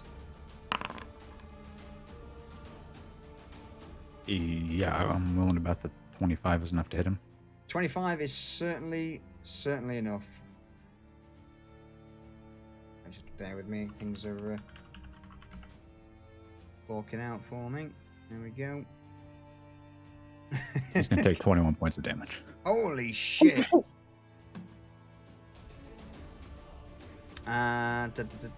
21. Ouch. Yes.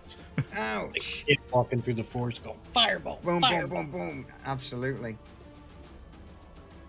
I'm gonna get the Terminator Hey, there we plasma go. rifle noise like rigged up for the firebolt spell. I can see the two characters now. And things are updated. Holy shit. Shit works. Potentially. Fuck it. I don't care anymore. It's derping out. It's triggering me. Say that again. Sorry, Skullbar was...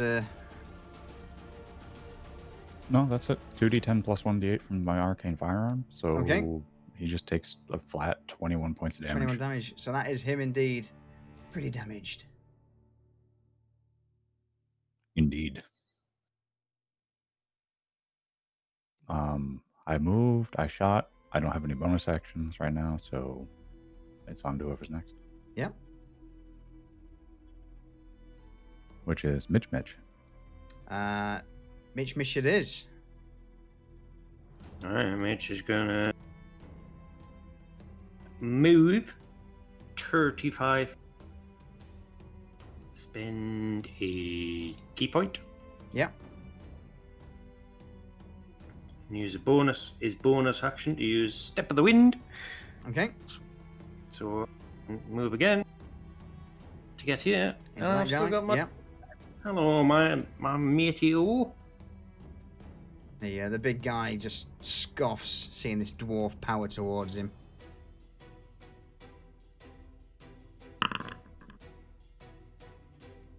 $16 is sadly not enough.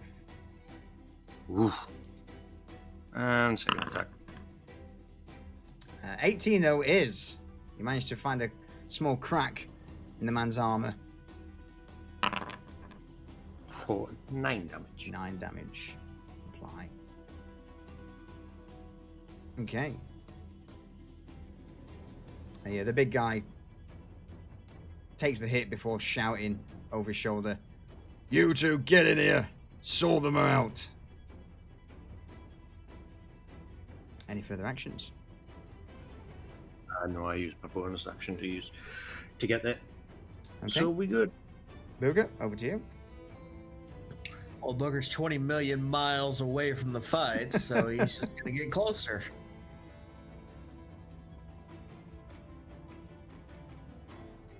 And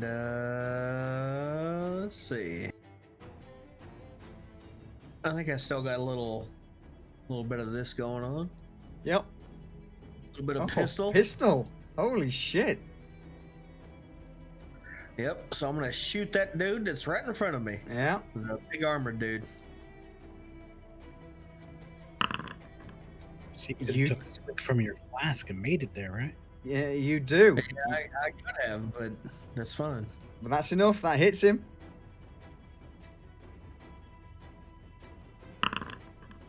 Fucking hell. The power of the flintlock just powers straight through the armored man's protection and punctures a neat little hole into his breastplate. And that's me done for this round. Okay. Frankie boy. Revenge time. Right, well. There's only one thing for it.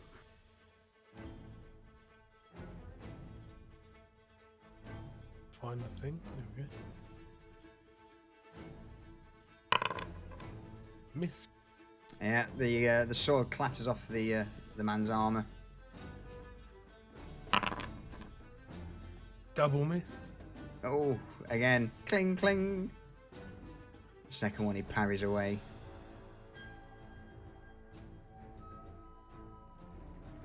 And that'll be me for this turn. Okay, Tiny. All right. Well, I seen that little prick wanted to shoot purple haze at me. I think I'm going to take aim at him and return the favor.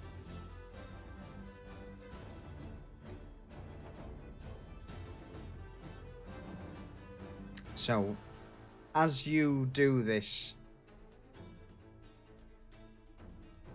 the man looks towards the large guy, and with a flick of his hand, you feel as if you want to shoot the big man.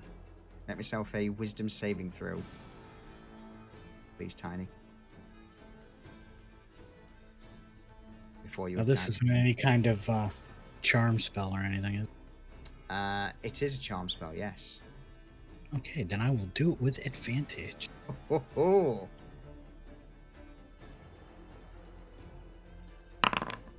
Fair enough.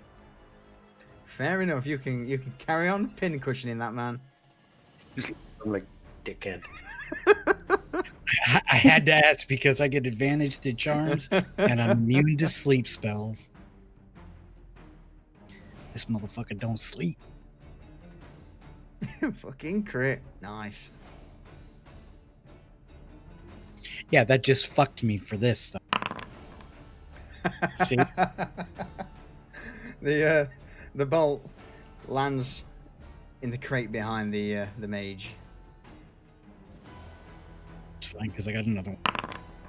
That one though certainly hits. Oh. 10.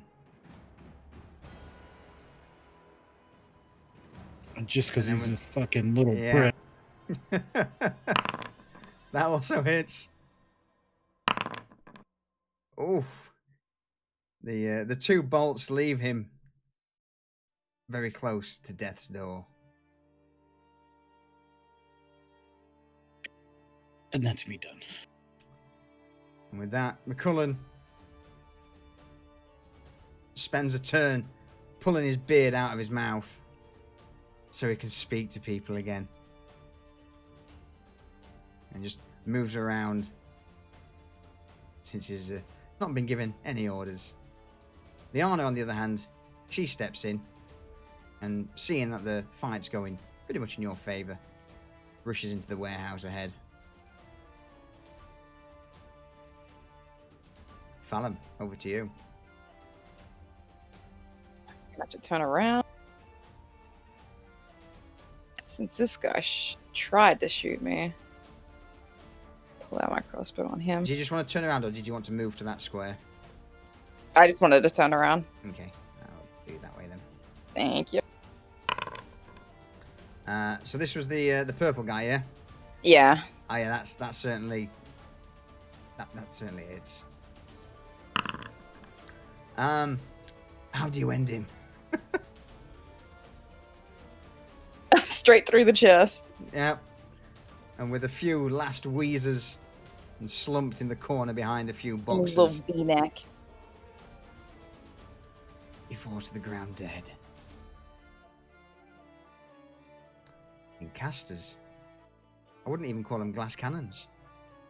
I get to attack again. You do. So I'll pull my crossbow on the big guy. Mm-hmm. Oh, that Nice. hits. That hits. 6 damage. So the bolt manages to find a small opening in the full plate that he's wearing. And once again you hear another loud grunt from the man. I'll take that. That's it for me. Okay. The Guardian, seeing all this, becomes incredibly pissed.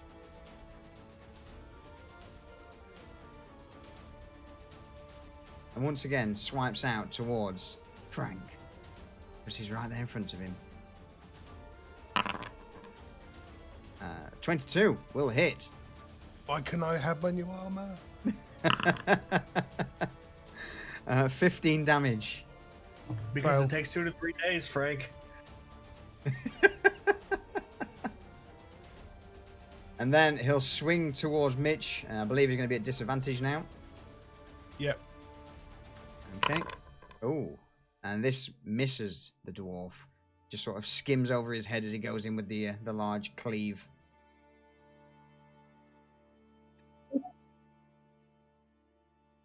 And Frankie's not feeling good. Oh, look, shut up. You got as many hit points as I do any time of the day. So you're fine. Drogue, over to you. Well then, I can kind of see the dude that Frank's going toe to toe with. So I'm going to just around the corner, basically just fire a bolt at him. Yep.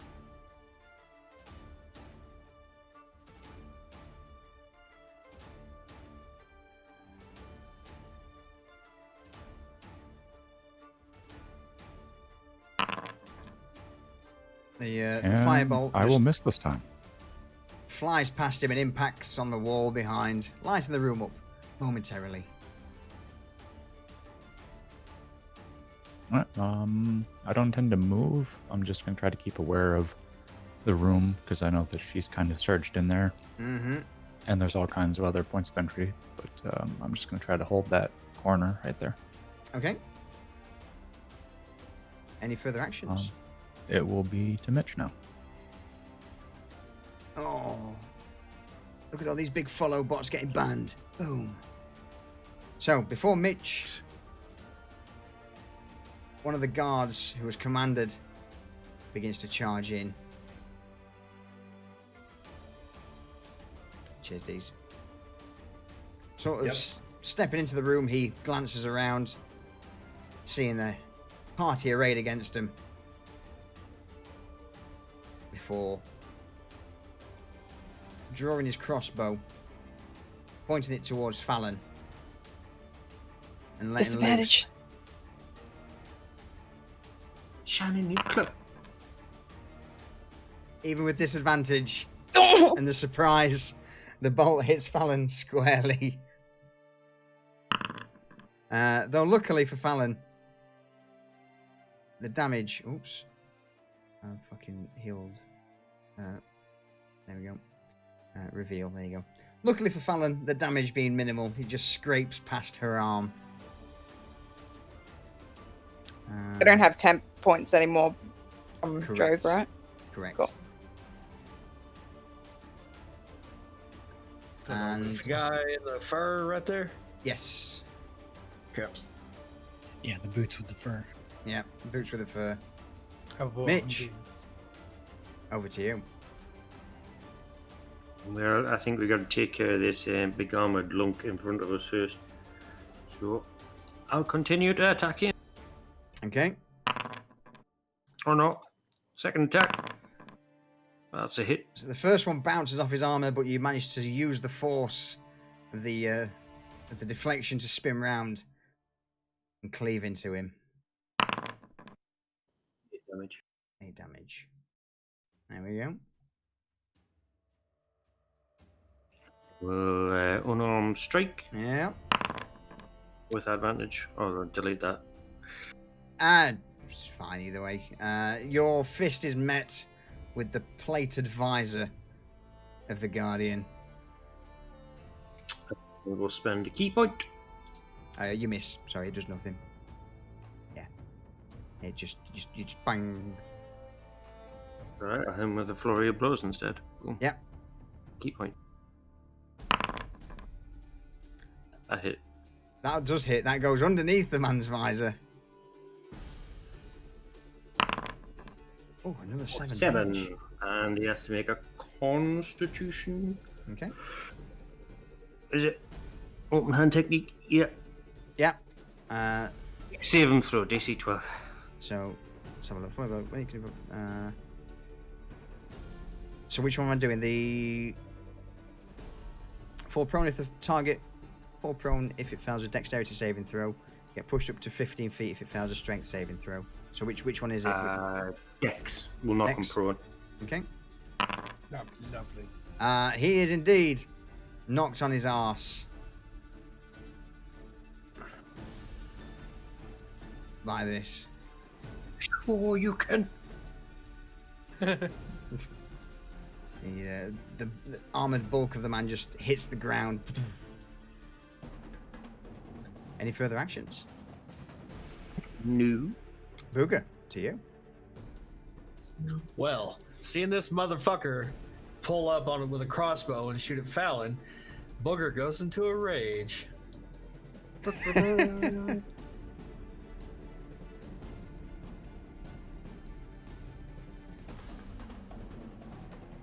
moves toward him.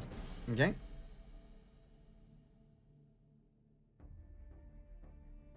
And starts swinging. Go ham. Keeps. Hold on. Nope, that's right. Maybe.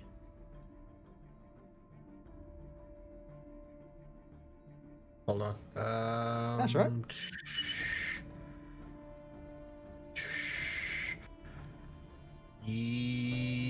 Yes. Okay, I'm gonna go into a reckless attack, Yep. which means I get advantage on this one. Okay. That'll do. That'll do, pig. Big crits. Big crits. Nice. Oh, 25 damage. Far. He is And then I'm gonna immediately attack crippled.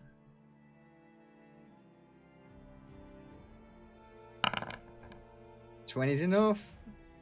Keep it going.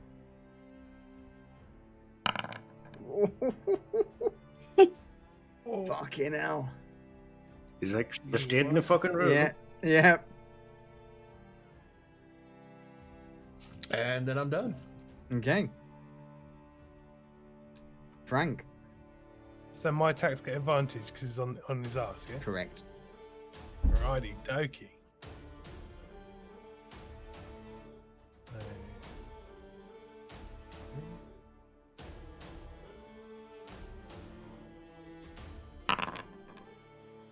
That'll do it. So roll for damage. 8. Okay. We'll have a crit. Oh. Oh. All the crits are coming out. Very critical hit. 16. Oh. And you know what's coming. I don't know you? what's coming. As soon as I find the button.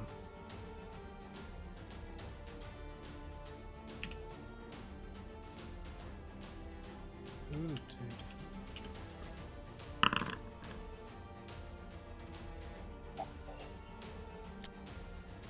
Oh. Oh.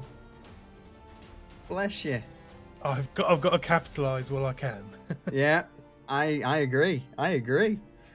So as the sword blows rain down upon him, and the last one, by this point, you know the man's arm is battered and bent in multiple angles, and this sword just erupts in radiant flame as it cuts into him. Any further actions? No, I've used everything I've got in my quiver right now. So with that, the guy in the rear also begins to charge out. He makes a run to there. In fact, he'll risk an attack of opportunity.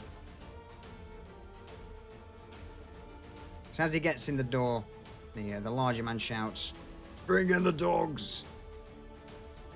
But Diesel will get an attack of opportunity against the guard who just came in. Okay.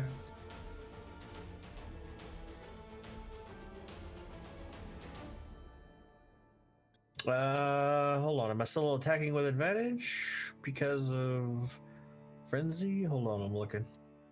Until your next turn, isn't it? I don't know. I'm looking. When you make your first attack on your turn, nope, just my first No. attack. Okay.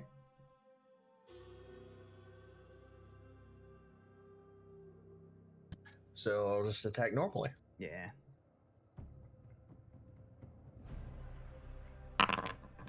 That certainly hits him. But I think that's a hit, yeah. Mm-hmm.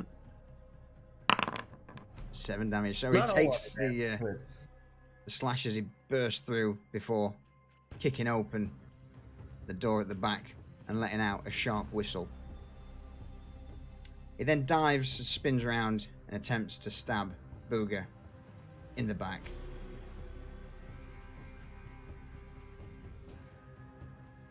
Let's go with the daggers. The first does indeed land. 6 damage. It's really annoying that I can't apply damage from, Yeah, it from is. that menu. Yeah. He swings in once again with a second, and this one, with him being to the rear of Booger, also finds its mark. Another 6 damage. Yeah, I will have to have a look and see what's if there's anything else I can do about it. I don't think it is, because the main mod that we use for that, so I don't think it's been updated yet. Tiny, over to you. All right. God, what do I do here? All right, I think I'm going to start attacking the new guy that came into the room.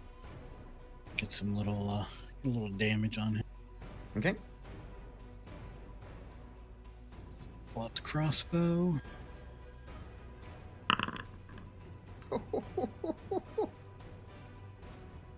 That'll hit.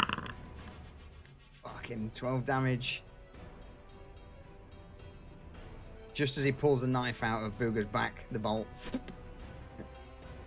penetrates into him. No sense stopping with the good things.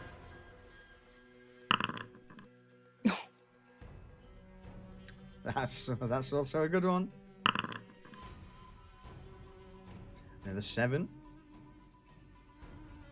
The 2 bolts, quick succession, stick into the man. And then, let me see here.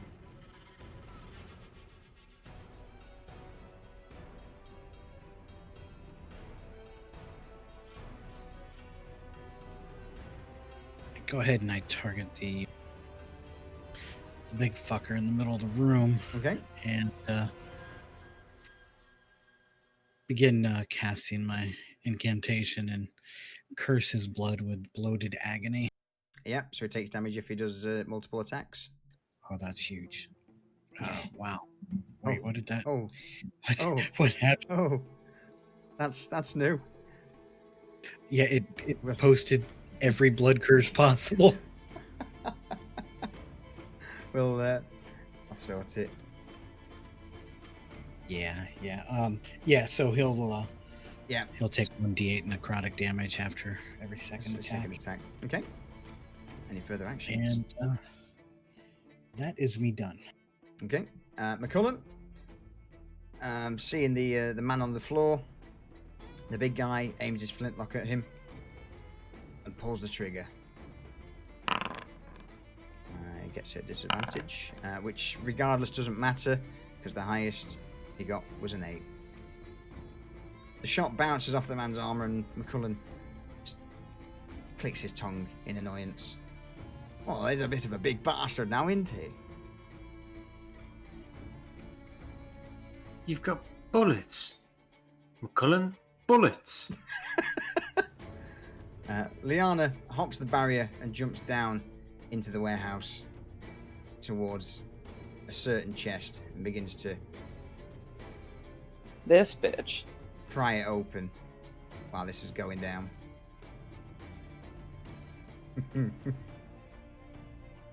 Alan, over to you. Still annoyed at this guy shooting me. I'm gonna pull out my crossbow.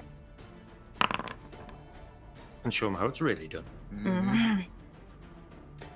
That you do. Oh. Why? By this point, he's looking pretty rough. He spits blood out of his mouth. Ugh. He seems to be on the verge of collapsing. Oh, absolutely sneeze. Oh yeah, Let's he got just stabbed in the make back twice. Oh, That'll just Yeah. about do it. that'll Just do stay. it. So say that again. I want his cloak as well. Yeah. Well, he just slumps to the ground with these heavy crossbow bolts just sticking out of his chest. You know, drops to his knees and just spits out a mouthful of blood before finally collapsing. I want to pull back a bit and see what this chick's doing. Okay. She just seems to be, from what you can see, just trying to get access to a certain logbox at the minute. Just gonna keep an eye on her so she doesn't bail out or something Okay. on us. The Guardian pushes himself to his feet with an annoyed grunt while also swinging his sword towards Frank.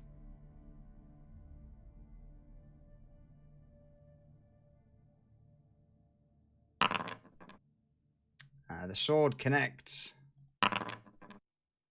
but only marginally. There you go. So he does 3. Yes. What he's then going to do, in seeing that one of his men have just been taken down, Does he go into a rage too?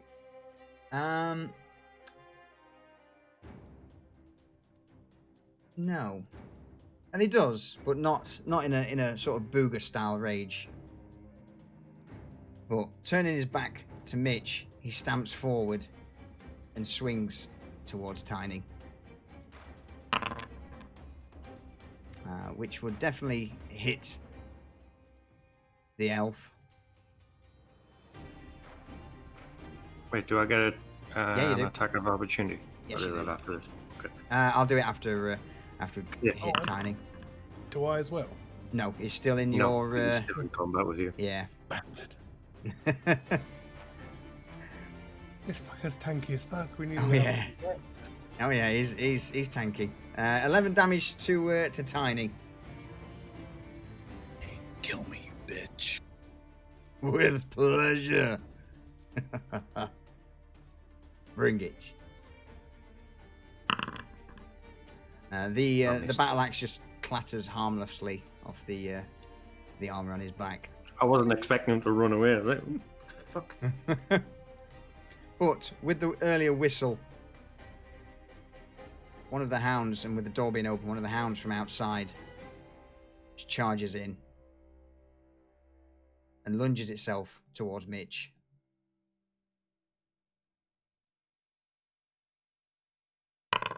It's a disadvantage, isn't it? There we go.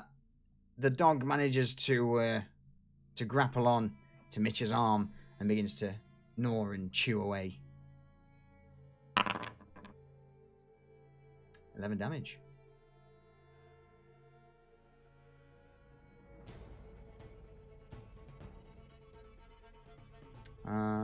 Drogue, over to you. Okay, then. Can I just step over here? And from there...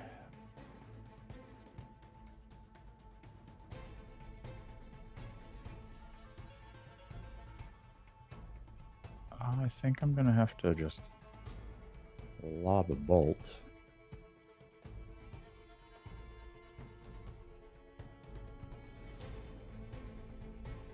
It's just a matter of choosing target. Really. Mhm.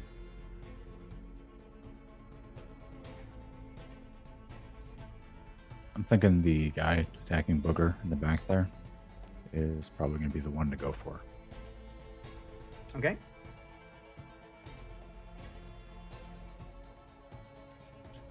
A little compartment pops up from Drogue's arm with a slight hum. The blast fires out and hits the man. What damage does it do?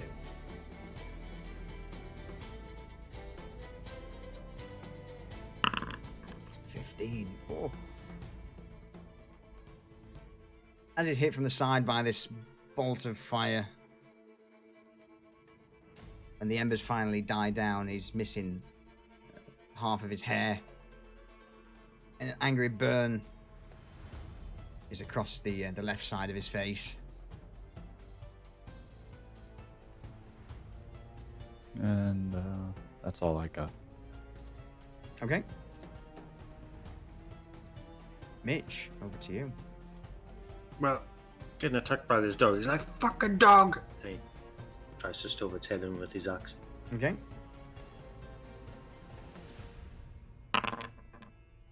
Misses. He does the dog sort of snarling and throwing itself around, manages to avoid the incoming axe blow. Try this again then. That one, though, hits the dog squarely in the side of the ribs. 5 damage. But due to its rather hefty build, it doesn't cut all the way into the creature. I want to kick the dog as well, because fuck that dog.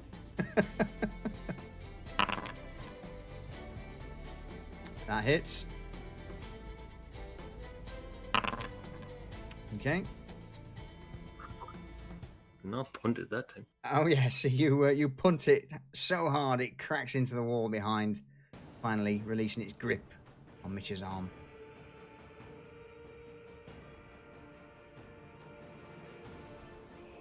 And that's the end of my turn. Yep. You start to hear the barking of another dog from outside. And you just hear its the running from outside. It doesn't manage to make it indoors yet. In fact, you hear more. Again, that one also from outside. Booger, over to you. Well, Booger's obviously going to attack this dude behind him. Mm-hmm.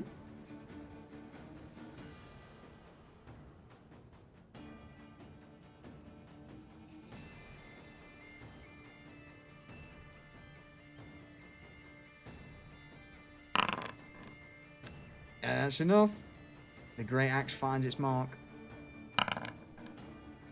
8. Oh. And again. Uh-huh. That's also... God, the rolls this evening have been rough. Oh. There we go. And with that, a second strike from the great axe brings him Fella. nearly to death. Well,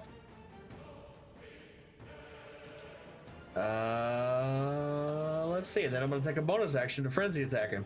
Okay.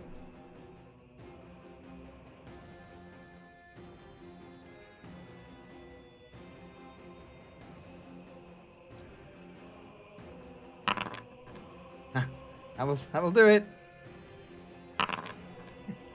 That'll definitely do it. That'll definitely do it. Fucking disembowel that motherfucker. He drops to the ground, dead as fuck. His lower half just wide open. Close the goddamn door! Actually, that's the end of my. I'm out of action, so I'm good. You got have movement. Okay. Walk over and close the door. Close the door? Question mark? Okay, close the door. The door is closed. Now the dogs are out there. Stand there up against it.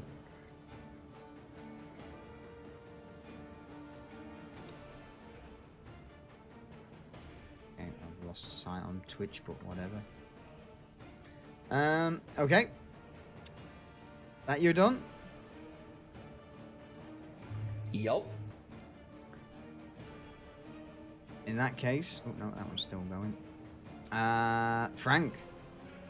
Okay, I'm going to start with my bonus action this way. Mhm. This time, I'm going to channel Divinity, Vow of Enmity Yeah, on the big chunky monkey. on the big chunky guy. Okie dokie. So that gives You get advantage on it Advantage for 10 turns. Yeah. Nice. so we'll have some of that. Yeah. Good shout, sir. Good shout. 16 is sadly not enough. The sword just clank clatters from his armor. Fuck my life. Oh. I'm just gonna shout at McCullen and shoot the fucking dog. Okay. Any further actions? Me done. Yeah. Tiny, to you. I am going to be a little bitch here, of Okay. course. And I'm going to disengage, Yeah. take my happy ass 35 feet this way. Yep. I'm going to target the bitch down below. Okay. First, I'm going to scream out, look, you either get up here and help us finish these guys off, or you're going to share the same fate. She looks up from her lockpicking attempt. Darling, please. This was all yours when you finish with them. I just need whatever's in this box. So I go ahead and ready the crossbow, and I Okay. repeat it myself again. She... You can get what's in that box when we're done. I'm sorry, darling, but I don't entirely know who exactly you are, and this is sadly more important, so... Halfway through her talking, I go ahead and just fucking fire. Okay.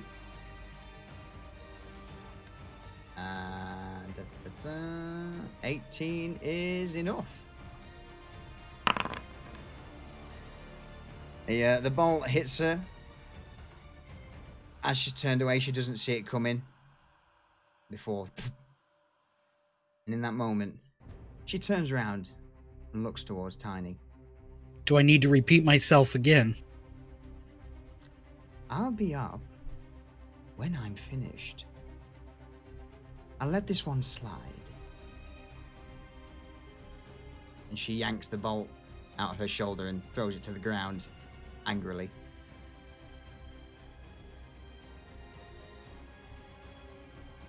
That's me done for the moment. Okay. McCullen, having been given an order, looks towards the dog, brings up his flintlock, and opens fire. And he hits it squarely. Oh, wonders fucking cease. And not only does he hit it, the round penetrates through the skull of the dog and drops it to the ground, dead. Christ for that. Fucking wonders never cease. Yeah, the look of surprise on Mitch's face, and he looks and it gives him a sort of nod. Cullen flashes a massive shit-eating grin. Saved your arse there, Mitch.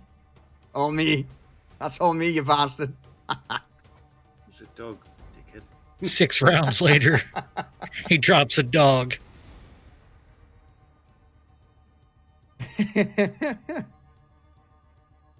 Okay.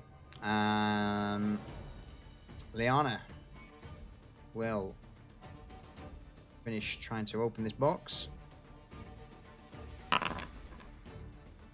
Oh, which she definitely does. With a quick sleight of hand, she spins her dagger around and just cuts through the lock and kicks open the chest, taking a small satchel out of it before turning around and looking at Tiny. See, that's all I needed. And I would have dove in and helped, but considering your rather inhospitable ways, then the rest is yours. I care not. She begins to make her way towards the back of the warehouse. Oh, it kind of sucks. I untied those boats out there and let them go adrift when I was out checking around the warehouse. Just to Hope she show- knows how to swim.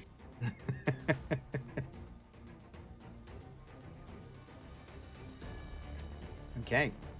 Fallon. Annoyed that she's getting away, I move up. Mm-hmm.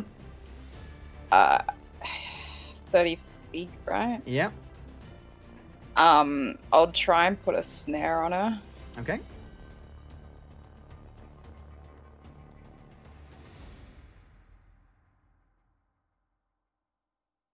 So dexterity saving throw.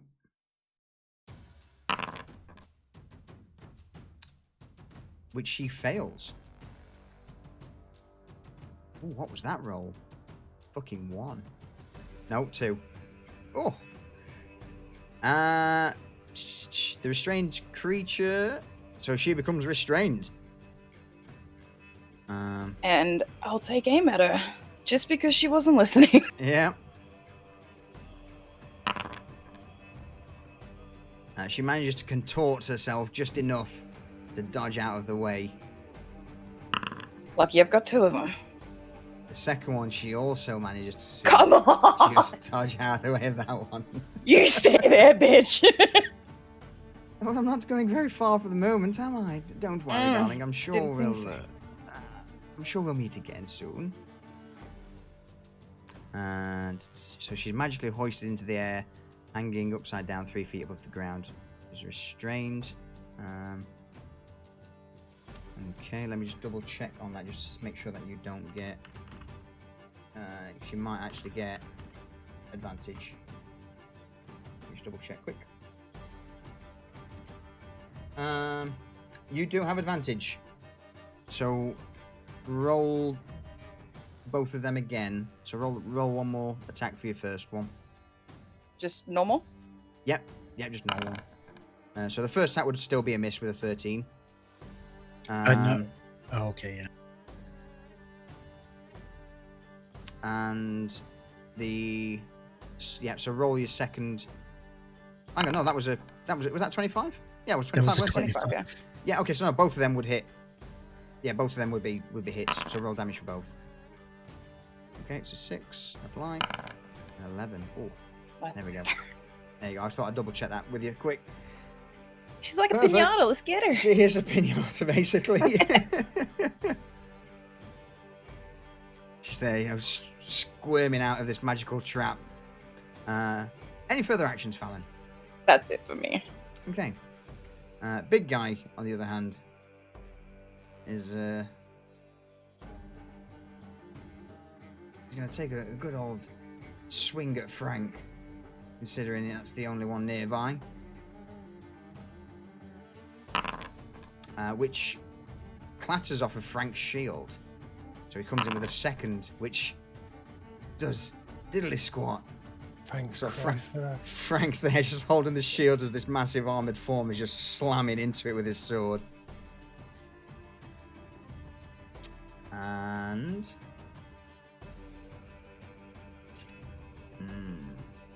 that's pretty much all he's going to do, I believe. Yeah. Drogue, to you, sir.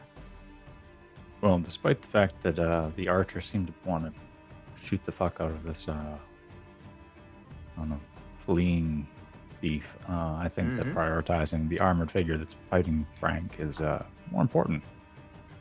So,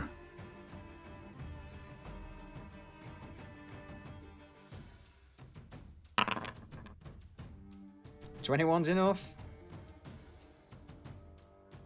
As the firebolt hits him, the flame just leaks through various openings in his armor. 12 points of damage. Yeah. Sort of cooking him from the inside out.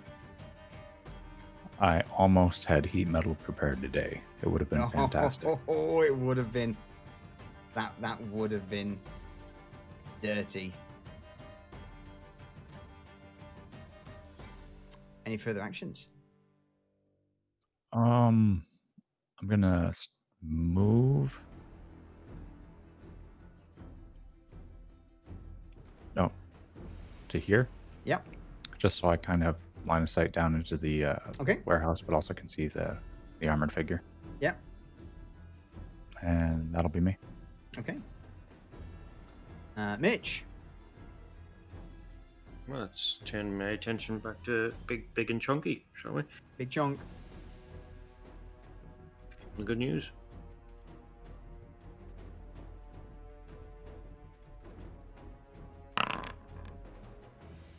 Nope. Now the first one just finds plate there. As does the second. In for a penny, in for a pound. In for a pound, yeah. Oh, and the third also just ping, ping, ping. And that's my turn. I do diddly score. Oh. Booger. Well, since the door's closed, and I don't think dogs can open doors, Mm-hmm. I'm gonna charge this big motherfucker right here next to Frank and Mitch. Okay. And I'm gonna take a big old swing at him. Big old swing.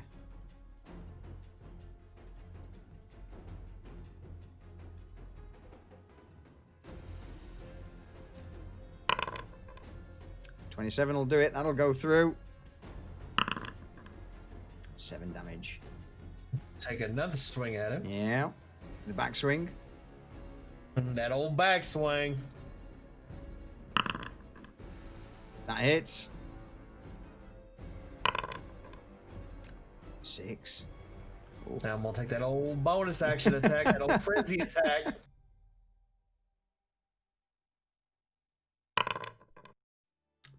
The frenzy, though, just he parries it away.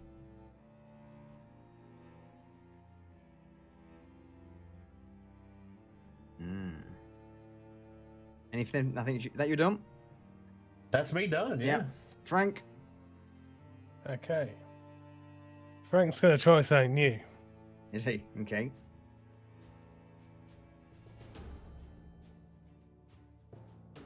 You got advantage on your attacks because of your vow of enmity. Hold person. Okay. Due to humor that you can see within range, the target must succeed a wisdom saving throw or be paralyzed for the duration. At the end of its turn, the target can make another wisdom saving throw on a success. Okay. So. I need to hit attack. So you're. Let's have a look. I've got an attack button on the screen, that's all. Yeah, it's not so much an attack, it's just I have to make a Okay. with me. So let's roll wisdom. Oh no, he's held into absolute buttfuckery. So yeah, Alright. that's So, with my second turn, yeah. Yeah. Oh, and I've still got advantage.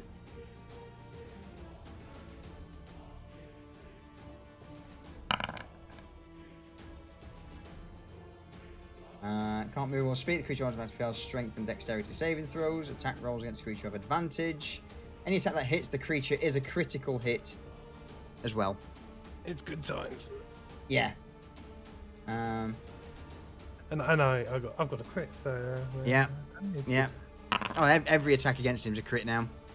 All right, go ham, boys. Yeah, pretty much. Pretty much. Oh, 12 damage. And I've got nothing else to give right now, so All right. Tiny. crack on. Well, seems like they got shit handled there, so.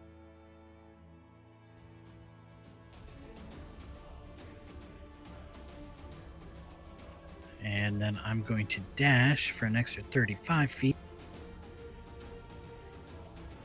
Putting myself in place of the door. Yeah. You sure you don't want to rethink this? Because It's not going to end pretty for you. She sort of stood there suspended. I mean, to be honest with you, from what I can see, all I was doing was making off with what I needed. You're the ones wasting time and letting your friends fight, so who's the bigger fool? Exactly. Making off with what you needed. Now I need it. You'll be pissing off a lot of people should you take these documents, I assure you.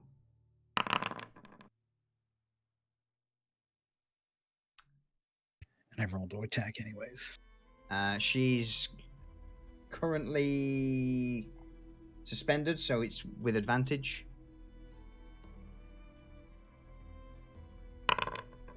That hits. Nice. Do I get to crit too? No, I'm just kidding. No, no, she's not paralyzed, just incapacitate. Well, not incapacitate, but suspended. 9 damage. 9 damage. She winces, but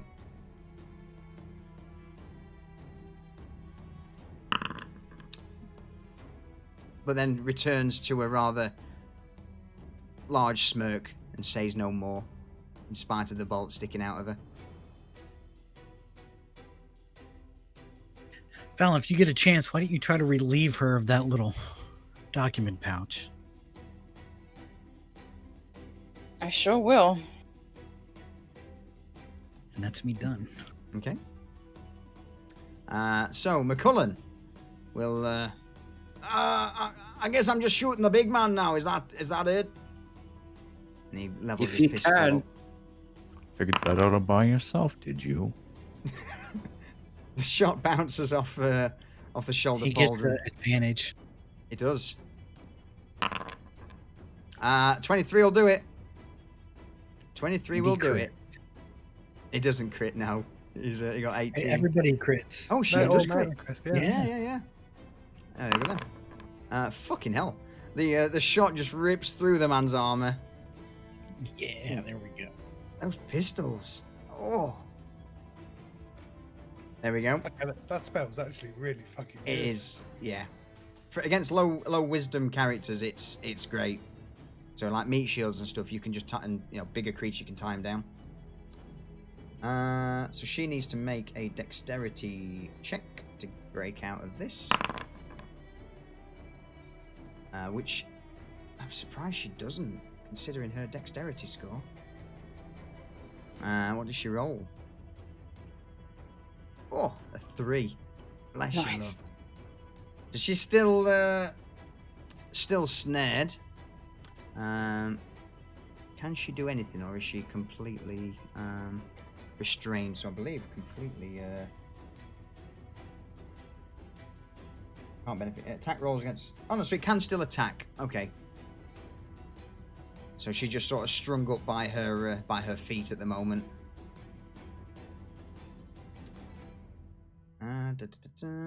What has she got? Okay. So she manages to bring her crossbow, like a small hand crossbow, out and points it towards Tiny. Where is the thing? There it is. Oh. Attack. 12 is not enough. She can do it again. So with her other hand, she draws a second hand crossbow and aims that towards Tiny, which this time, this one does hit him for 11 points of damage. And that's Honest- Tiny dead. What? It's not. Fucking bastard, he got me there. She looks towards Tiny and then to Fallon. Regardless, this has nothing to do with you. Just allow me to leave, and the whole Shadow Thieves of Athkatla won't be hunting you down every time you make landfall. You have my word. And how exactly would they know?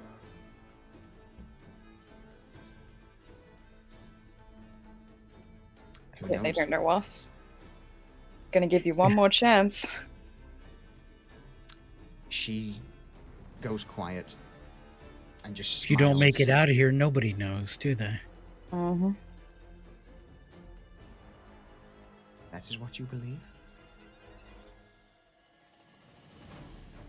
Fallon, over to you. If I wanted to try and jump off this ledge, do I have to roll something? No. You're pretty acrobatic. There's stuff below it, so no. It's not that high up. I'm gonna move in. Gave you one more chance. Pull my crossbow out again. That certainly hits. And once again, she's pin-cushioned with another bolt sticking out of her. How about now? Roll me a quick persuasion check.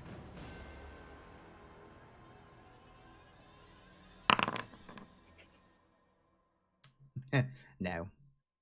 All right, well, I've got another one for you then. Oh. How's that for fucking persuasion? You forgot to roll that as critical damage. That should be doubled, right? Yeah, you can get rid of that if you want. Just roll another 7 be 1d. doubled. All right. Okay. You just rolled another attack, and it critted again. I What didn't the mean to fuck? do that, yeah. Okay, so that's Shit, I'm fine, supposed to that's roll the one. damage. That's it's all good. Yeah. So good. I can apply that and then apply that. There we go. How are you Done. feeling now? She spits out blood, but remains steadfast. The only words she begins to breathe out. This is a better fate than what awaits you. I assure you, my dear. Could have been different. Make Can I it try and something take the documents off her now? While she's injured? Not while she's currently strung up. No, they're tucked Alright. like into her armor. That's it for me then.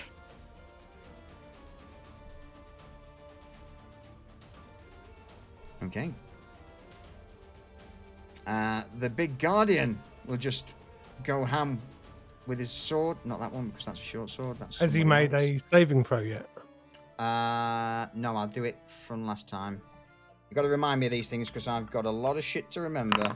I know. 1d8 that's is what- it I can't remember. from Tiny's damage? So that's 2 damage from him from the last time. And I roll He's another done one about now. the wisdom saving throw because he's paralyzed, right? No, that's what I was talking about. Oh, that one. He's Yes. still paralyzed. Fine. Yeah, I haven't rolled any damage because he's been paralyzed.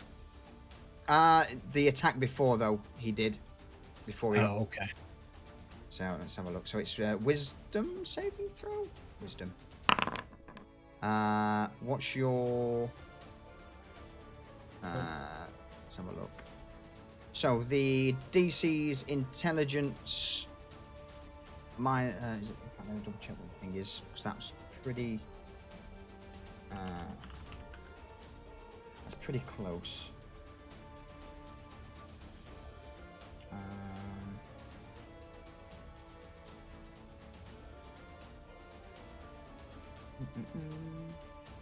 So spell DC. What's Frank's spell DC? 11. Okay, so he actually manages to break free of the whole person. The light returns to his eyes and he lets out a large roar in response. That's funny because he's I'll show you. There we go. So yeah, so the spell DC to break from it is 11. He got 14. So he will then, considering he's a bit pissed, his first strike will be towards Frank. So it'd be rude not to. Which hits. For 10. And then with the backswing, he will try and catch Booger.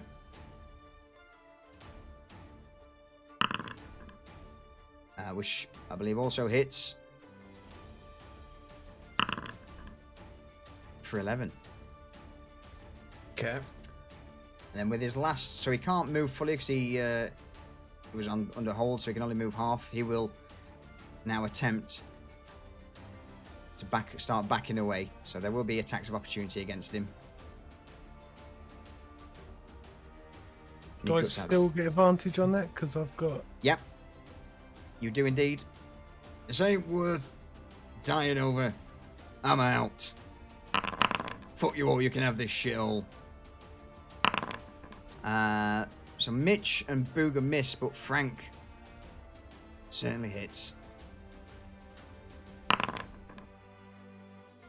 6 damage. Okay. So he's now sort of in the doorway, attempted to move out. Drogue, over to you. All right, so he's kind of backing off. Mm-hmm. All right.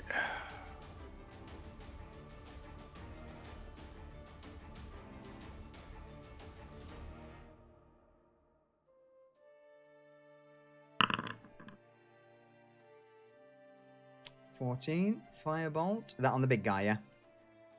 Actually, it's against the suspended check. Okay. You're so at I got advantage, right? Yes. So I'll just roll it one more time. Yeah, roll it again.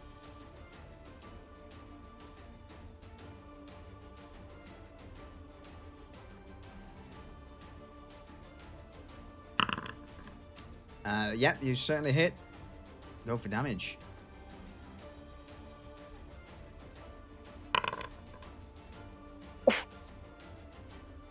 What happens to her? She just will catch fire and incinerate and burn, suspended in the air, helpless. No! Okay.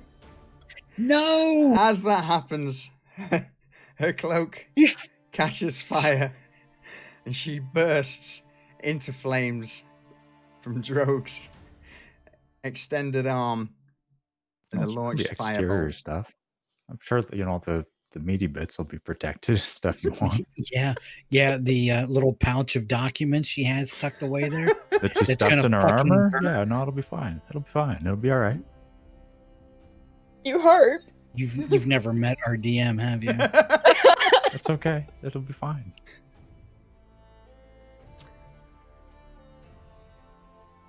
Let me just apply that damage. There we go. Who started the blaster with everything you have trained? Who did that? See, I didn't even. So, any further actions, Drogue? I mean, like, what else is there to do? Power pose because you were helping. That's right. You have been saved. Just And I'm imagine just going to watch. Drogue just turns I'm- around.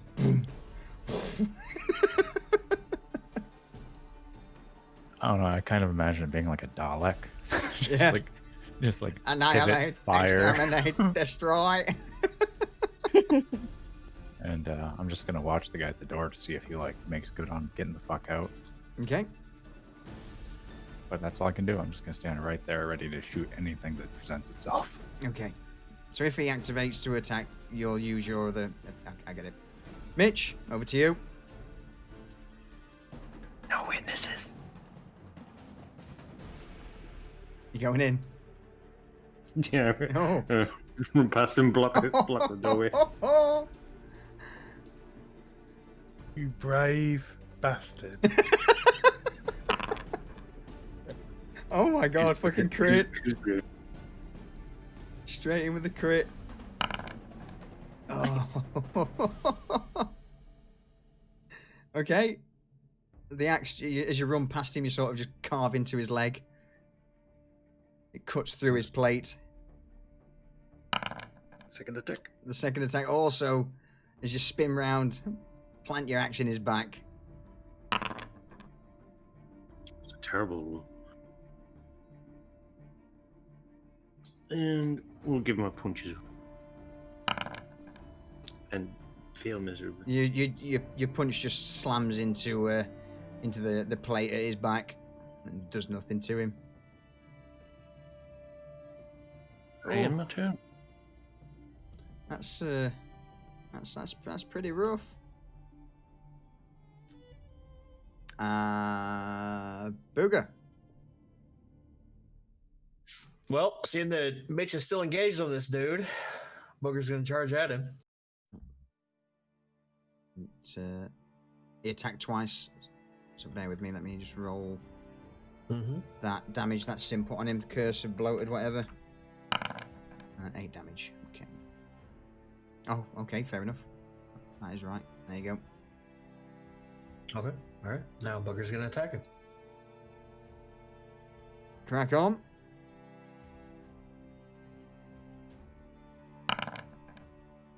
Or not. Miss. Or not. Round 2. That's a hit. That's a hit. 15. Ooh. And the frenzy.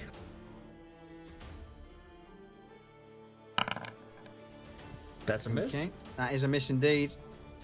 The axe just bounces it once again harmlessly off of what remains of the brute's armor. Frank, in his strides. Bruised and battered.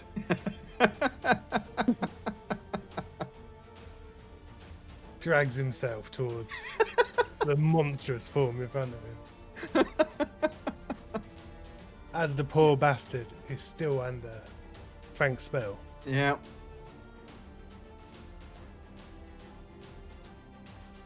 Frank attacks with longsword. Ooh, you do. You strike true, sir.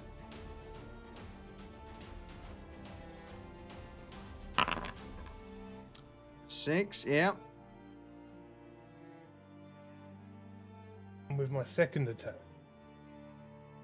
Actually, no. With my final remaining charge. A divine smite. A divine smite. Slash. We'll add an extra 10.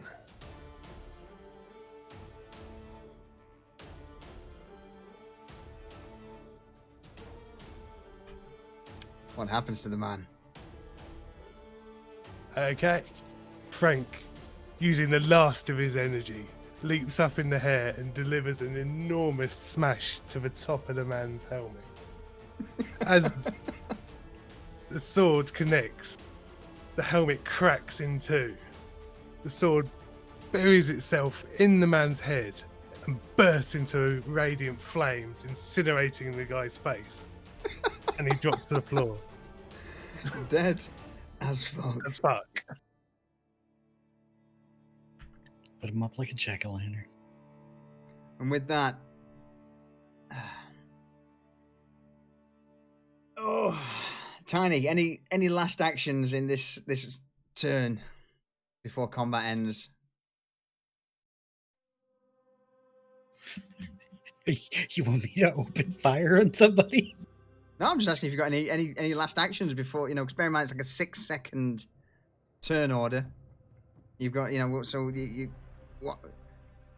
Yeah, I mean, spitting out blood and limping over to the corpse because I'm much more hurt than fucking whiny crybaby Frank up there.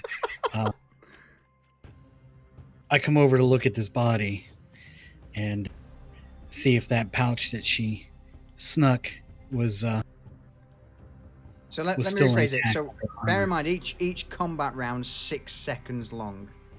She's still currently dropping to the ground on fire. Okay, good. I'm gonna check her sack. No, that's it then. Yeah.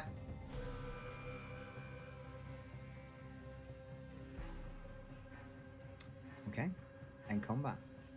Oh.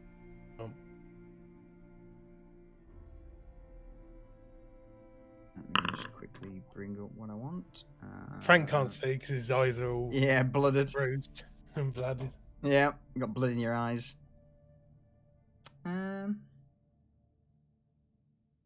Just sit on this chair for a minute. So casting round and looking through the various bodies and whatnot, you do manage to find a few little bits and pieces. Let's have a look.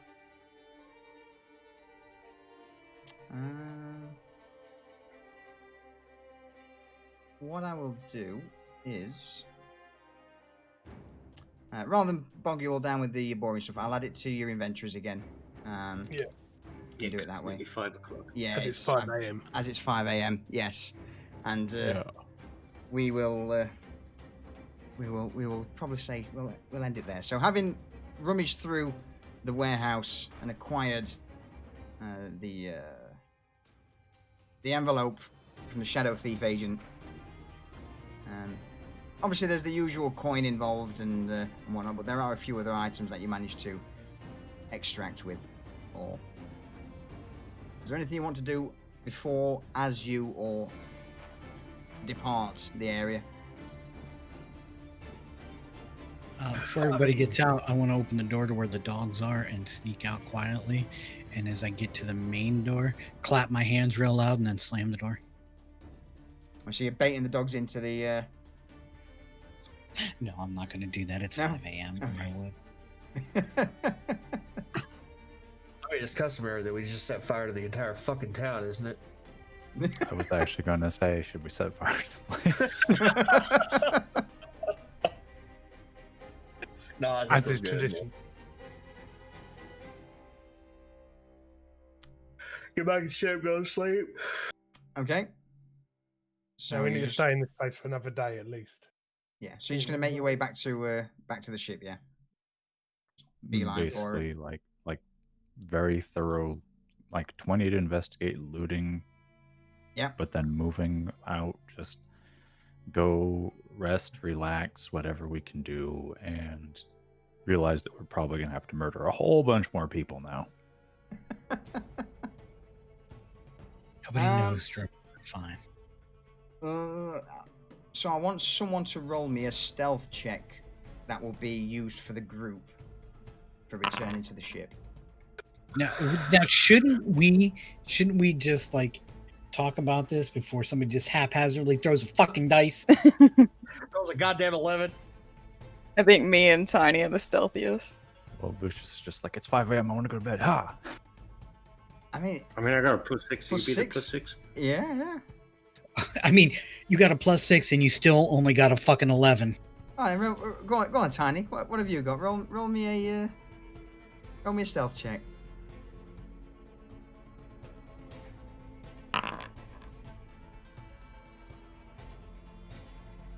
Okay, questions? Fucking questions? My ass came back to the boat and I'm fucking bleeding everywhere. We'll see what happens next time on Adventures of the Black Mark. Next time on Murder Hobos. Oh dear me. I think starting to get a little bit more grip on the power of the party now anyway. Oh.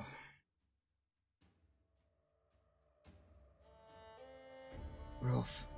Alright, I'm gonna mute up and I'll speak to you all shortly. Fucking hell. What an adventure.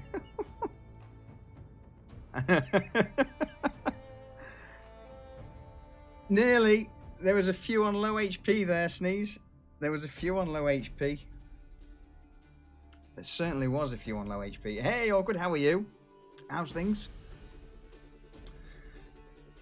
Oh, right. Let's head over to the old Enderoo. Things are great. Good. I'm glad to hear it. You've caught us right at the very end. Right at the very end. That lasted fucking hell, 6-hour stream. That was a bit of a long adventure today. What shall we finish out on? You know what? Let's go with a bit of the old Reaver stuff. We'll stick that on. Oh, hey, Calnock. Good. I'm glad. It's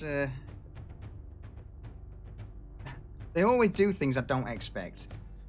Every single time they do things I don't expect. But you know, that's the that's the joy of it all. As a DM, I guess, is every single time you put something in front of players, they'll not do anything that you plan. No worries, Deez. Thanks for today, man. I'll speak to you later. See you tomorrow, bud.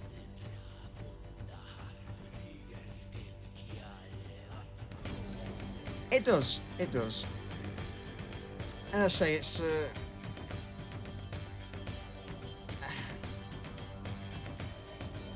things are still getting there with the old Chaos Party for the win. You're telling me, Lee? I mean, I'm not gonna lie. It was nice to get round Lee's armor class for one session. Like, I know if I put a big tanky guy in, Lee's gonna want to fight that guy.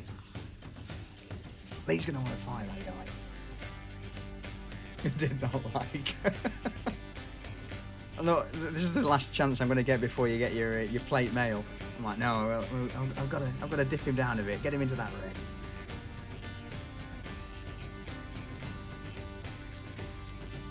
Oh dear.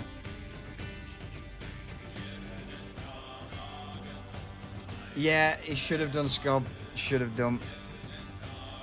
But again, you know, I try and do it. Still, let me do it. I think it's a bit loud. I try and do it from a somewhat realistic point of view. You know, obviously the major just entered the room, was like, oh, what's going on? And we'll just fucking hit them all. But then he got absolutely smushed. But then again, for a mage, you know, small contained area. What do you expect? That fireball, Scobs, is pretty rough.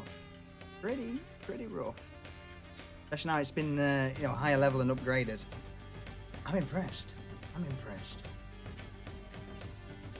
Okay, let's have a quick gander. Next question: would people be interested in eventually, once seeing a bit of a cyberpunk tabletop game? So that's the next thing I'd like to do, is a couple of sort of cyberpunk one-shots.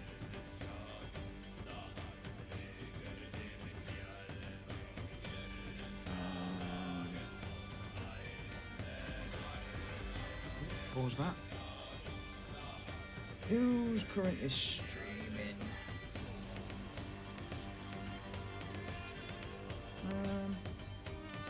Any recommendations? In fact, Iffy streaming. Let's go raid Iffy. He's playing Anno. Let's go over there.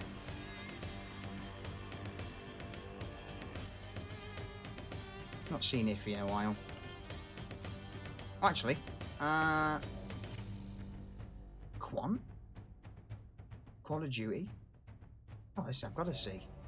We'll go to Quan. We'll go and see Quan slay on Call of Duty. Why not? But on that note, folks, thank you very much for Quan of Duty. I like it. Thank you for dropping by today. Thank you for the resubs and the gifted subs. Scob, in particular, thank you, buddy, and Lucius. I will be streaming later on in the week. Might even be tomorrow, potentially, for a little bit. I don't know what yet. We'll see what time I wake up.